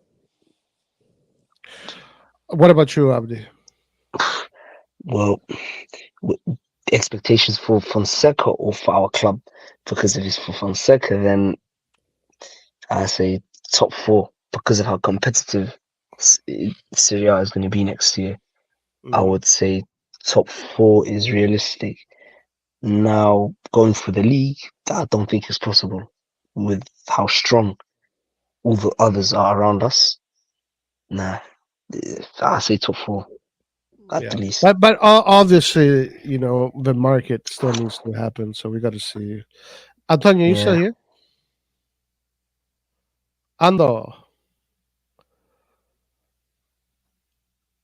Ando, why you? He's not there. It's not bad. Yeah, same here. I think if he can finish top 4, that'll be acceptable. It's going to be difficult for him to do that. It's going to be difficult. But is there a chance that he might win the league? There's always a chance. Like Jim Carrey said in Dumb and Dumber, there's always a chance. If it's 1 in a million, that means that there's a chance. I just don't see it happening. It's only because of how strong all the others are around us. Now, if Atalanta don't sell their stars, Gasperini is gonna add more to that team. Juventus, they're on an opposite trajectory. Inter, they're inevitable. What they've gotten Zielinski now, they've gotten Taremi, and they just renewed Lautaro and Barella. So that's a huge statement. That's a huge statement of power that they did that, of force. No, I think Inter is going to be around for a little bit longer, until this cycle ends. Their cycle is going to end, like all cycles end. Yeah, but they have still a few more years. I truly believe next season Juve are going to win the Scudetto. I just feel it. They can, yeah. It's just all right, guys. Yeah, go ahead. Yeah. No, okay. I have another question here. Yeah. Go ahead, Abdi. Is there something you want to say? Yeah, I was just gonna say, why? Like you see, Bayern Munich now, they're going for even Chelsea. They're going for young, new managers. If that's the case, why not go for De Zerbi? He is the perfect profile. He's a Milan youth. He was from our youth. He embodies Milan. No one wants to work with us. When people will accept that? No one wants to work with us. End of the story. All these exciting coaches have been approached and they say, no, thank you, because I don't want to work for Milan. But I think Abdi was talking about Bayern Munich, right? Yeah. Why do you think Bayern Munich hired company? Like, I don't know much about company, but why company? Well, really and true, I'm not sure. Even though I watched the Premier League, but when he was with Burnley, he looks like he has bright ideas, but he doesn't have the players for it. And with a team like Bayern Munich, he can experiment with all these big players, and he will have a bigger budget, and he will have more room for quality players, and he'll be able to expand. So, and with De Zerbi, he is, because I've watched the Brighton, so they play exquisite football. Now, I know you will bring up the case of the defense, but if you're playing good football like that, the defense won't be an issue. That will integrate itself because he plays possession football. And Brighton have less quality players than Milan. So I don't know why they don't bring in De Zerbi. He's everything we need. No. Brighton has not less quality players than Milan. Don't. Don't start. Oh, with no, this. come on now. No, Okay, don't okay. start with Let's it. Don't start with it. no. Okay. They finished 11th in the Premier League. We finished What? second in Serie A. We have What? 10 times the quality of Brighton. Well, They it lost. doesn't matter. No. It doesn't matter. It doesn't matter. Maybe Pioli is a good coach. Have you guys are taking out this thing that Pioli is a good coach that makes Milan finish second and it looks normal, or finish top four. Pioli's been putting Milan top four in the last 4 years, and it looks normal now for us. It looks like, oh, it should happen because we have good players. We should start considering that Pioli is a good coach as well, and maybe De Zerbi is not as good as Pioli to make the Milan that Pioli finish second again. So we don't know that. We will see that. So don't assume. And Brighton maybe does not have the good players that Milan has, but they have a lot of talented players that they will play good football. But for example, Bologna doesn't have players better than Milan, but plays good football because there is less pressure, and players are there to actually show off and try to get sold. So there is different dynamics there. There is different pressures and there is different objectives. Milan is trying to win the league, Brighton is not. So I don't think it's the same. We should not consider the same. Brighton is fine to win 3-0 one game, lose the other one 4-1. It's not a problem for Brighton. For Milan, it's a problem. They need more consistency. So it's not the same thing. Football is not maths. Because you did well with Brighton, you will do well with Milan. Gianpaolo was doing great with mid-table teams in Serie A, playing the best football ever. Comes to Milan, loses completely. Doesn't have a clue what to do. So, and I don't want to hear this anymore. The Zerbi, can the Zerbi go and win a trophy, and we can talk about that later. Okay, the Zerbi is good because until he doesn't win any trophy, the Zerbi is not better than Pioli. Pioli has won a Serie A and managed Milan. My issue with De Zerbi is similar to what Fonseca is, being that he plays a very specific kind of football, and it's about defending without the ball. I just don't know if these players and this management can really give him that. Sure, it's going to look good, but you can finish top four. But I think that it really comes down to goals conceded in the end. And I think De Zerbi with a proper management would be great. With this management, I don't know. I don't think so. That's my. But if he comes, he comes. You know. I mean, I don't have a problem. I don't know. I didn't have a problem with Lopetegui, guys. I didn't have a problem with Lopetegui. No, I genuinely can't believe you said that. Pioli is better than De Zerbi. I say that. It is. In terms of what? In terms of what? Trophies won, experience, points, managing bigger clubs than what the Zerbi's managed. How many points he needs to do more? Players that he grow, talented that he grew, value of the squad. Pioli got a value of the squad that was average and brought it to $500 million.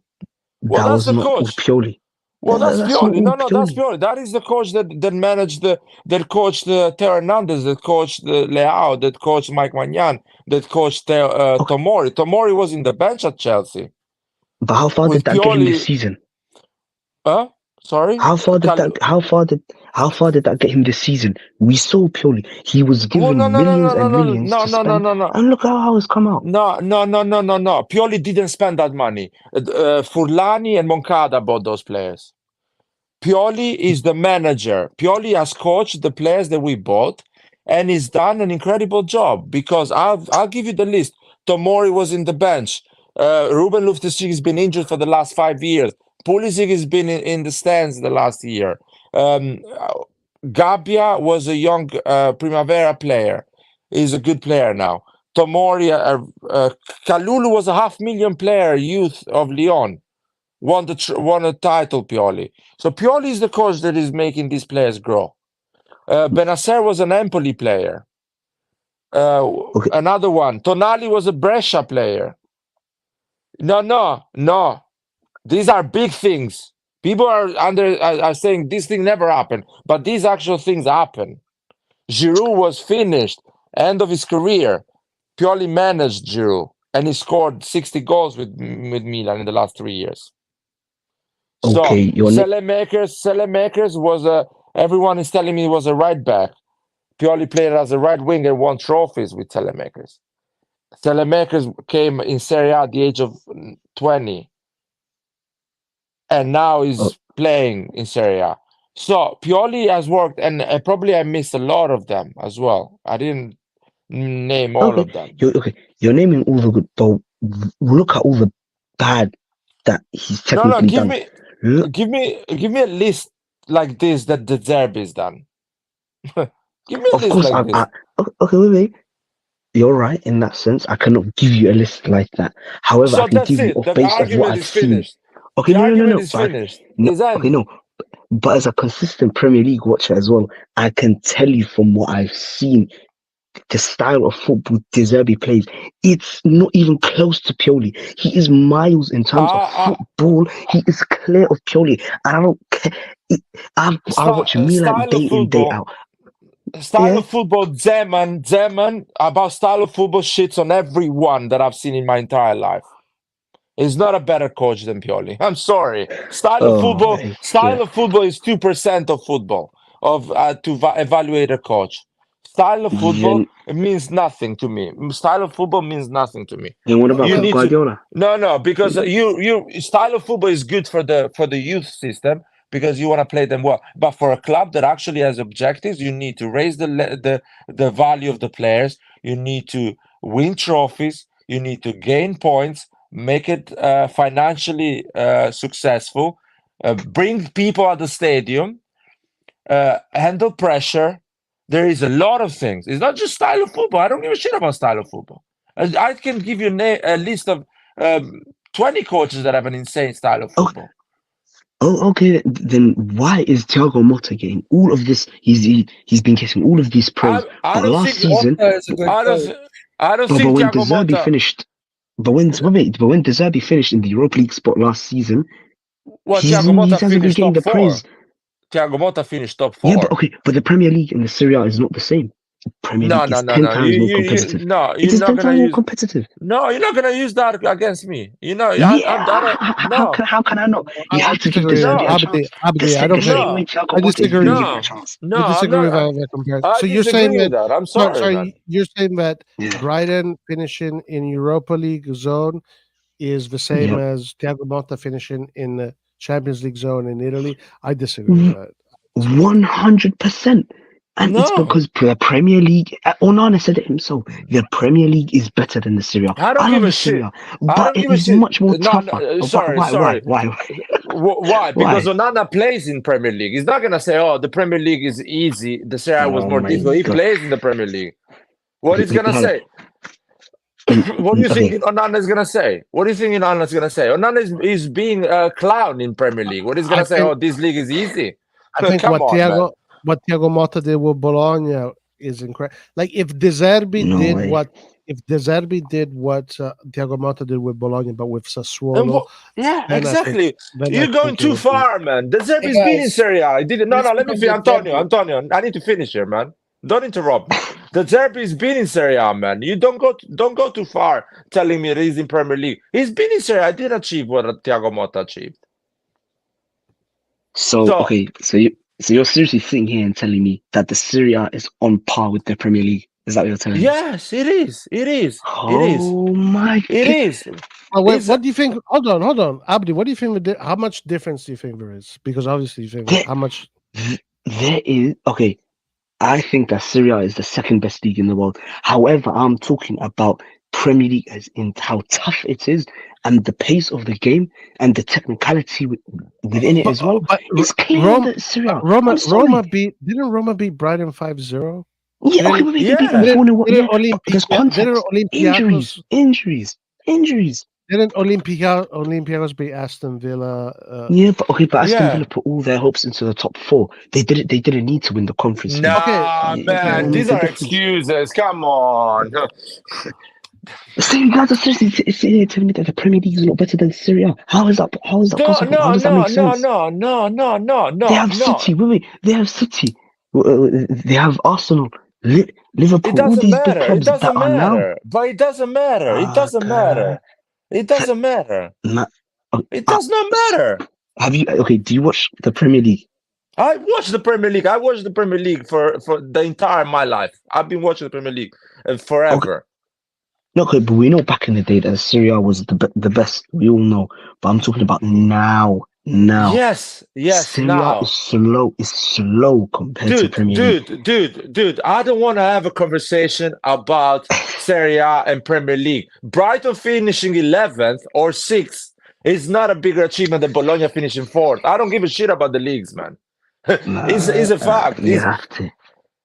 It's a big factor. It is a big factor. It's not a big factor because Bologna has a budget of 10 million during the summer to build a team. Brighton has a budget of 60 million. So it's proportional as well. Brighton can go and convince talent to go because they are selling the Premier League. Bologna is not convincing talent to come and play the Serie A because they're not selling the Serie A. Brighton is telling players, talented and incredibly exciting players, come and play in Premier League so I can sell you to Chelsea. Bologna is not selling that. So Bologna has a disadvantage when the season starts. Brighton has an advantage. And yet Brighton didn't manage to finish higher. So your point makes zero sense because it's proportional as well. It's relative. Bologna has less financial power than Brighton and did better than Brighton. So Motta is better than De Zerbi as it stands now. Motta is not better than Pioli as it stands now. If Motta does well with Juventus, he's better than Pioli. But as it stands now, Motta is not better than Pioli. Because what Motta has been done in 5 years, Pioli's been doing it in the last 20 years. With Lazio, with Milan, and with Fiorentina and other teams. So Motta is not better. What Pioli's been done in the last 20 years, De Zerbi's been doing it for 5 years. So Pioli's a better coach than De Zerbi. Well, I don't give a shit what hipsters are saying. Okay. But I have a question. I have a question for you, Abdi. Sorry, Abdi. Let's say there is a difference between EPL and Serie A. Let's say that's your opinion. But let's say if Serie A is 1 to 10 as far as difficulty, where do you put them? I'm just curious. To know how you see it. That's it. Look, I think that the Serie A is comprehensively the second best in the world. No, but put it in numbers so I understand better how you quantify. Okay. What 1 to 10, like difficulty meter, 1 to 10. I would give it an 8. If the Premier League is a 10, I would give the Serie A an 8. Okay. All right. Well, because we have to be realistic. They're in the Champions League. I don't agree. You see Arsenal and City. Okay, wait. Arsenal and City, compare them to Inter Milan and us. They are miles clear. It's no, they are not. They're not. It's not a question. But they're not. They're not. Arsenal. Have you not seen Arsenal this season? Have you not seen? Arsenal are clear. Dude, I don't need to see. No, I don't need to see. I don't need to see. You know what happens a lot? No, I'll tell you. Roy, Arsenal lost in Champions League. It didn't go through. Okay. But that's inexperience. That's due to inexperience. But I've seen Arsenal. They took City to the last day. No. Outstanding for. I don't give a shit, dude. City is out, man. City is out of the Champions League. I've seen City do shit in Champions League and play outstanding in fucking how's it called, Premier League. I've seen in the past years where City goes out in the quarterfinal and dominates the Premier League. I've seen they just won a treble.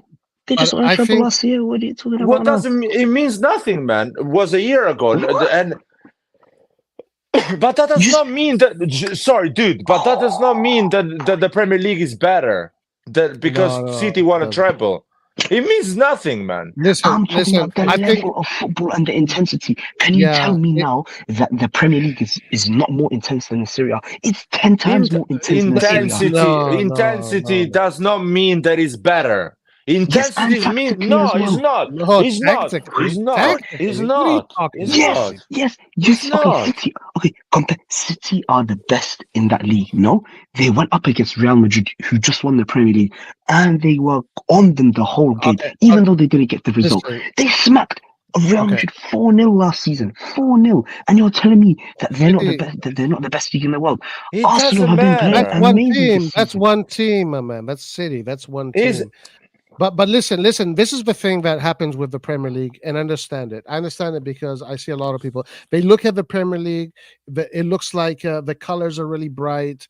The cameras are really good. The atmosphere is great. The football looks like it's 1,000,000 miles per hour, and you think these teams are incredible. But then when you see them play against, like we saw. I mean, last year we saw Napoli play against 2 English teams. We saw Roma play against English teams. They look normal. I Then- don't understand.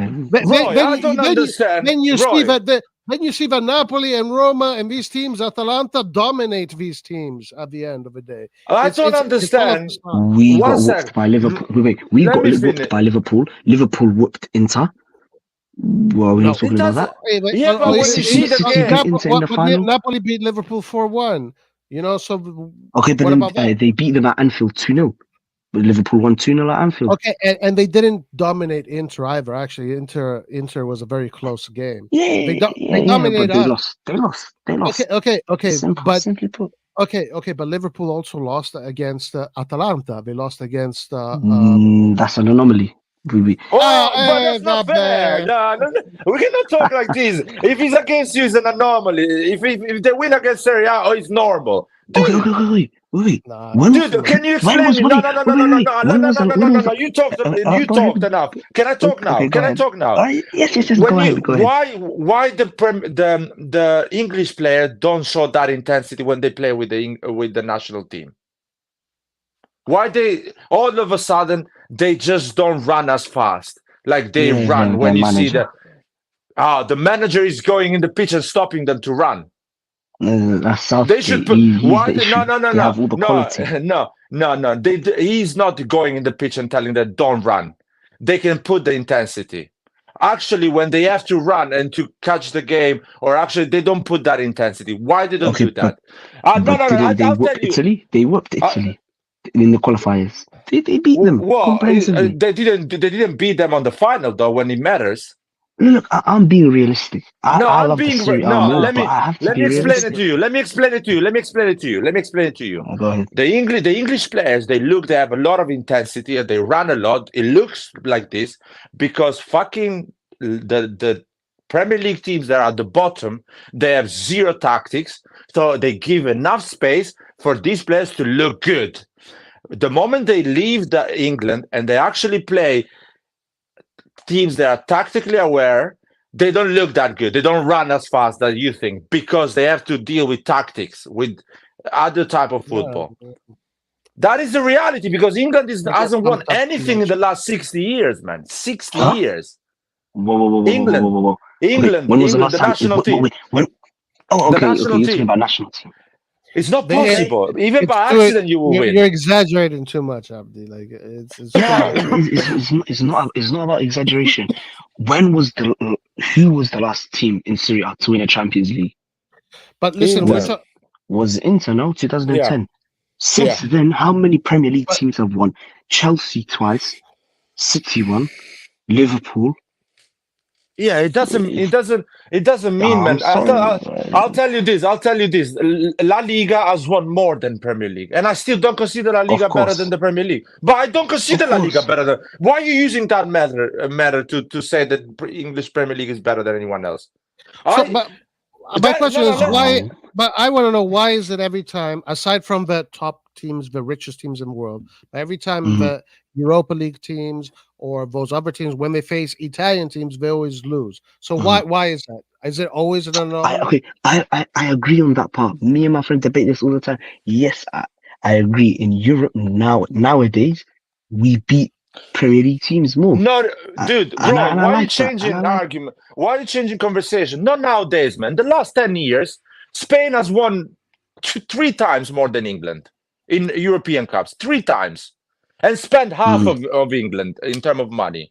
I don't consider Serie A. I don't use your logic thinking, oh, La Liga is better than Premier League. No, I don't use that logic because Spain brings 3 teams in Europe that exceed and get everything. Real Madrid, Barcelona, and probably Atletico and Sevilla.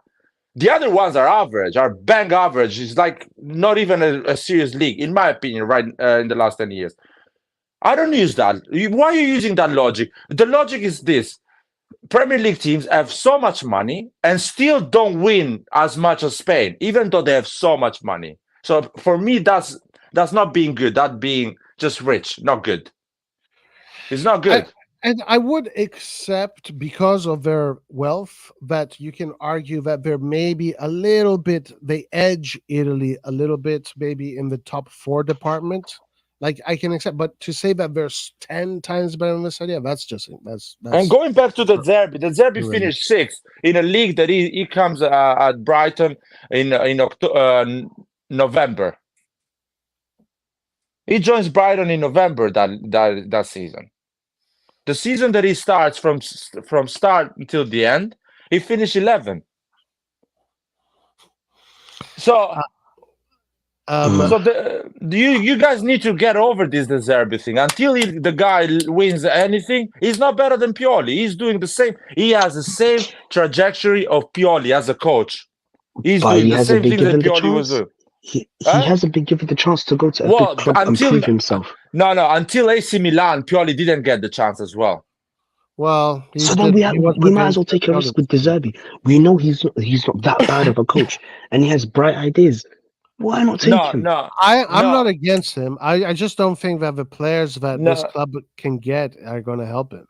I'll be the same. I will feel the same. The way I feel about Fonseca, I will feel if we hire De Zerbi, I will feel the same.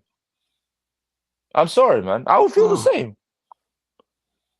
I will feel the same. De Zerbi is younger than Fonseca, 20 years younger. I don't know, something like that. 15 years younger than Fonseca. But in the same breath, you guys want Conte, who plays rubbish football, who flopped at Spurs. Oh my So God! I don't understand. But, dude, You guys. because he flopped at Spurs, it doesn't mean that he's bad. Because at Spurs, everyone has flopped. Everyone has flopped at Spurs. But right now, I don't think this is where we differ in opinion. I don't think the style of football matters. I know it does matter. I don't think that trying to play pretty football right now should be a priority. I think that right now, if we want to salvage what we got, we should actually play ugly football. To be It's not a pretty football conceding 3 goals, doing 4, man. I don't give a shit what people think, man. It's not pretty football. It's not pretty football. It's not. I mean, if De Zerbi was under Galliani, man, yeah, that would be great. Galliani and Berlusconi with De Zerbi. Just right now, I fear that with De Zerbi, maybe it's a better version of Fonseca, maybe, but you're still going to be playing this kind of football that requires special talents in order to actually win. I don't know if De Zerbi can turn Reindeers, Loftus-Cheek, and these guys into super champions playing that kind of football. It's very hard for me to see that. But I don't want to discredit him because, I mean, He's a Milan fan at the end of the he's a day. good coach. Yeah. I'm not saying he's a bad coach. He still needs to prove him. He's still early in his career because he just started with Sassuolo and then Brighton. So there's still a lot of years in front of him. But it just my personal opinion, he wouldn't be my first choice right now. Anyway, guys, I'm gonna head out. It's 5 a.m. in the UK. Oh shit! All right, Abdi. Peace out, man. Yeah, man. Have a Yeah, good one. I'm gonna go. All right. See you guys. Bye. All right. Good night, man. All right, Larry. Listen, let's close. It's pretty late for you, huh? Yeah, but people need to get over this De Zerbi thing, man. Damn. Yeah. I again, listen. I was okay with Lopetegui, Larry. I honestly was okay with Lopetegui. I was like, just fucking get the Lopetegui. Who cares? It doesn't matter. So, for me, at this point, my preference was Conte and then down the line, but it doesn't matter for me at this point. De Zerbi, Fonseca, these kind of coaches here that play that kind of football. Yeah.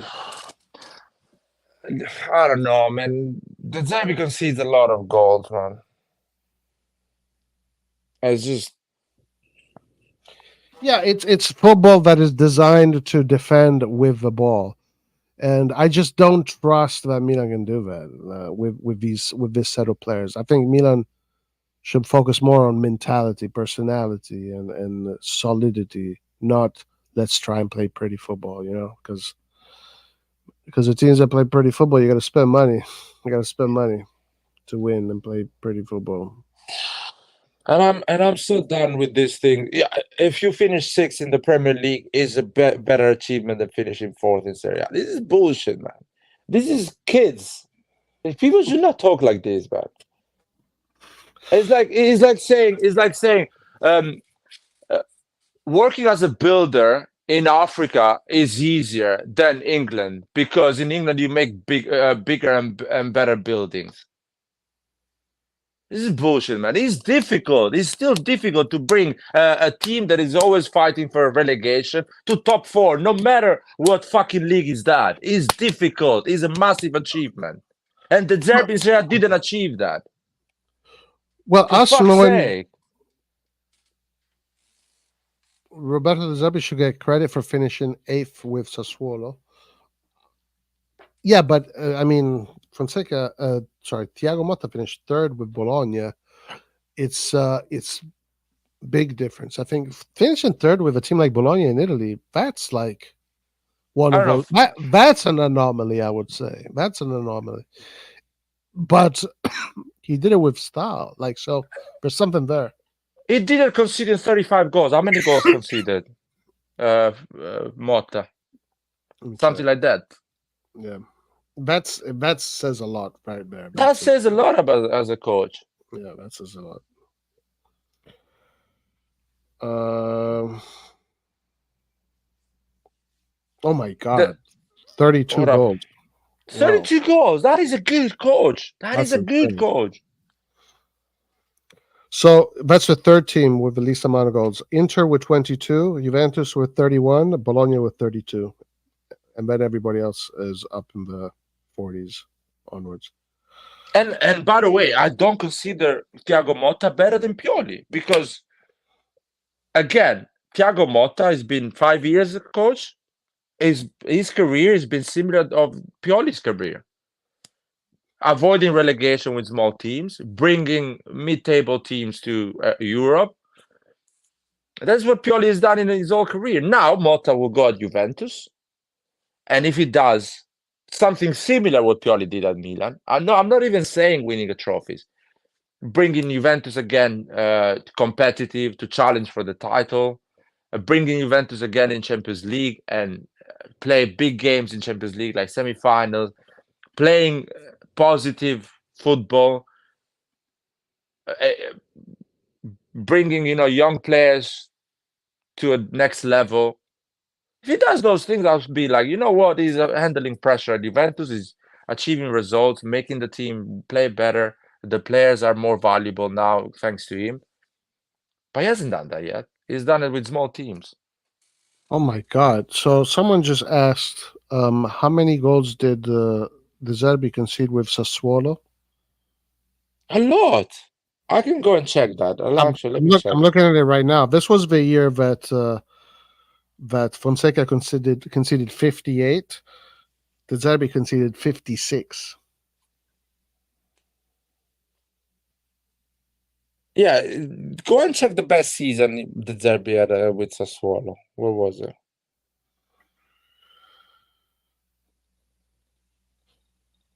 Oh my God! So 2020, Sassuolo finished 8th. They conceded 63 goals. See? 2021, they finished 8th and conceded 56 goals.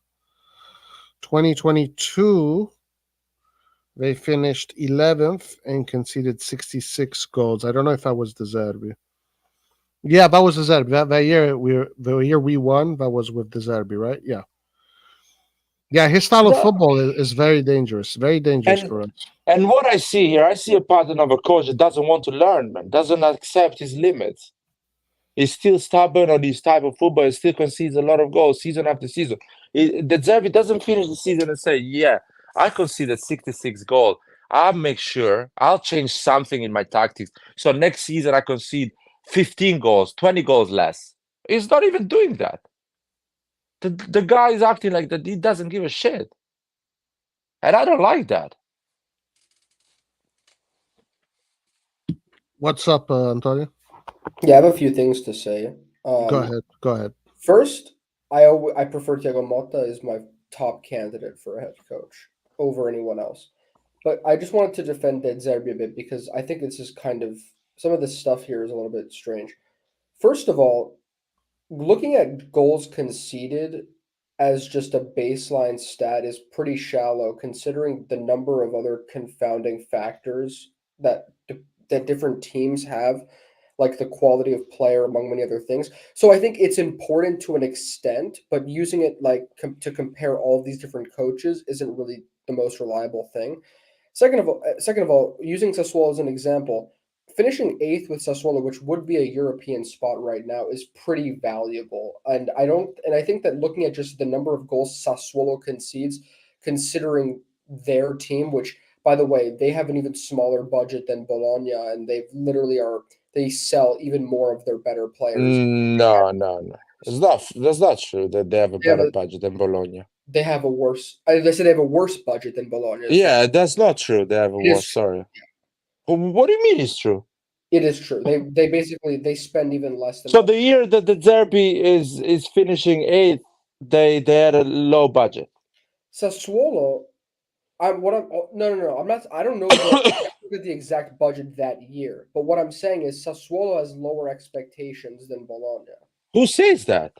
That's pretty. I think that's just They're more or less the same. They were more or No, less the same. Clint was complaining that Bologna has no meaning, that they are a shit team, that they have zero expectation. Their expectation is the same as as a Serie slightly A. bigger city, and they have bigger.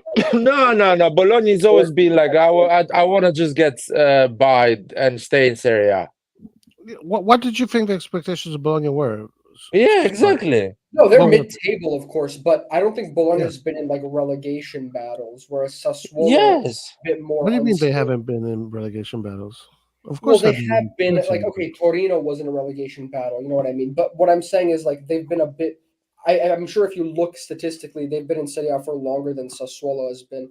I think they're slightly more, adapted and used. I don't think the difference is that big, regardless. Yeah, exactly. But anyways, what my point is, the fact that Zerbi finished eighth with Sassuolo, I think is a good achievement. And also looking at the number of goals that they concede, I mean, what do you expect for a team of that quality? I think that. Well, I'm looking at that year. Verona, they finished 10th because they didn't score many goals, but they conceded 46 goals. Exactly. Genoa conceded 47. Bologna that year conceded 51, which is a lot. Fiorentina that year conceded 47. Udinese 42. Sassuolo scored a lot of goals, and that's why they finished eighth. That's part of. I think that's part of. First of all, that's part of like his philosophy. But I also think that does not work though if you want to win trophies. Exactly. Well, I feel like prioritizing the attack isn't necessarily like you can't just say that he'll never be successful because he likes to score more than he focuses on. No. I'm saying he's not gonna be successful because he likes to get a lot of goals. He doesn't like that, obviously. I think. Well, he likes it because he's not doing anything to make something to. Yeah, but I don't know. If you look at attacking coaches that are successful, I mean, with the biggest teams, they have the best defenders in the world. I feel like you need to give him. He has to have a chance to coach top quality. Like, okay, when we won the Scudetto. Yes, and is Milan going to give him that? No. Well, I think Milan gives it better quality than what he's had in the past, and I think it's worth taking a risk on him, and it's better than Fonseca for sure because at least he has he's a bit more familiar with the Serie A. I think he's also familiar with Milan for other reasons. I think he plays. I like his goal of football. I'm not. Of course, results are the most important thing, but I think that the style of play is also would be exciting to watch. But I want to say back to what I was saying about De Zerbi. Again, like I just feel I don't put him above the other names that I guess are proven winners, but I feel like it's just you give him, with what he's got. I think that the fact that he has a clear style of play and has courage to play this way is better than not having any identity and just being like an average, someone who doesn't try to improve and doesn't try to stick to his philosophies and is just like a molding manager that, is just complacent and Well, It really keep- depends on what your ambitions are, Antonio. If Yeah, but I think your that if Zerbi your has- ambition is just to play pretty football and scrape by, then De Zerbi is great. If your ambition is to win Hmm. trophies, then you really have to think about what team you're going to give a coach like De Zerbi.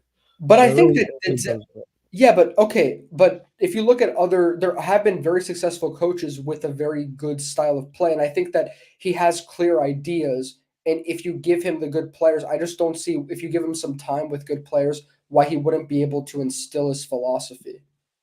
But No.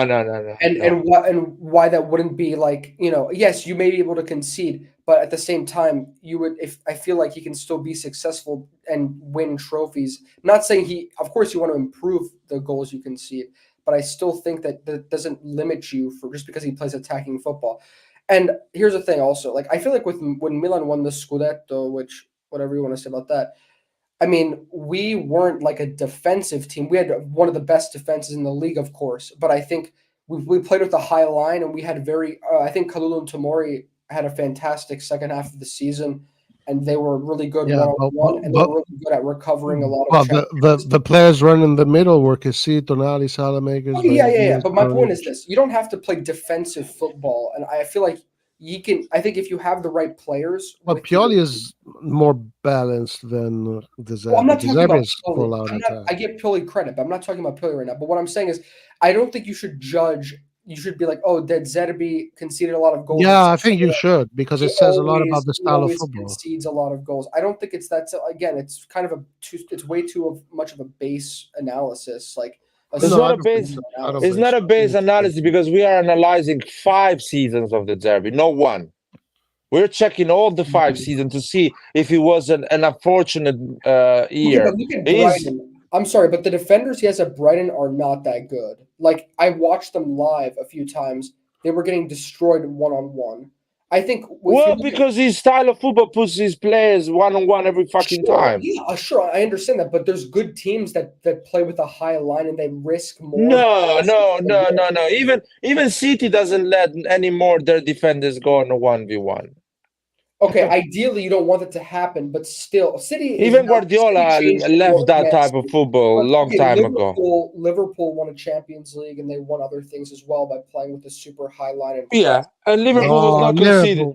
Liverpool Liverpool was not a conceding super 50 goals a defensive season. No, I team. know, but I'm arguing that if he has the right players and the right structure at whatever club he Okay, goes and to, are the current Milan players the right players for that? Yeah, I exactly. think they're better than what he's had. And I Yeah, think but not that good, man. Not that good that you What's the dominate objective games of- and What's the objective?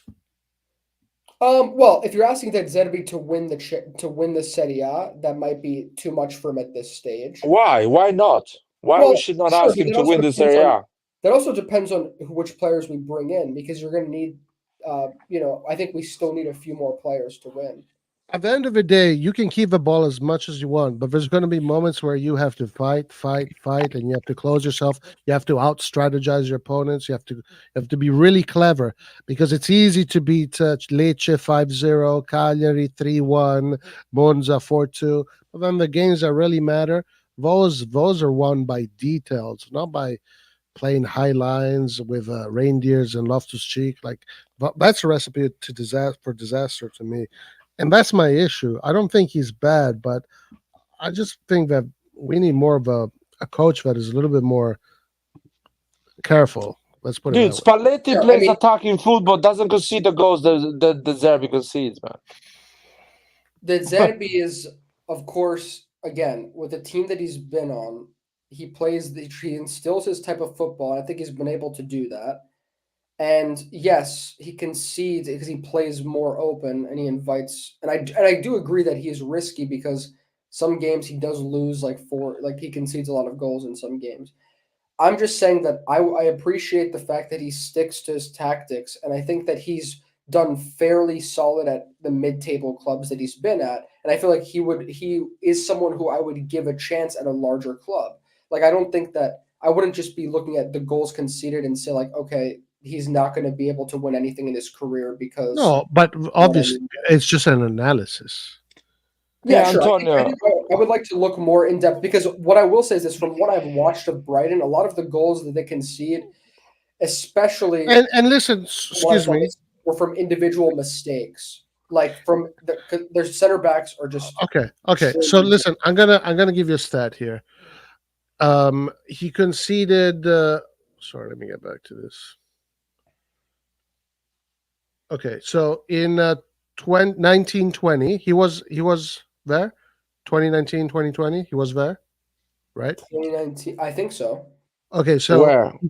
that's That was like Sassuolo. maybe his first season. They finished Yeah, eighth. yeah. They finished eighth. He conceded 63 goals. How many do you think he scored? I mean, 8th place. I don't know. Take a guess. Well, I'll say 70.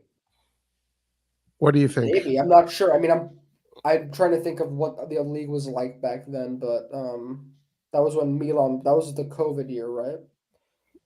Yeah, what do you think? Just guess.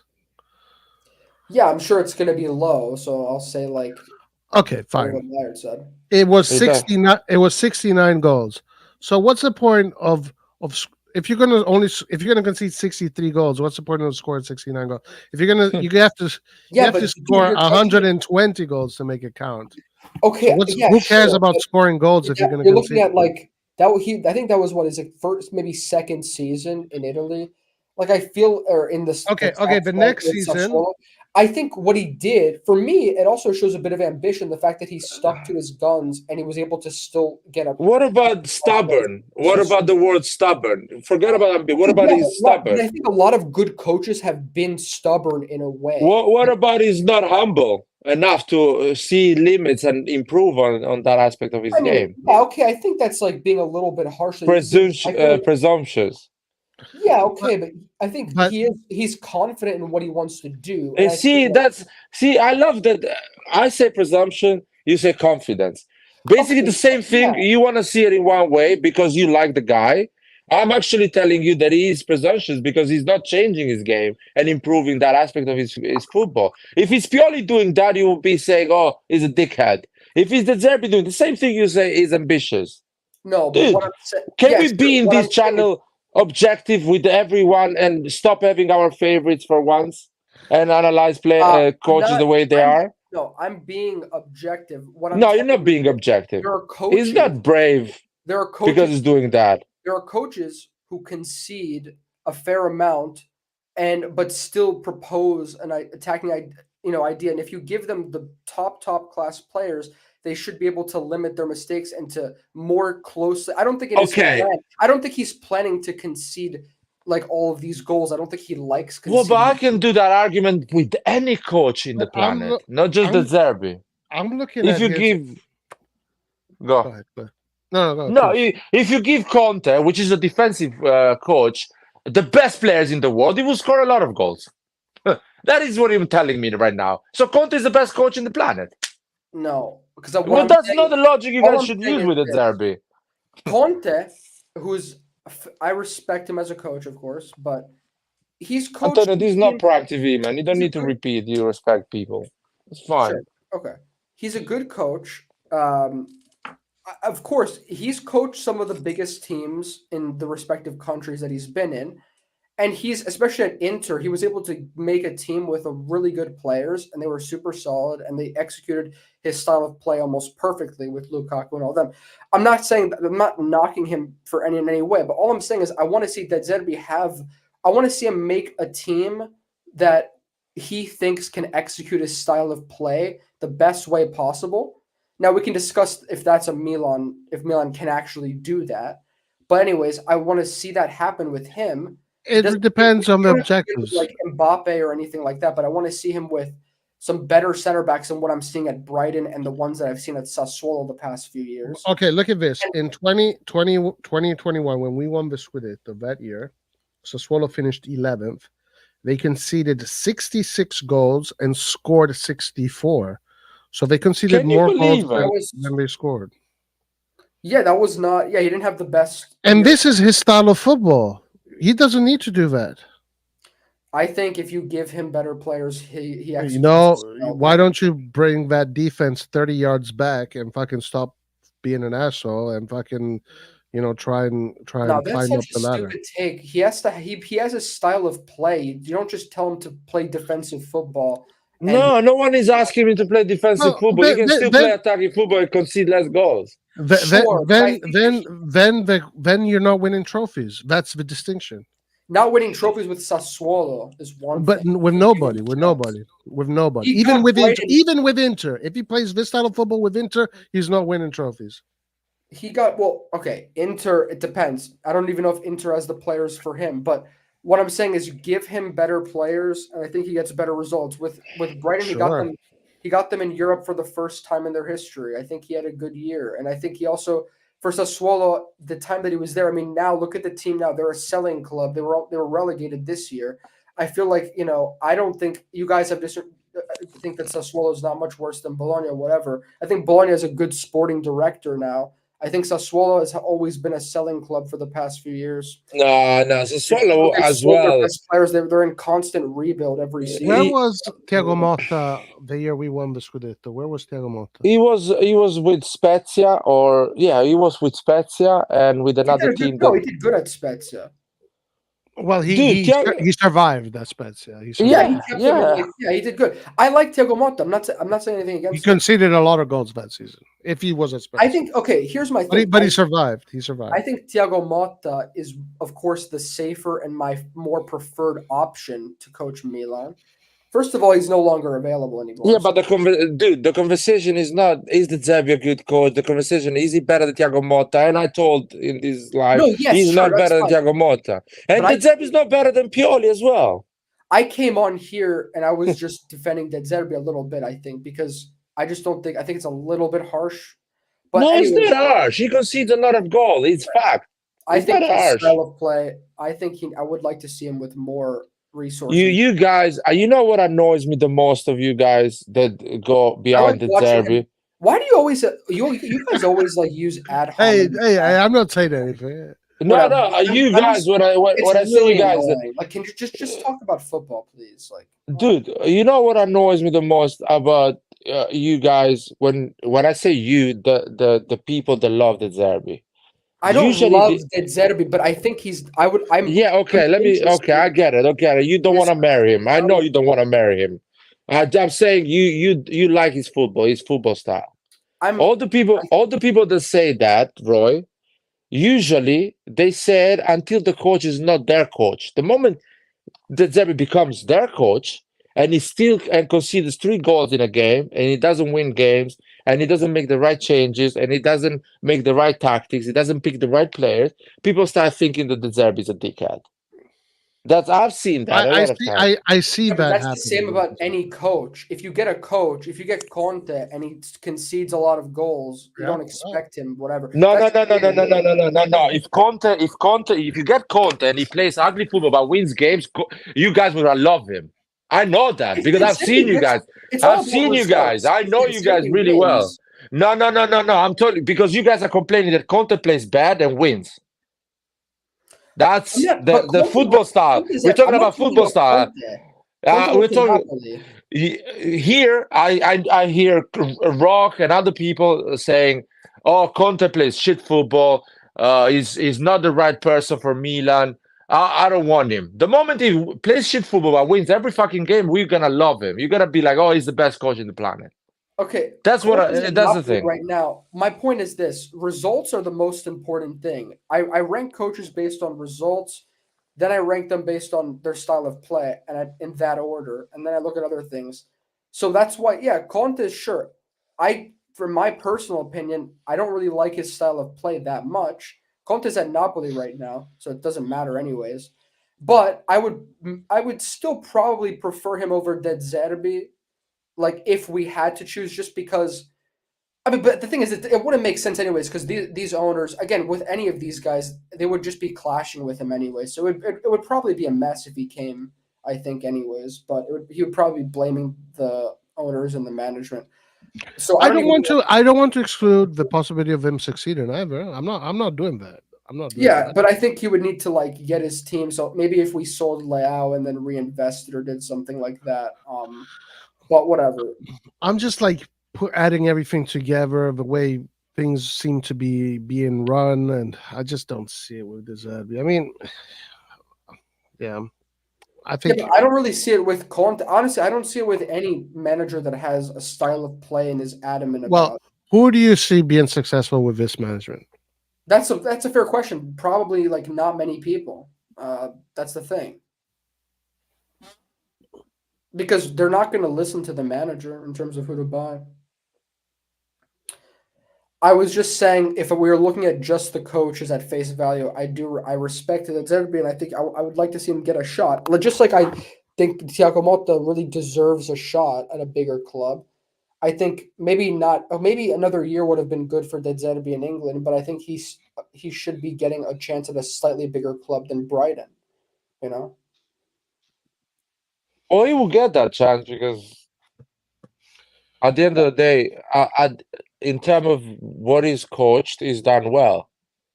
In terms of the level of club he's coached, he's done well. My problem is that people are treating it as the new Saki. No, I mean, Honestly, yes, that's how people talk about the Zerbi.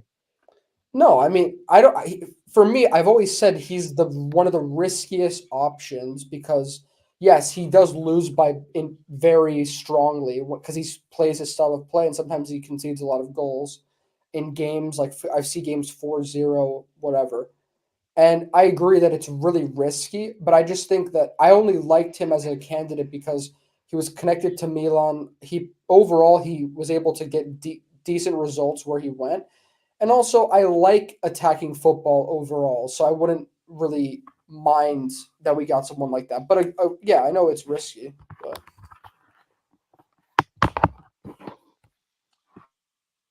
I don't know. I think the Zerbi for his career. Let's talk about the Zerbi's career. If he picks Milan, he makes a big mistake because he will Probably. not. He will not achieve the objectives he needs to achieve. He does not have the experience to do that. He will look like Gianpaolo if he comes to Milan. Listen, I honestly believe, and I really believe this. I'm not even trolling. I'm not even joking. I believe that Fonseca is a perfect coach for AC Milan. I think he fits the mold perfectly. From what we heard of how he looks and talks about football in his seminars, in his masterclass, it makes complete sense with this management, with how they operate. And right now, at the end of the day, to satisfy the management's model, Fonseca is literally the best one I've seen so far. But that doesn't mean results. I'm just saying as far as compatibility. Yeah, I agree with you on that. Unfortunately, it looks like he will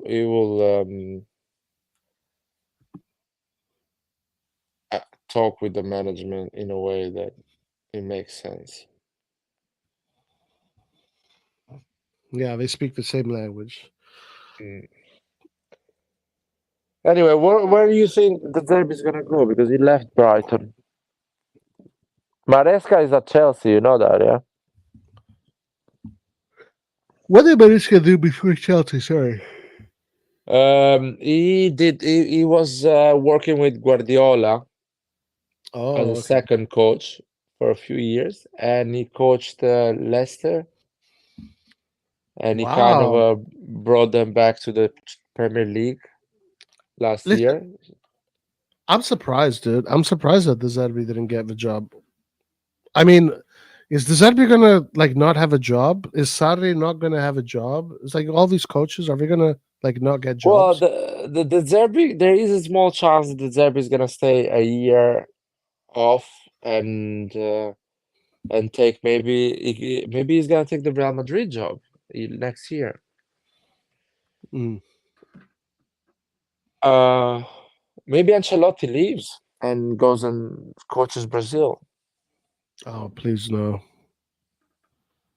So Please no. I see that Zerbi maybe having a year off and taking, a club or taking City because Guardiola leaves and he goes to City next year.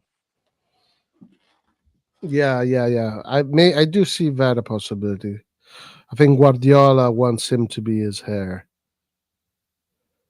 So, well, Antonio will see the derby having City, you know? That's good, right? Yeah, with City he has a good team, so no more excuses of conceding goals or a lot of goals.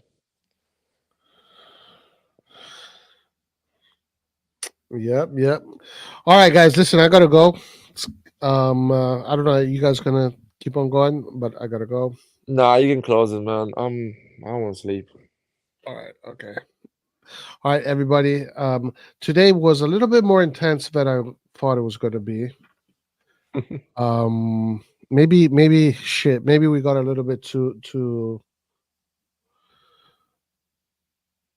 I don't know if they're doing it. If some people just do it to fucking instigate. So that's the thing. Like I'm trying to figure out.